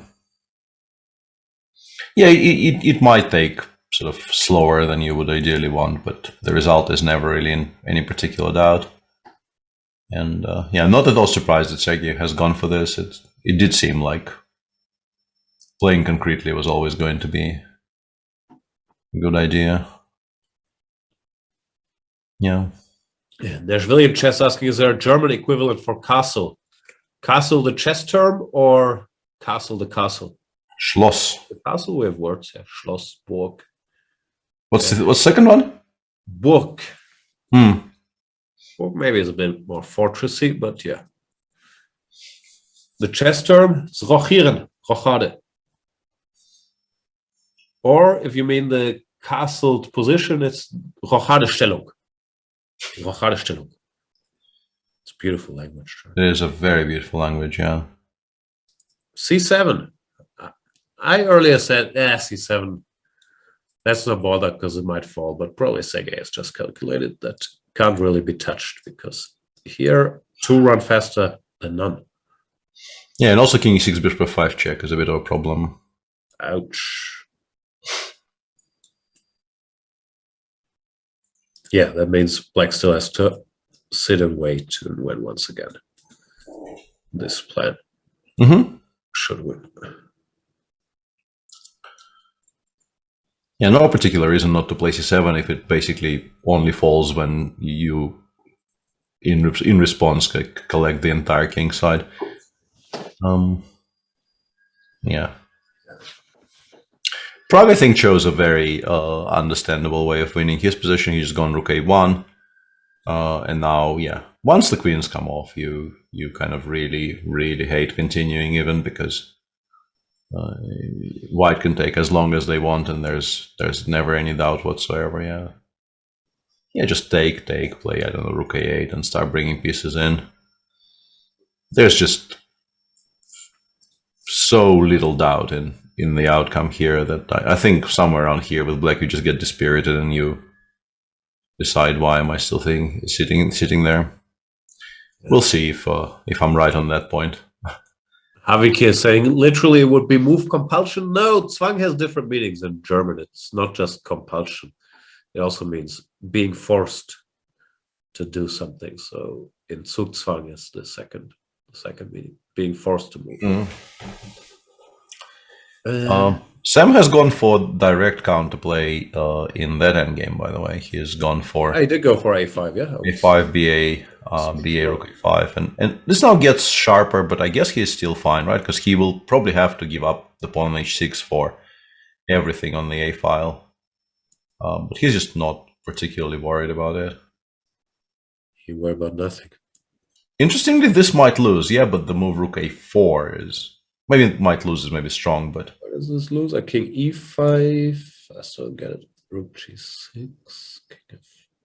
Rook b6 apparently is quite strong, yeah, because rook g6 doesn't really do very much, but rook b6 is painful because we're attacking this guy. We also have rook b4 check as a reply to king f4, and yeah, we're forcing some concessions here. Might still be a draw, but the way black is currently drawing this or attempting to draw this on our screen is giving up the pawn on g5 and starting to push the b pawn towards the queening square, which, you know, I can very easily imagine this being enough, but could also just fall apart tactically and lose. Sergei has done something I really did not expect.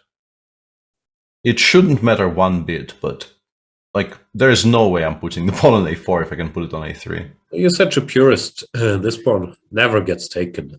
I know. But yeah, it's just such a and we've been brought up on very, very similar principles, which is from him specifically is honestly quite a surprising decision for me. Because he is the product of exactly the same system, and he would be sort of heavily discouraged from making moves like this. Yep.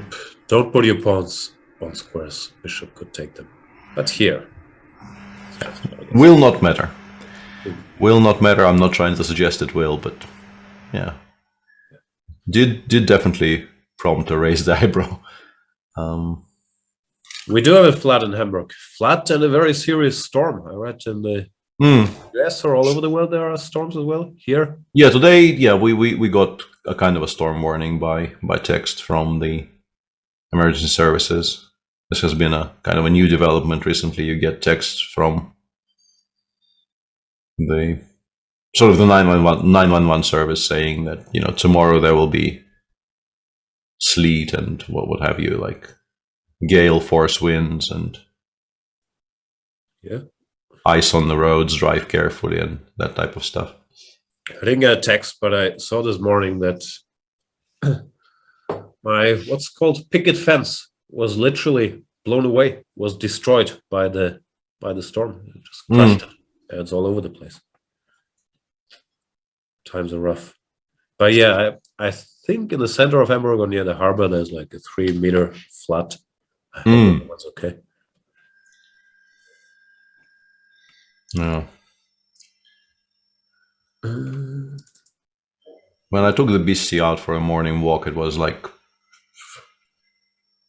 the impressive amounts of snow have been acquired over the night.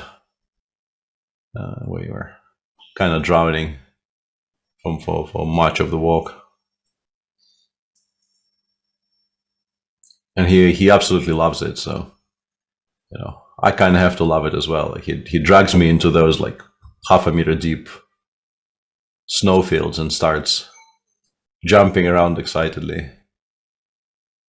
And there I am in jeans and completely unsuitable footwear, gamely falling on foot and like falling, you know, up to my knees into the snow. Much fun. That sounds good. We need some video. Can someone join you and just film the next walk? Is that asking for too much? Might happen. Put it on the Twitter. I have so far been very resistant to the idea of promoting the dog properly, but I have a feeling it will happen eventually. There's just no helping for it. Idea Space saying, so did Chess24 give up on streaming?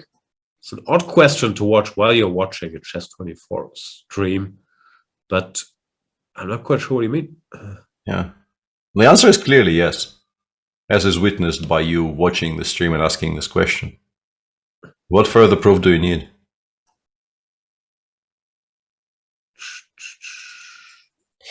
Poor Vidit.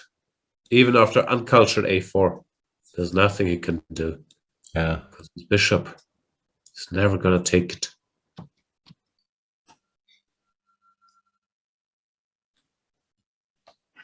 TDS Firenze is saying, can Peter speak German? Peter will be humble and self-deprecating, but he does speak more or less flawless. At the very least, restaurant German. He can order any dish. Restaurant German is, yeah, I would rate myself as B+. Did we ever tell the story when we were part of a Baden-Baden dinner and we were sitting at a different table than the money people? So we just left and the waiter chased us for, I think, literally 1 or 2 kilometers on our way back because we hadn't paid, and he only tracked us down after 2 kilometers because we can walk very quickly. Yeah, I think I pushed that event out of my memory, but yeah, that did happen. Did happen. Yeah. I think we even then, after being caught, we refused to pay. Instead, please go to Mr. Noppes. And how do we resolve it? I think I gave him my ID or something, so he could get in touch in case Mr. Noppes would refuse to pay. I haven't heard back, so probably Sven paid. Yeah, no, we weren't dying and dashing. The way this works is like Baden-Baden is such a huge organization that we normally like ask for 3 tables, at least 2 normally, and it all gets paid in the end by the one person in charge of finances, and people are free to leave at any point. And waiters normally know of this setup, but apparently this particular waiter was unaware. Poor him. Yeah. Would have been a big issue if he had caught us leaving the place, but he really followed us for a long time. Yeah, and then we brazenly refused to pay anyway. Yeah, that was the real heavy blow for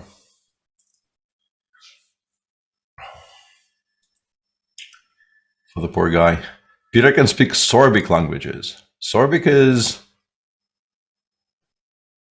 I thought that was like a word to do with chemicals. Pretty sure that's my association with the word Sorbic. Let me look this up. What's Sorbic? Yeah, sorbic acid. Yeah, I don't really speak sorbic acid.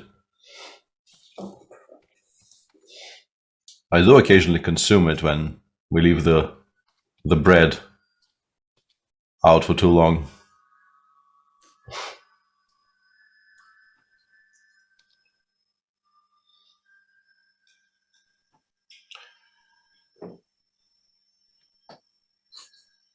Oh, all of this has happened already. Interesting. Because yeah, this is the line where white will win the entirety of the king side, and the b pawn by that point will be like on b3, which I assume is a draw, but it's definitely a very concrete way of trying to make that draw. Can't blame Jorn for not keeping the game going. He does try what there is to be tried. Idea Space says, I was watching on Chess24, then I just came here. I did suspect they had given up, but you confirmed it, LOL. That's I'm beginning to enjoy this level. It's a nice kind of convoluted level, which I don't know exactly where you're going with this, but I very much respect the hustle. I think it's called Sorbian, yeah, chat? Because I've heard this mainly because I listened to a podcast that had an intro sung in Sorbian recently. That's a minority that have their own language in. Is it in Germany? Germany, Poland. I don't know enough. Chat was Germany, telling me. Poland. I had no idea. I will look that up as well. Yeah, Sorbian is called. Yeah. I was a bit acerbic earlier, but yeah, if it's an actual language, I will check it out. No, I don't speak it, which I think should be painfully obvious by now, but the Sorbian languages are two closely related and partially mutually intelligible languages spoken by the Sorbs, a West Slavic minority in the Lusatia area in eastern Germany. Go. Today I learned. closely related to the other two West Slavic subgroups, Lehitic, which I did not know existed, and Czechoslovak, which I did know of. Historically, the languages have also been known as Wendish or Lusatian, and their collective ISO 639-2 code is Wen. I think that's probably enough learning for today. Yeah.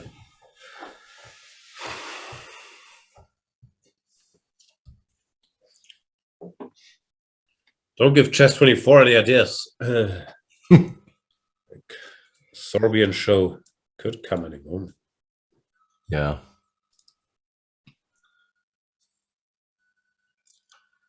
So yeah, the issue for Jordan here is that he obviously can repeat with Rook h6, Rook h7, but the only way to really continue pressing is to spend 2 tempi winning the g5 pawn, by which point the b7 pawn will be on b4, creating a ton of quite dangerous counterplay, and the king on g2 is still very passive, the bishop on f3 is still very passive.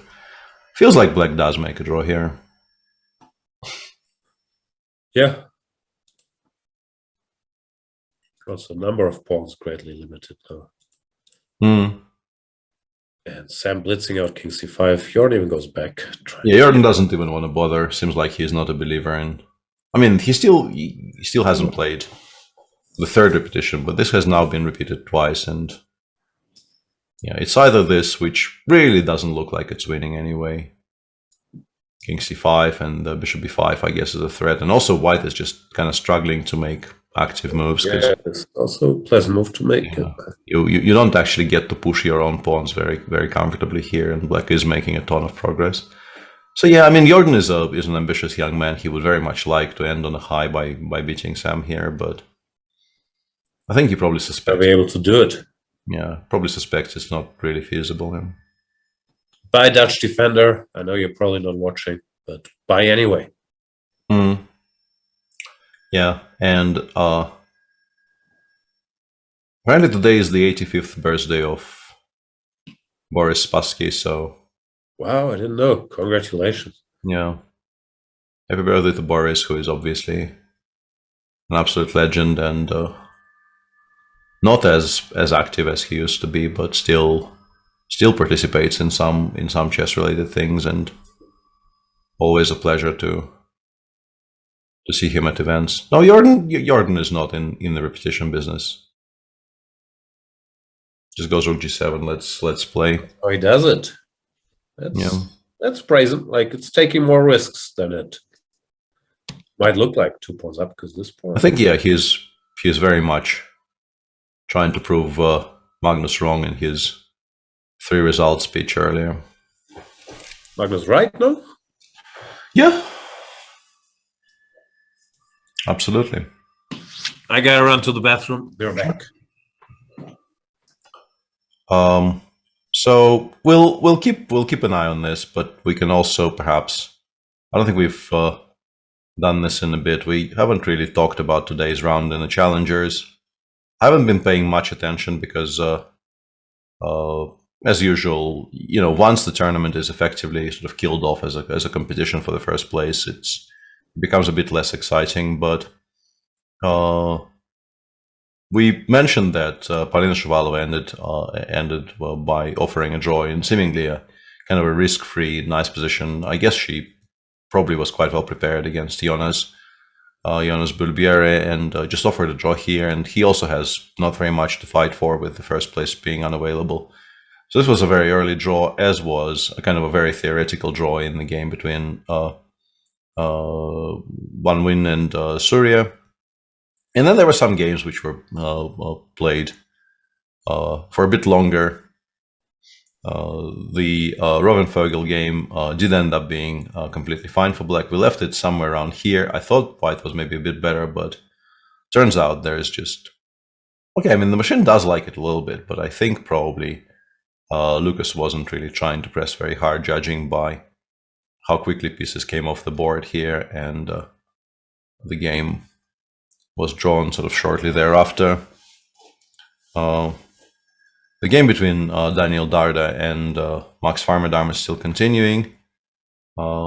This was this Bishop's opening game where I think Max probably at some point was doing quite well, but is no longer really doing very well at all. The current position is seemingly lost, just straight up lost, according to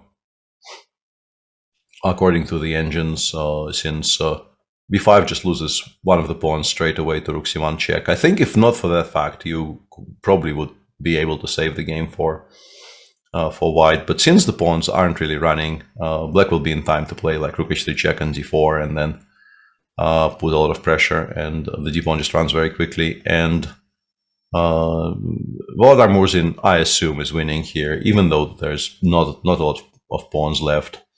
You can start creating additional passers on the king side here with h5, h4, and just generally bishop against knight on both sides of the board, with black also enjoying an extra pawn,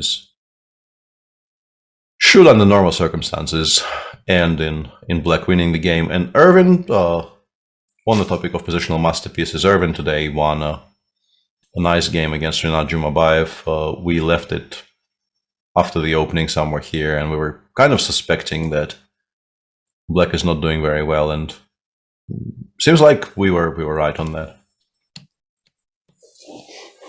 Yeah. Oof, this is such Ervin might not be very much. Yeah, Ervin actually won it in a very Ervin manner. Yeah, like he's actually. How did he win it by the time control? What happened there? Like, where did the knight go? I've seen the final position. Where did the knight go? Ah, okay. This was sort of wrong, yeah? Yeah, this probably was. Rook a4, apparently. Oof. Yeah, I guess he missed rook a4 or something. It's a kind of a really weird miss. In particular, because he didn't do it a move earlier, right? He waited for king g2 and then played knight takes a2, which is a really strange sequence. Because, yeah, if you take and play any move knight d5, you're not a favorite. So just a draw, yeah. At least. Just a draw.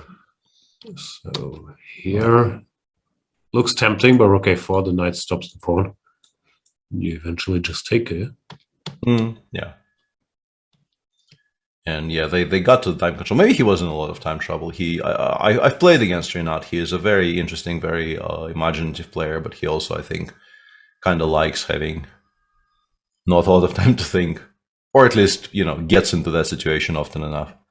Looks like a kind of a time trouble mistake you sometimes make. And as for the results are quite clear. Arjun will finish the tournament a point and a half ahead of his pursuers, so very, very comfortably winning the challengers. We've had Magnus on air. I asked him about Arjun, and he said that his expectation is that he will play in the Masters next year, and he will absolutely belong in the Masters next year, which is, I think, how most of us feel watching him play for the past like half a year or so. So yeah, very, very well played by the Indian youngster. And that probably is the roundup of the challengers, leaving us with what is still going on. Ervin's final score, he did all right? Ervin ended on +2, yeah. +2, yeah. Shared. He actually, by beating Rinat, he caught up to Rinat and tied for 4th. Mm-hmm. Not that it does very much in the grand scheme of things, but still quite nice to finish in the top 3rd. Jordan does take the pawn. Yeah. Sam is thinking about b5 before, which is a kind of a weird, unless rook to h5 was just played. It's kind of a weird thing to pause on, because you really aren't making any other move in this position. But maybe think about rook a8 to stop rook a8 and then. But it's too slow yet. Check. Yeah, you don't want to start giving white all of this weird, annoying rook g6, rook g7s. d6 in the air, yeah, not happening. Yeah, I don't think you ever actually do that in practice. Yeah, the Karakin game is still kind of ambling its way towards the inevitable conclusion. The king will get to g3, and then some sort of f3, f4 will happen, just as Jan described earlier. and the position will collapse. Yeah, an hour against 8 minutes, but that's not really why this position is bad. It's just bad. What's the chat talking about? Kasparov is a soft version of Tal, I think. This is what DD7 is saying. DDC7 is saying. Oh, but maybe I'm lacking context. Yeah, there's probably some earlier conversation we're missing out of. When it comes to sacrificing pieces or something, I don't know. Yeah, I don't really think I agree. I think Gary had a much more scientific approach to chess than Tal. And if you are looking for an inspiration in earlier years, it has to be Alekhine. I think Alekhine was the kind of the precursor to the type of chess that Gary played in the later years, or at least that would be my opinion. Yeah, I'm pretty sure Kasparov has mentioned that much as well, and you can also see it from the start. I think when things would go well, these D4 games, and then just boom, straight up, put pressure out of the opening, finish with tactics. It's very Kasparovian. Yeah, and also I think Alekhine was sort of very clearly way ahead of his time in terms of understanding of dynamics and like the all-round approach, and yeah, but generally just not a topic that somehow chat not always, but pretty much every day we have at least an offshoot of this discussion happening for reasons unspecified. And yeah, I don't quite see the fascination and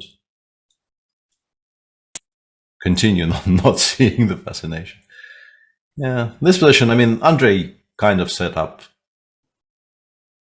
a first level of defense here. I don't know, like, the knight looks very beautiful on e5, but I don't know if that actually helps, because it allows, like, on c8, it sort of stops the incursions by the rook on a1, so maybe you are better off just keeping it on c8, but it looks like the dream here is to play like knight b6, d7, e5, and then try to hold that position with a knight on an active square, but I think you hold neither, basically. It just depends on how quickly you lose. Yeah. It's going to take a while, but we'll only get excited if all of a sudden it seems like black has any saving chance, which... Yeah. Somewhat interestingly, there appears to be, once again, I'm sort of reading off the screen here, the evaluation is suggesting that it's completely and utterly hopeless, but it's currently move 45. The visible first line on my screen reaches up to move 53, and white does nothing in those 7 moves. Which is somewhat unusual, because normally, like in a position like this, there is a very clear plan which improves the evaluation to such an extent that it kind of shoots up. The lines don't look very convincing, but...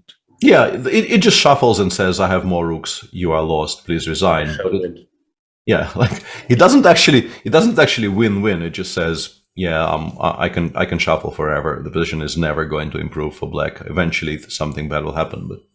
It's probably true here. Even giving up this pawn, it's not bothered by...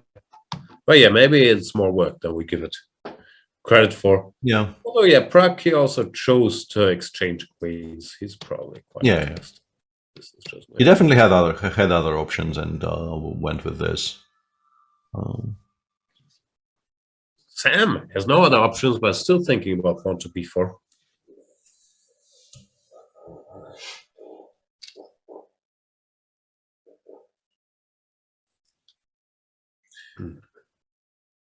Yeah, I mean, I said the exact same thing earlier myself, but I guess it's not entirely fair. Like, there is some point to rook a8. It's just not great, but there is definitely a point to stopping rook g8 and also perhaps intending to put our rook on b8 so that it's just as is prescribed, is behind our passer. But it just doesn't look right to spend so much time doing those things. Yeah. Assume Sam will come to the same conclusion, but he is taking his time here. Question from G. Herkins 54868. Who is 20th century Svidler? I would say Svidler, but what say you? He is fashionably lean. Fashionably late, yeah. He's a 20th century Svidler. Not very lean, though. So the theory kind of falls apart.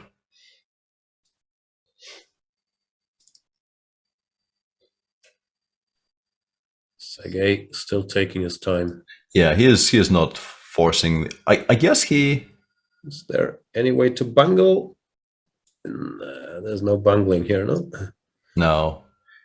No, also, you can never actually play bishop g7 because bishop a6 wins. This is the bungle I was looking for, like bishop a6 was winning, but... so now we... Yeah, but I think this position is winning with the bishop on e4, but with the bishop on d3, the tempo you are forcing white to spend on getting the bishop to the long diagonal actually saves the game for black, yeah?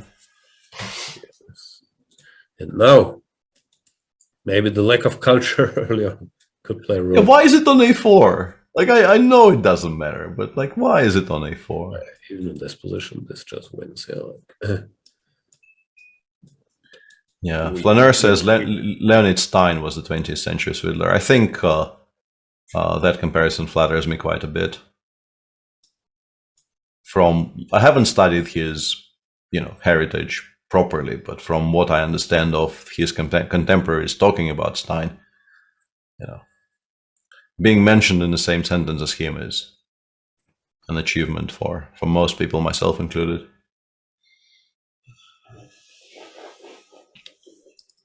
Bishop f1. Okay. Hoping. Yeah, that's not happening. But king d6 f6 is still very, very lost, meaning that white gets to play bishop h3, bishop g4, and then I guess he just wins by bringing the king over and eating the a5 pawn, maybe. That's a very sadistic way of winning this position. Yeah, seems to work. That's a very, very sadistic way of winning this position. The search for the next Svidler is underway, says Dodgy. I don't know if anyone's searching, but... And I have also produced a couple of next Svidlers. Well, I can't overstate really my role in that. Like, it was mainly Olga, but I played some part.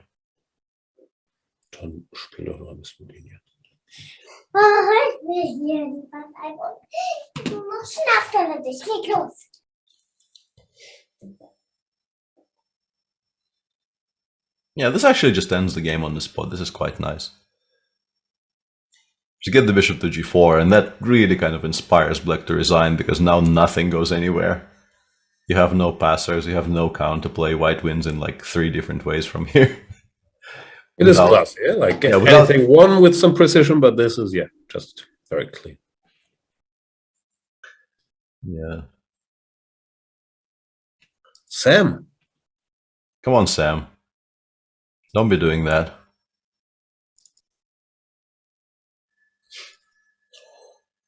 What's the clock situation? Are those correct? Those could be correct, yeah? Those seem to be correct to me, yeah. I don't more time sure, on move they 60, like 50 minutes, or I should know by now, last round. It's beautiful that even though 3 games were over very, very quickly, we still get a full day of chess, because Jordan trying very hard here against Sam. Kayakin, I'm not sure if he meant to try very hard, but he did in the end. He's going to win. And Pragna and Dao also. You don't play 4a3 if you're looking for a quiet last round. No, yeah. Yeah, this is why Wijk is so good. The field is wide and varied enough to always feature some people who just like to play a game of chess on any given day, even though they must be tired. And that's apparently a quote I saw Lorinda mention in chat, that I'm guessing this is a quote from the Medvedev interview after the closing ceremony, or during the closing ceremony of the Australian Open, where he was probably asked something about his opponent, and he said, I came up to him after the game and I said, what's up, man? Aren't you tired? And yeah, people, you have to assume these guys are tired by this point, but they're still very much out there. Who won the thingy? Nadal won in the end? Nadal won in the end, yeah. So all your jinxing did nothing. Well, I mean, he was serving for the match at 5-4, and Medvedev broke him to 5-5, and then promptly lost the next two. All right. So Rafa Nadal 21, Djokovic and Federer 20. That's the. I think they're all at 20, or at least that's what Satiri said in chat. That was before Nadal won this one. Okay.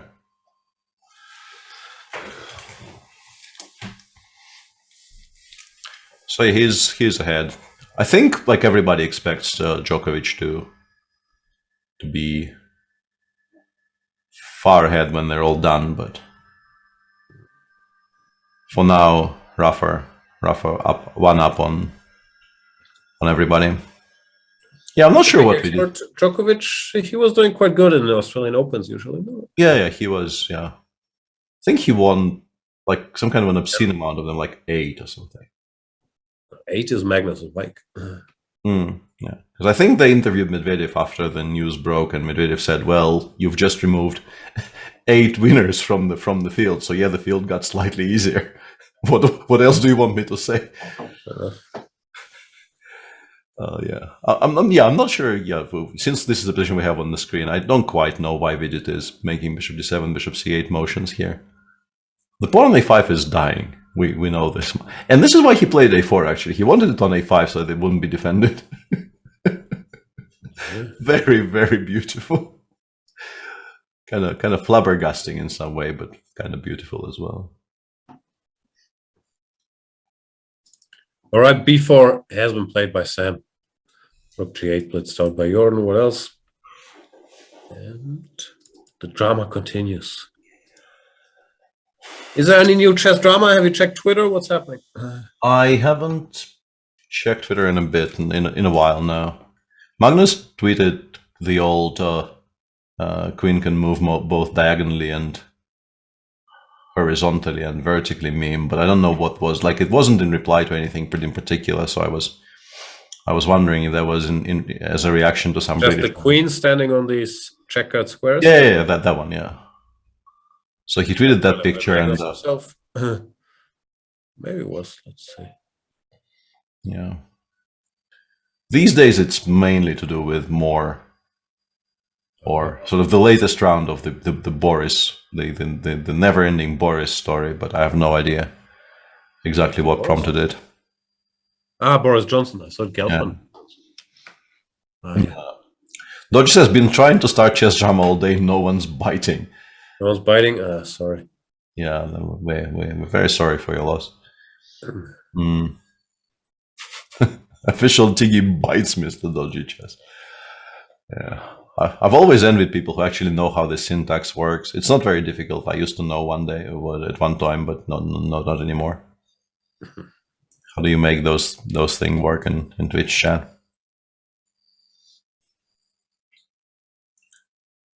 Twitch scheduler saying, I understand below 10% of Magnus's tweets. I think he forgets none of his followers are in his inner circle to understand context.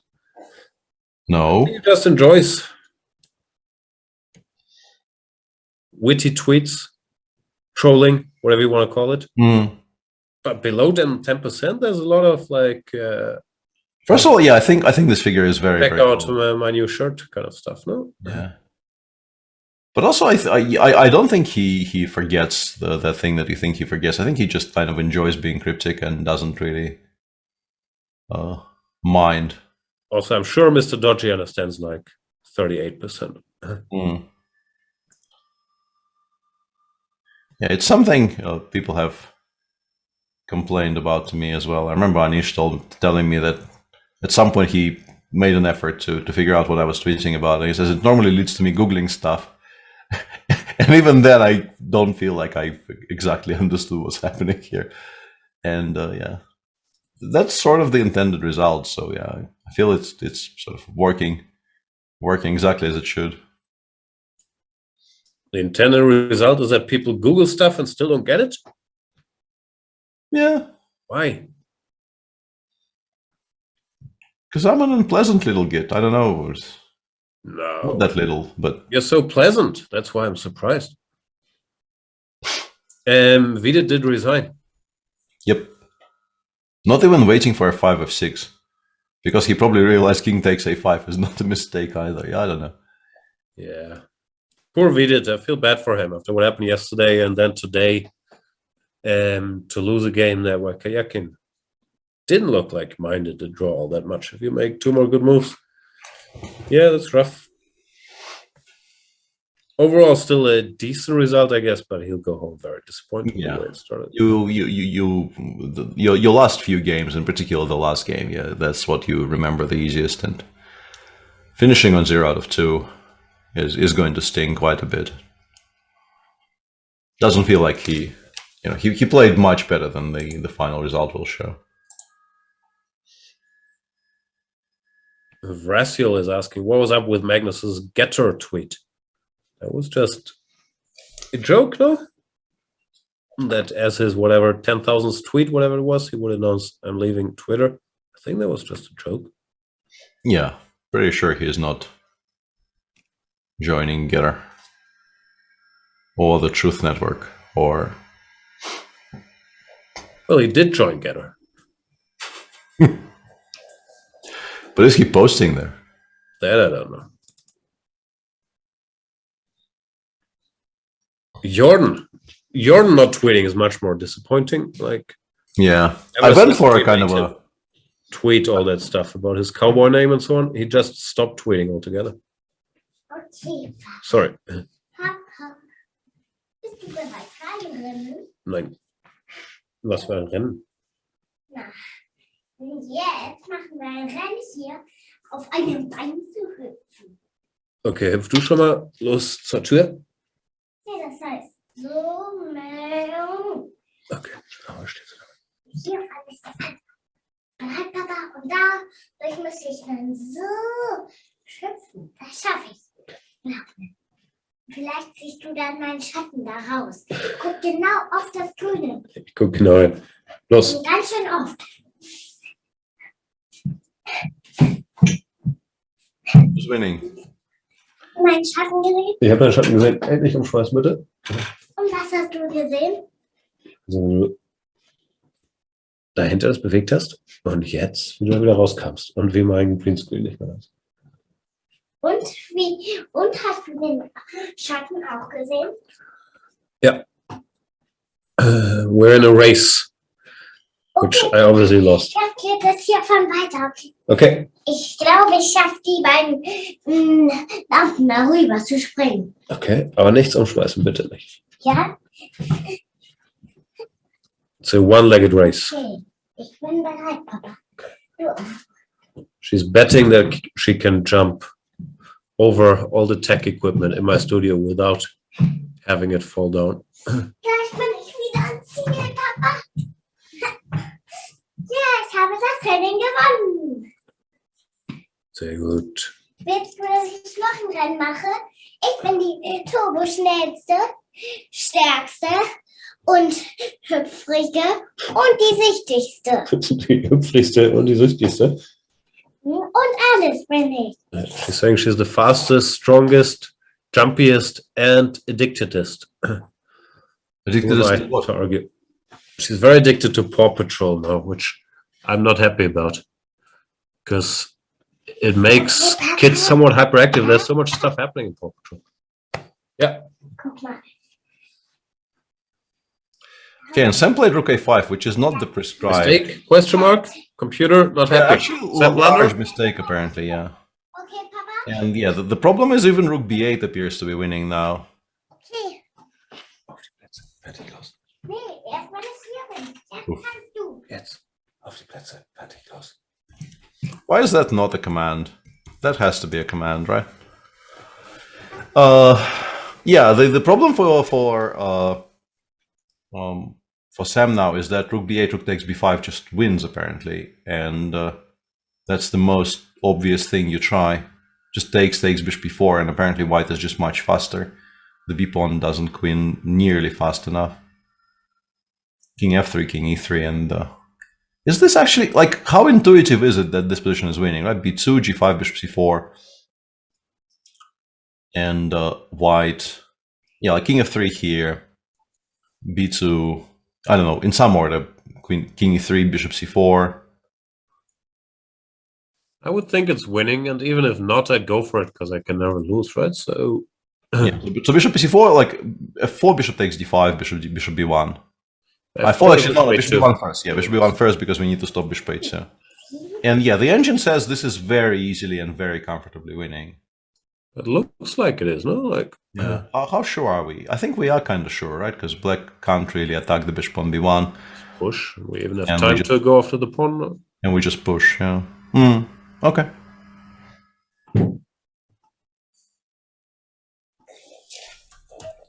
Nee, nicht die ganze Knopf drücken. Aber ich drücke auf den Knopf, wo nichts drauf ist. Nee, nichts drücken, dann kannst du ja alles Bescheid. Willst du noch eine Frage? Ja. Dankeschön, Papi. Du bist... Habe ich den Maxi verletzt? Paw Patrol wins again. Alles noch wehgetan? Hier. Uff. Alles hier. Vorsichtig. Da tut es ein bisschen weh, aber sonst... Hol dir ein Pflaster. Okay.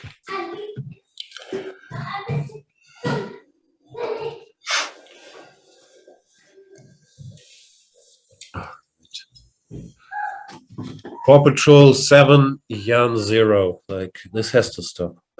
I'm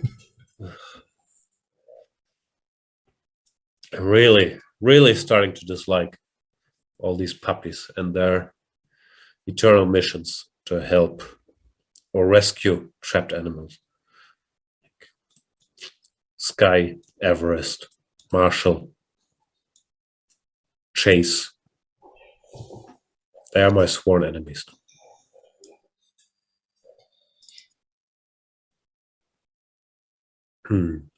Jordan thinking, but yeah, it's odd. Does he want bishop b5? Then you're just nowhere near in time. You're like g5, b3. Spend a tempo on this and win, yeah? Yeah, you just win here because your stuff runs more efficiently. Not really faster, but just much more efficiently because black doesn't really have any pieces to stop g7. Yeah, weird choice, not because b3 or b8 was so obviously drawn, but because this really is quite obviously not. And I think you take the one where you don't quite know if you're losing or not over the one where it feels like you are.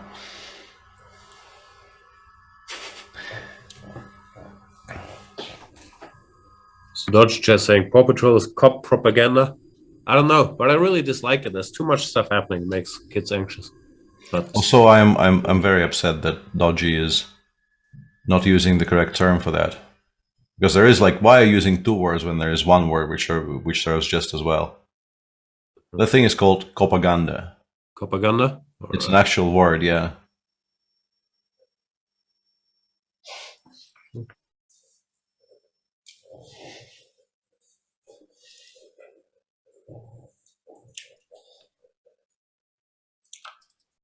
Jordan has a ton of time here to settle on something. Meanwhile, yeah, Prague got the king to f4, which is not really doing very much still, but eventually he'll find, not find really, settle on a plan, and whatever plan he settles on, I feel like will be enough. I don't really think this is, well, a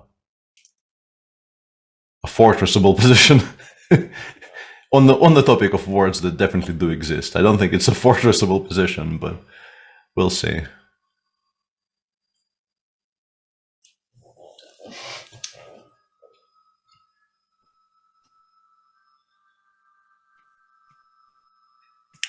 We shall see.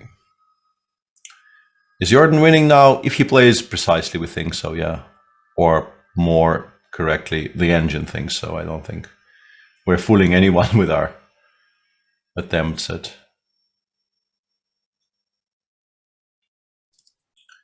claiming free will. Starts with g5, which is still fine. Yeah, surprising, but yeah, a little bit surprising because it seems it looked cleaner just forcing black to give an answer. Mm-hmm. But looks like we're just headed down that road here. b3 and rook b8. Still very possible. I'm confused why. Okay, it just comes down to the same all the time. We always go rook b8 whenever we need to. Yeah. Still win. And here, for some reason, we don't play bishop b4 anymore, right? Yeah, that was before my actually question. allows black to draw, but we can play g7, g8. And Win by g7. Okay, that's the point. Yeah, here we can actually go g7, and queen f1 is 2 checks, not 1 check, but it's... we go king g3, yeah. And then, yeah. This never works out. With a series of... Might actually be the only way to win, but yeah, it's definitely good enough. Just getting the king to long diagonal and playing d6, yeah. Good stuff. But if he doesn't want this, can he still go for the quote-unquote quieter? I'm not sure if it's really quieter, but this solution still works, yeah? Yeah, as long as you don't play g6, this still works, yeah. With the pawn on g6, it becomes a draw somehow.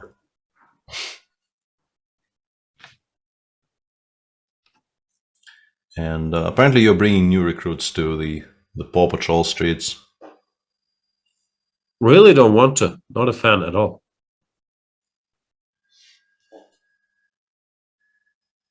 I don't recommend it. Watch Bluey. Watch The Lion's Guard. Who I tell my daughter.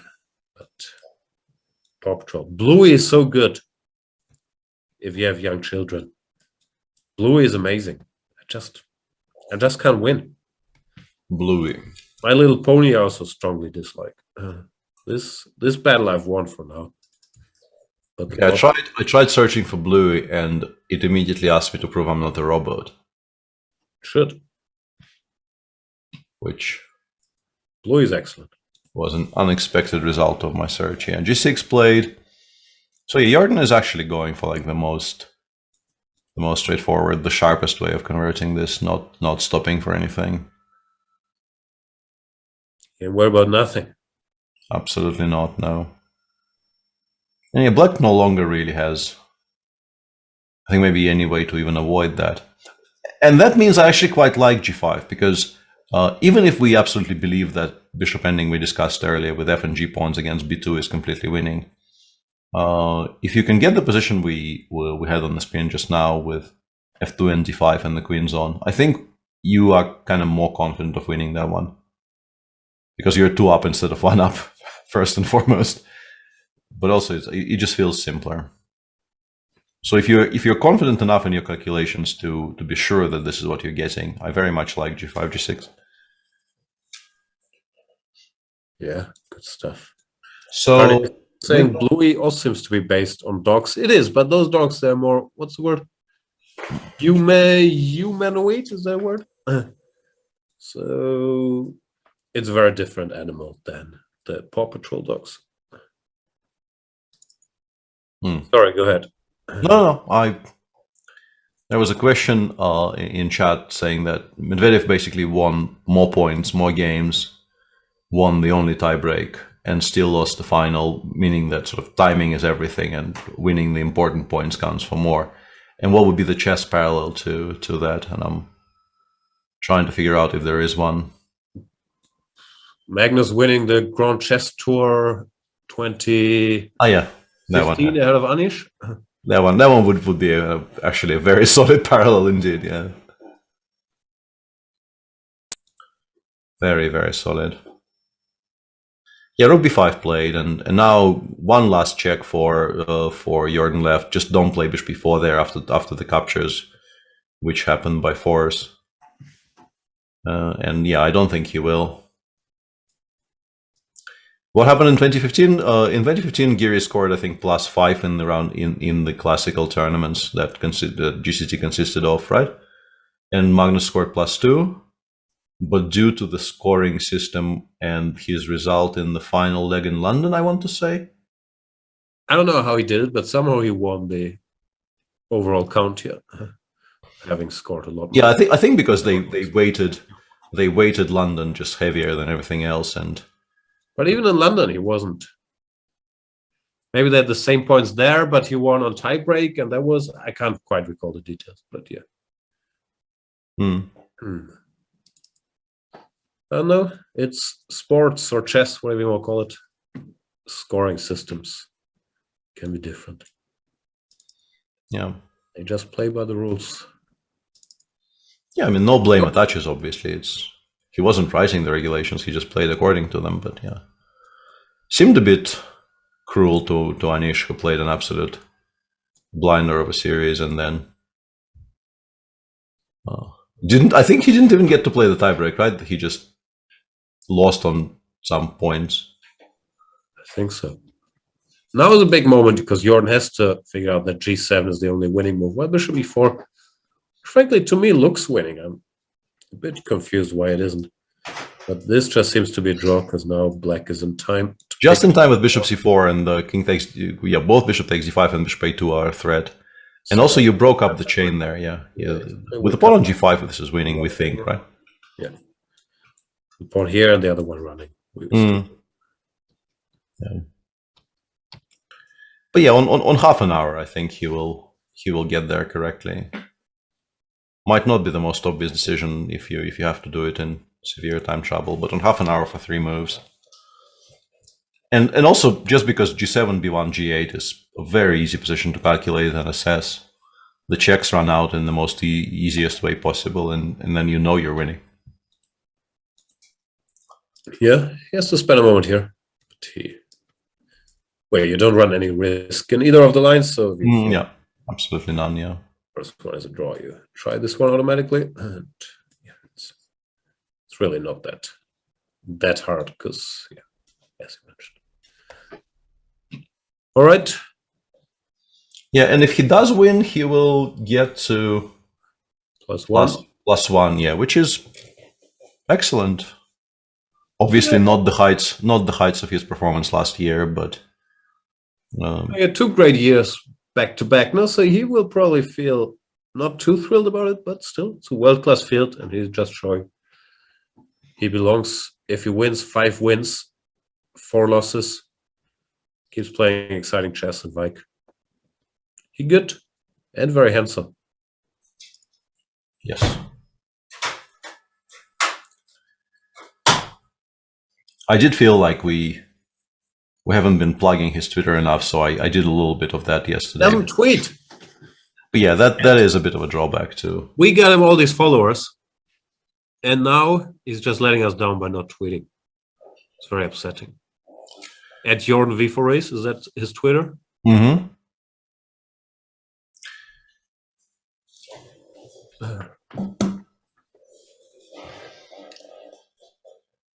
I'm having a lot of personal conflict with Jordan, mainly because of my bad hearing.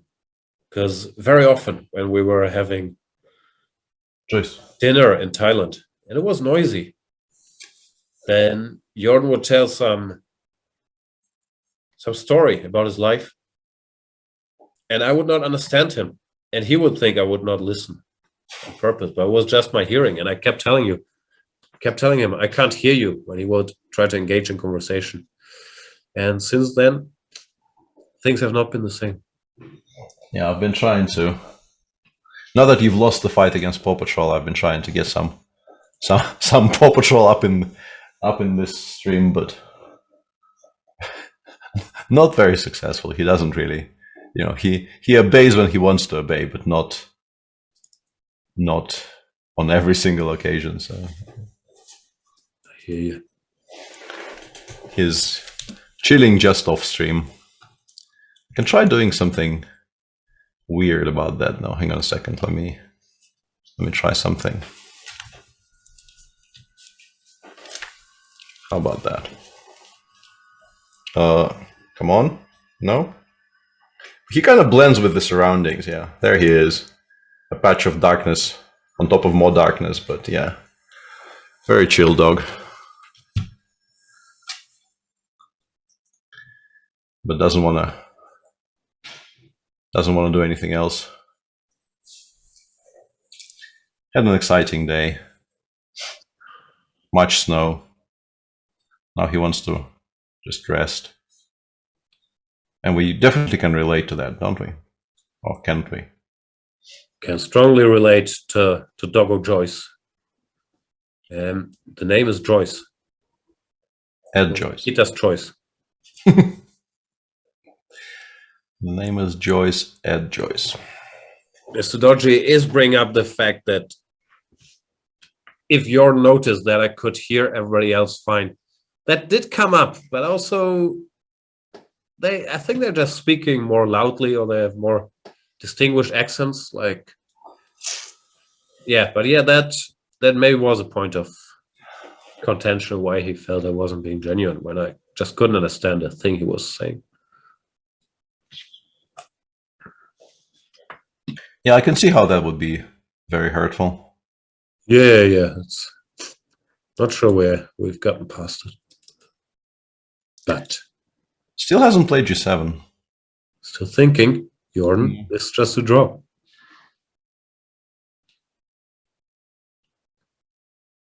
Vincent the Best saying, just use your fluent Dutch. Yeah, that would have been an option, but maybe that's also why I couldn't understand him, because to me, the Dutch accent sounds so natural, thanks to my fluent Dutch, that, yeah, it just blends more with the surroundings than Laurent saying, excuse me, you have any white bread? Like that, how could you not understand?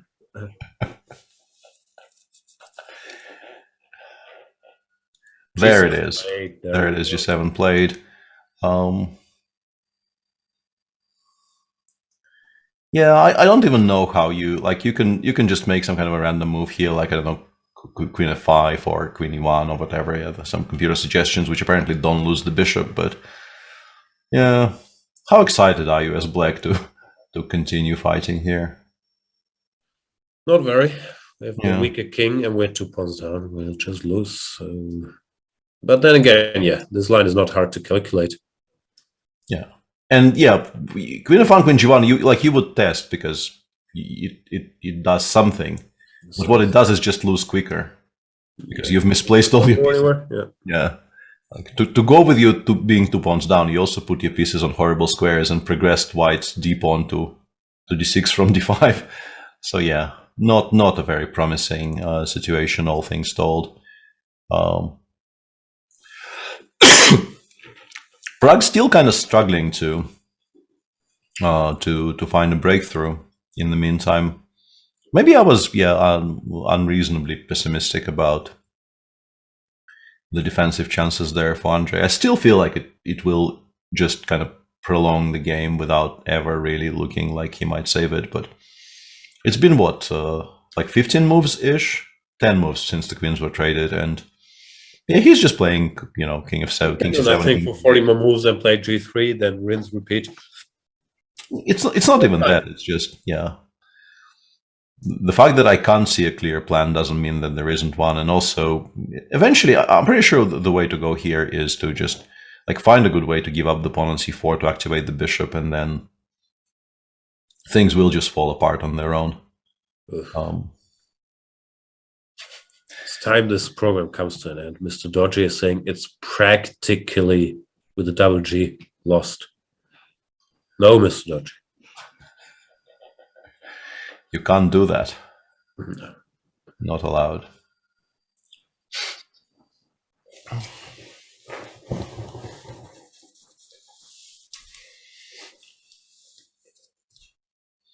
Yeah. We have one played by Sam.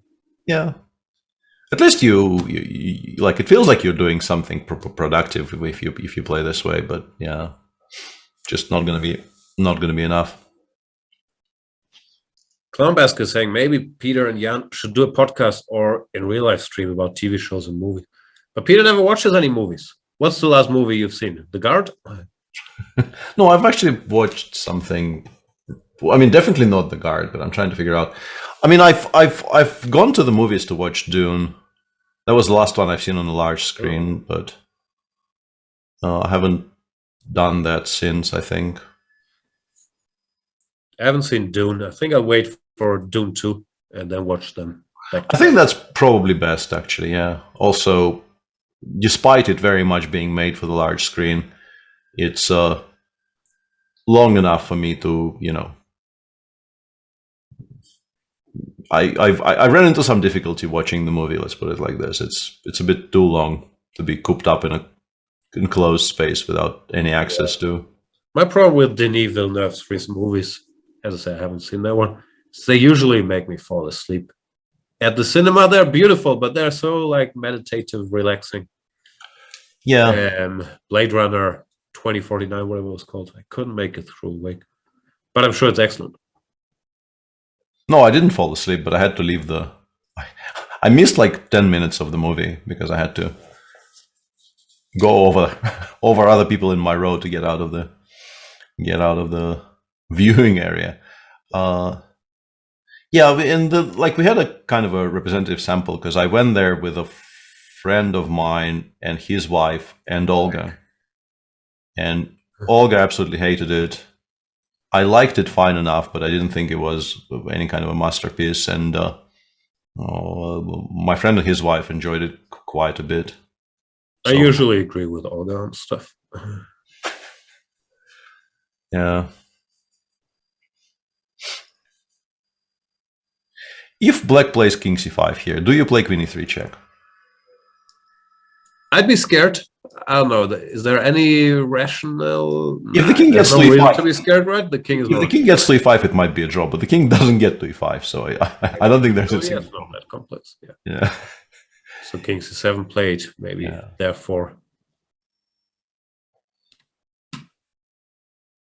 Yeah, and as a kind of a illustrative thing about my previous question, the compy was actually playing queen e3 even in this position, so yeah, definitely in favor of that queen trade. But queen e5 check is a fine move. Once again, like asking. Queen e4. I'm not sure if it's a good move, but just in general. Is there any hope here? No, also this is completely lost. Yeah, king f4, king g5, and then start pushing. No, but I think queen e5 check is a very good move because king b6, queen e3 check gets the king, that gets the queens off very comfortably, and you drive the king to a worse square. I think c7 is a reasonable square, so putting it like on b7 and then playing queen e4 is very decent because you might be able to play d6 check later. How does this go? Which you might enjoy. Even this is probably this way is still winning, but d6 mistake apparently. Well, it's all winning. It's just about finding some clean ending, unlike the first Doom movie. But yeah, I haven't seen much of the recent stuff. I haven't been to the movies much, so I haven't seen Spider-Man, which I'd like to see. Isn't that streamed? Nope. Oh, okay, I thought it was streamed as well as being shown in cinemas. Nope. Okay. Gonna be a while. Spider-Man stuff is always complicated with the rights. It's not just Marvel. Fox has a say in it. So you don't even know if it's going to be on Disney Plus. All the other Spider-Mans are on Netflix. It's complicated. It'll take a while. Yeah. I think D7 played by Sam. The Black Widow situation was widely discussed on my law Twitter list. At some point I followed a bunch of lawyers for no particular reason and am now reading said lawyers discussing law stuff. And apparently, the consensus there was that the Black Widow situation will be taught in law schools in like 15 years' time. I haven't seen the movie because reviews were bad, but yeah, that one is available for streaming on my. Yeah, and I'm sure you're aware of what I'm referring to. Nope, please elaborate. Okay, but yeah, basically the contract was not specific enough as to what amounts to like normal business practices in terms of how quickly the streaming becomes available. And Scarlett was quite unhappy because the fact that it became available for streaming, I think it was immediate, like from day one, right? I wouldn't know, but yeah, quickly for sure. I recall there was debate, not just about that one, but yeah. And this basically cuts into her profits because she gets a proportion of box office. But the wording in the contract was such that it wasn't immediately obvious if they were in breach. So basically the lesson there, as I understand it, is try to think of every single situation and put it in writing, because otherwise, you know, even if they aren't actually trying to cheat you out of money, situations like this will come up when something is not properly described, and then there will be an argument, and that will be settled in court. And yeah, contract lawyers on my Twitter were saying it is very clearly going to be a widely taught situation. And would the filming have continued if someone close to Scarlett tested positive for COVID, but she had a negative antigen test and had to wait for the result of a PCR test? I don't know where you're going with this. Fair enough. Interesting. How would we know?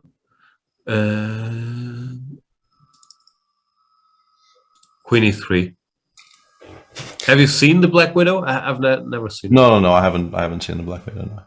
Great to know Peter is on the first name terms with Scarlett Johansson. Yeah. We go way back, Scarlett and I.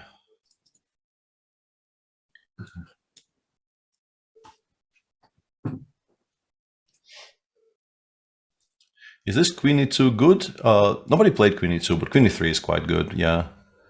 But the thing is, most moves here which don't blunder any pawns are going to be still winning. It's just a question of which ones are faster and which ones are slower.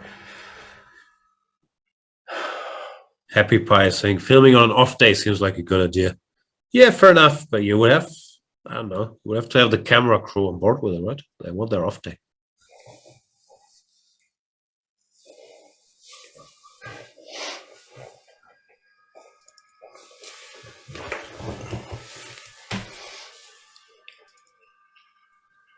Pragnananda. Still winning. Still winning, yeah. Still. But weirdly, the variation just doesn't move, right? It's been kind of keeping solid at around 4. And it continues staying solid at that level. 4 is a lot, so you assume it just ends somehow, but yeah. Also, there must be potential breakthroughs here, no? Yeah. You go g4, h5, but you put the bishop on the b1, h7 diagonal, and you go g4, hg, h5, and then take on f5, and you win. Yeah, you have to. Maybe that doesn't help the evaluation it's currently giving. So yeah. And apparently, after the move Andre just made, you can even go bishop d1 takes h5, which is a very efficient way of breaking things apart on the king side here. Yeah, it's one of those where you definitely feel like you know how it ends, but it takes a while, and Prague is very much within his rights to not hurry. In fact, I would suspect he continues shuffling until move 60 now, because he left himself 3 minutes to make 5 moves, and there's really no reason for him to make any kind of committal decisions on this amount of time, because there's never going to be any 3-folds, so you can like play rook a4, rook a3, rook a1, rook a2, and then decide. Without having to deal with potential time trouble if you sacrifice on h5 and then suddenly have to calculate something. Yeah, we've seen his in his conversion against Vidit early in the tournament that he is a very patient man. Doesn't feel like he took very much to heart the old sort of Russian school adage of do not hurry, and is indeed normally not hurrying in these types of spots.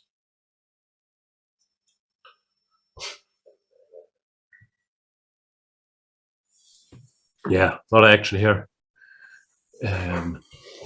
My green screen's construction doesn't like the races happening in the studio as much as you would have thought. So yeah, Sam is probably Shanklin continues. Sam is just dub-daying here, I think, right? We just assume there's some dub-daying going on. Yeah. He knows he's completely lost. He knows he's not saving this game anymore. He's just sitting there, perhaps studying the score sheet as people do, trying to see exactly where it all went wrong. And yeah, we can tell him it was the rook a5 move.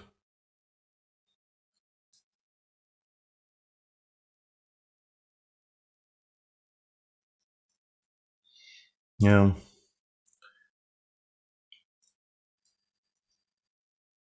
Not really a lot to say about this position. Yeah.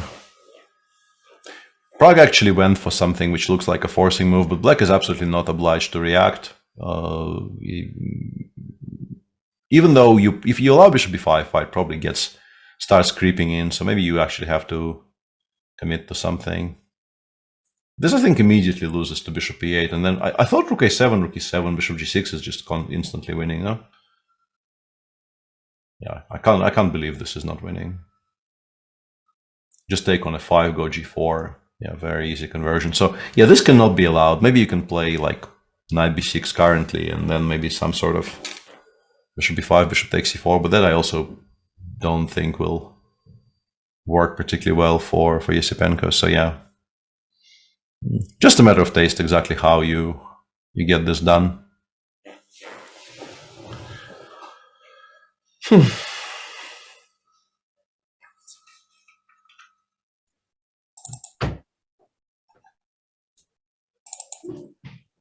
Yup. Oh no. Oh, yeah. My kids can no longer be kept at bay by their grandma. Become ungovernable, eh? They become very ungovernable. My daughter I could blackmail with Paw Patrol. My son, he just wants to see the world burn. He not gonna do any negotiating.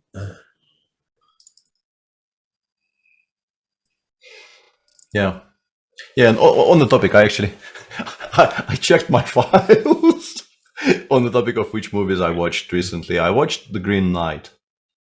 Which was weird, very, very weird, but definitely not in a bad way. I wouldn't say it's my favorite movie of all time or anything like that, but it's quite watchable. Never heard of it. I watched The Dry last night. It was quite alright. Sort of a slow burn drama / thriller / detective movie. Very enjoyable. The Green Knight, I've never heard of.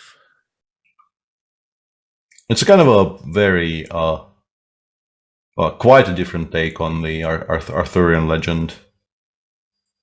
Sort of good review. Getting to the same story from a very unusual direction.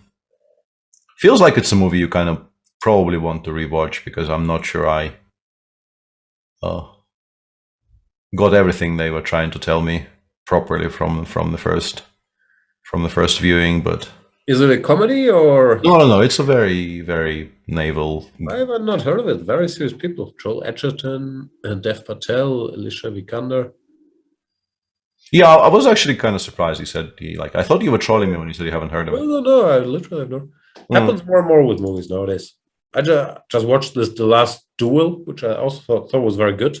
Also not a movie that I was very aware of. But I don't know what's going on.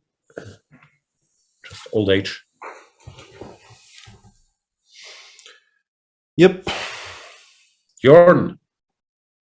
Queen b1 played. Apparently white cannot really win the bishop here, but yeah, just as we said, like mainly, most moves which don't blunder anything will win. Some will win faster than others, but I don't know if Jordan is very concerned with that. No, you want to end the game at some point, no? But it looks like there's no direct way. If you have to start calculating all the time, am I running out of the checks? Yeah, it's not difficult. It's unpleasant if you have to keep doing stuff like this. Yeah, he's gone queen e6 check, which is also a very understandable choice. I would have preferred maybe to keep to the dark squares, but it's a purely kind of a taste decision. It doesn't really matter all that much. Yeah.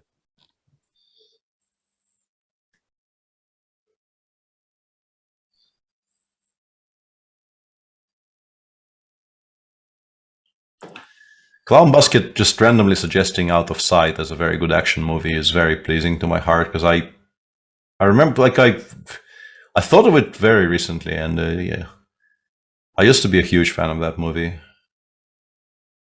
Which probably doesn't say very good things about my movie taste, but I thought it was a good movie. Generally beloved, no? Both. That's Elmer Leonard, right? Both. Yeah, that's based on an story and the acting. No, I think that's just a beloved movie. Soderbergh, no? Yeah, Soderbergh with J-Lo and Clooney, I think. Yeah. Yeah, I think you're safe on that one.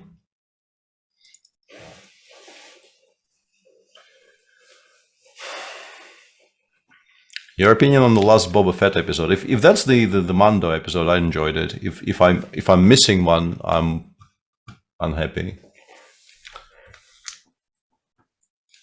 Chat keeps talking about Dark. Yeah, I hated it, although it's clearly a very well-crafted series. Couldn't do it. I saw the first season.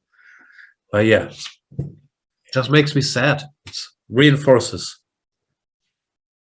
every stereotype that might or might not be true about Germans. Like, there's zero humor in the show. It's always raining. Every character is slightly shady, always in a bad mood. You're not sure if you can trust them or not. But of course, the series does have a meticulously crafted time travel logic. Yeah, couldn't do it. Not saying it's bad. I started watching it and kind of gave up. I didn't even like get through the first season because it basically falls into the category for me where I immediately recognize that this might be good, but it also feels that the creators kind of expended enough effort for me to actually pay attention. And in particular with Dark, it being subtitled and me not speaking German, there's definitely some attention paying that will be required. And I just don't have any to spare because I'm playing a video game on one screen and watching video games on the other screen, and like, where am I going to put a subtitled TV series? You can't do it. There's no solution. So like this is why like I've started Dark and gave up. I started Lillehammer and gave up for similar reasons. It just feels like it's good enough for me to actually like dedicate a lot of CPU usage for it, but there's none left, seemingly. Yeah, no, that's not my issue. Like, I tend to watch TV on the big screen without other screens where stuff goes on. But yeah, I couldn't make it through, and I also had similar concentration issues. I think I watched it with my wife, and I had to keep asking her, "What's that character in the other timeline?" And like, yeah, it was rough. And yeah, I do speak German, so I can't even blame the subtitle thing. Yeah. And yeah, okay, Jordan's game is about to finish because come on, Jordan. Mate in 19 or 18 or whatever, yeah. Just completely over now. D6 wasn't a very difficult move to play, and yeah, apparently King G8 maybe wasn't the best square to go to, but yeah, this is now effectively over because yeah, only one check available for black, and then white starts giving checks, and white, once those checks begin, they decide the game. So we can switch to the Prague game and see if maybe some surprise forthcoming.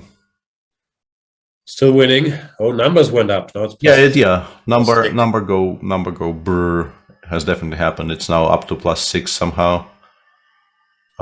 Still without really making anything happen. Like the first line continues to be shuffling. It's just that the number went up like a pawn and a half. It's a very bizarre position. Very, very bizarre position. Chad is saying I should just watch Dark in Dutch with German subtitles. That's not a bad idea, actually. Yeah, maybe. That could help. Questions about Ozark. I saw the first season. I thought it was all right.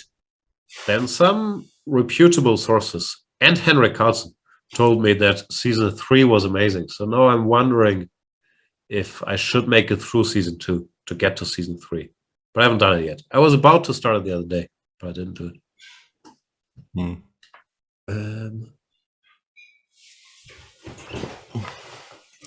Yeah.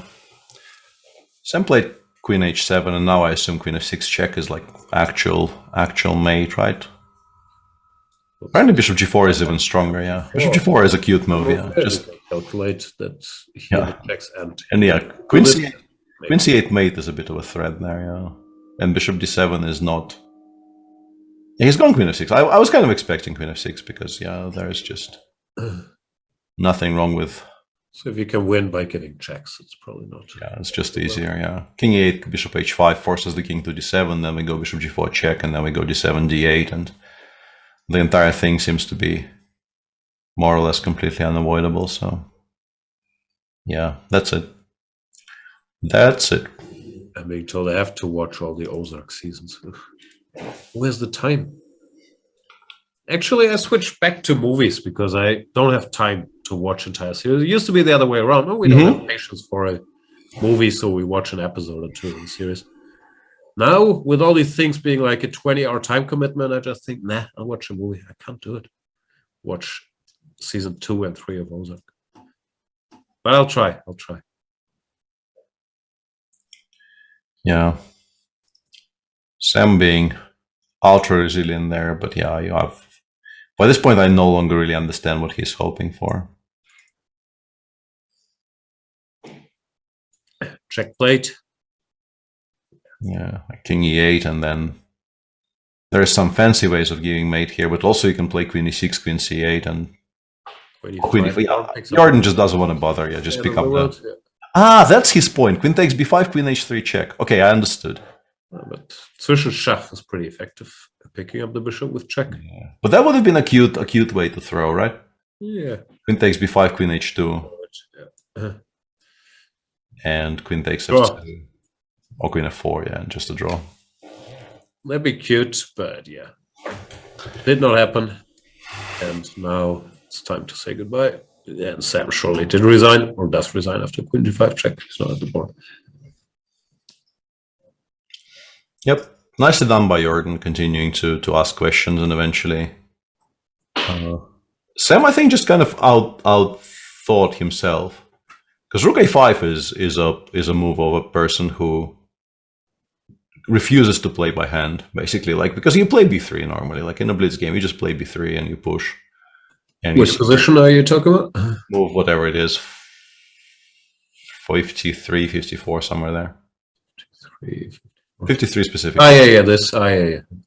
Yeah, because I think yeah, the Rook A5 is a move of a person who, instead of just trusting the homilies like passed pawns must be pushed and all that, decides to be clever, decides to play cultured moves, get the rook behind the pawn and all that, and that ends up costing him a half a point here. Oof, TV show recommendations by Mr. Dodgy.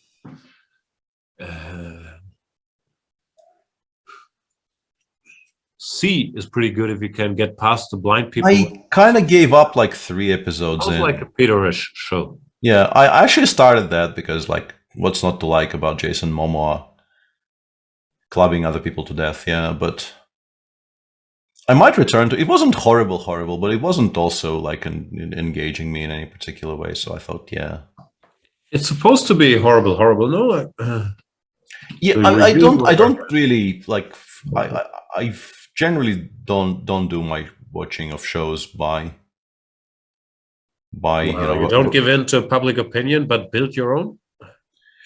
Not like I use very, very like narrow slices of public to ask for opinions. I like tomato meter is not a thing I consult very often, but I do ask friends. Wow! Once again, the brag about friends and shots fired at the tomato meter. Yes, tomato meter is apparently everybody's enemy. I've read some really scathing pieces of just how horrible an invention it is and how it is doing unspeakable things to the field of film critique and TV critique and all that. Am I still thinking here? Nah, he's probably not at the board. Probably. Am I still BMing here? He blitzed out King D8 and then left the board, so his cunning trap would be less obvious. That's my theory. Yeah. But yeah, it is a bit of BMing. You stay at the board and you resign after Queen G5 check normally. No. Okay. What does it change? God is saying Sam resigns score is not updated, but there you go. Normally is updated. Yeah, wouldn't be like Sam. Yeah. C has been attacked by tomato critics and loved by tomato viewers, says Dodgy. Yeah, I could believe that. It wasn't like, in my opinion, it definitely wasn't anywhere near the worst show I ever watched. And it is very much in my wheelhouse in terms of like themes and genres and stuff, but sounded like a slightly crappier Witcher, which I already thought was somewhat crappy. Yeah. It's not entirely unfair.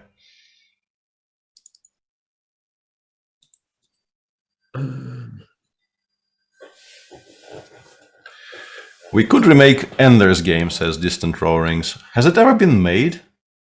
It's a good movie. I've seen the movie. Yeah, I mean, movie, yes, but I thought we were talking about... Yeah, the movie was very very decent. I think I've watched it. I've read the entire series. But I assume I watched the movie.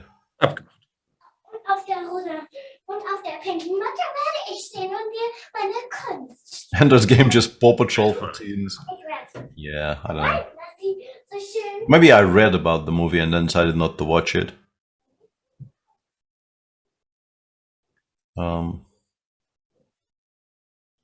Yeah, I've watched. I haven't read them, but I watched the both seasons of Altered Carbon.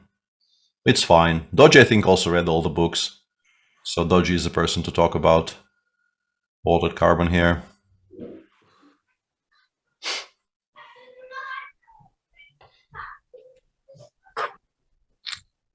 I'm very tempted to do some nerd shaming, but nah. I feel I'm not winning.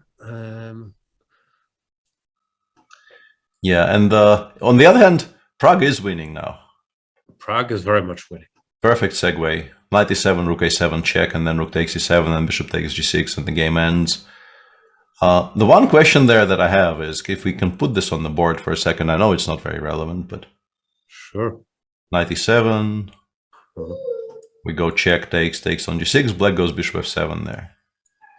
And obviously, there's absolutely no reason not to take on f5. I'm wondering, bishop takes f7 is still completely winning, right? Yeah, we just go via the queen side. It's not a question. Yeah. Just circle around via the queen side.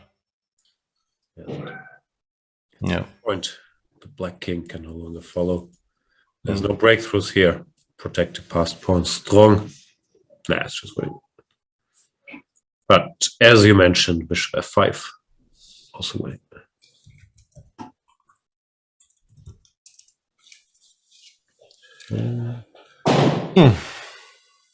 Okay. Give me a sec. Or not? Sure. Nah, he made up his mind. I thought he was maybe planning to chill with me for a bit, but he came in, looked at me, realized he's still disappointed, and went to check on Olga. So are we doing language segments today? I forgot about the language segments.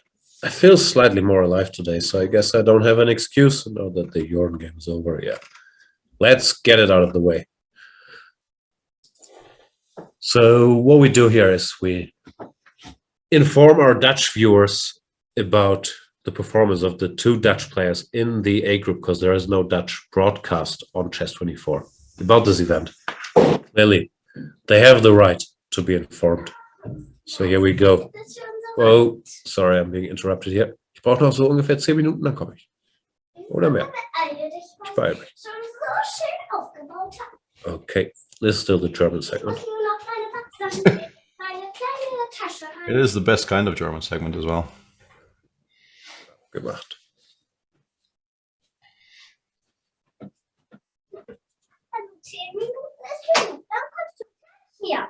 Okay, bis gleich. Weil es so wichtig ist, kommt die Disco-Lampe. Kurz mit, wenn du in den Raum kommst, okay. Die Disco-Lampe nehme ich immer mit, wenn ich will. Aber die brauche ich. Ja, ich nehme sie mit. Okay, dann nehme ich mal meine Backsachen mit. Falls ich backen werde, brauche ich alle Sachen. Und ich habe meine kleine Puppentasche. Не будем мучиться, aber еще будет возможность. Okay.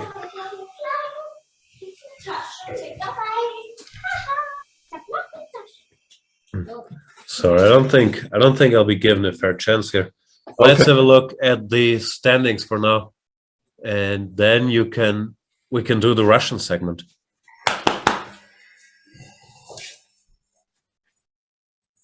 Magnus Carlsen wins the thing.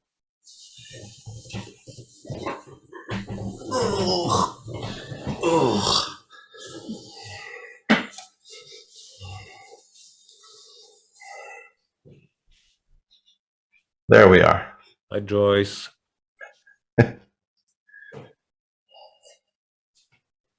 Yeah. Doggo is very large now. Oh, just look at him in all of his Majestic glory. Very large doggo.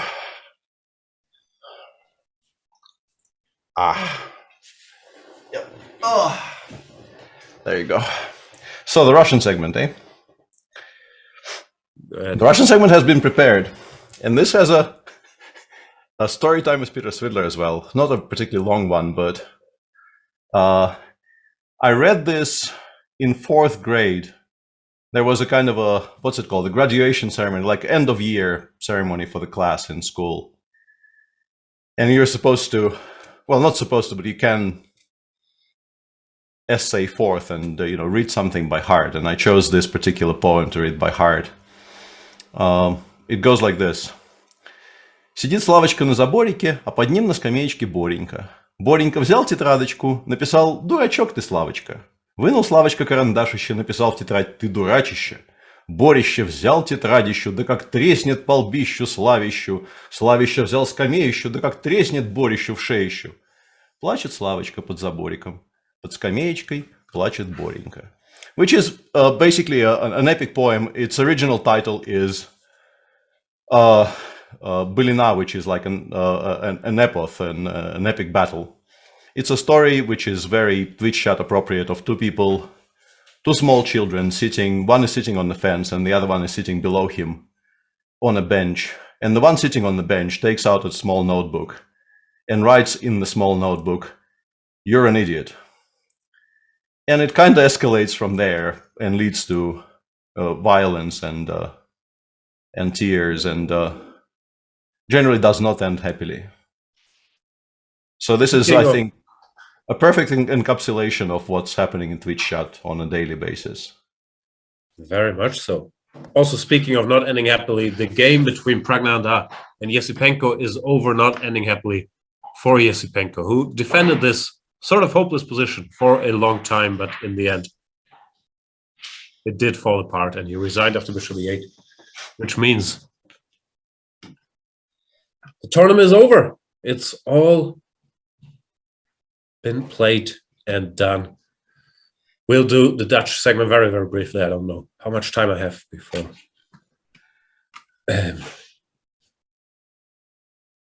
My daughter returns, so let's do it. Vandaag heeft Anish Giri met Zwart tegen Richard Rappot gespeeld. Richard Rappot, normaal een heel creatieve, goede speler. Heel agressief. Maar vandaag zegt Richard, lekker remise, wat denk je Anish? En Anish zegt, ja, ik heb Grunveld lekker geplukt voor deze toernooi. En volgens mij is het nog steeds remise. Ik speel Dama 5. En jij kan minder niets doen. Paard D2 en paard B3. Maar nu Dama B2 en wit moet remise maken. We lopen C1. Dames en heren, lopen D2. Hetzelfde partij heeft Anish tegen Kajakin gespeeld op deze toernooi. Anish speelt 2 keer deze partij en 2 keer remise. Heel leuk met zwart. Ja, voor Giri een goede toernooi, maar hij heeft gisteren verlies van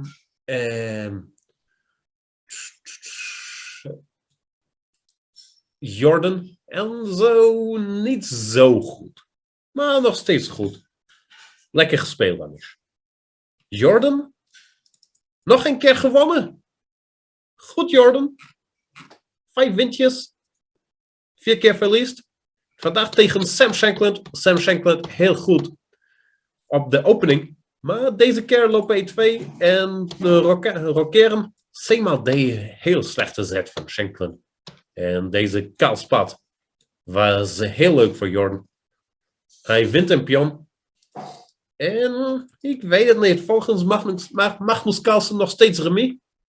Maar Jordan speelt en speelt en speelt. Heel goede conditie, Jordan van Vreest. De jonge man uit Groningen. En hij wint. Wat leuk zeg. Lekker lopen eten. Jordan, 7 puntjes. Goeie toernooi. Gefeliciteerd. Dankjewel. Wel te rusten. Tot ziens. Doei. That's it. That's it. Peter, I think we've come at the end of this fantastic broadcast. Thank you for everything. Thanks everybody for watching. Apologies for my sickness and the other problems that come with me being me. I've still had a great time. Thanks to Sotiris and people behind the scenes for making this work, especially Sotiris, always here solving any minor or major issue we could think of. Yeah, very much. He's a real MVP.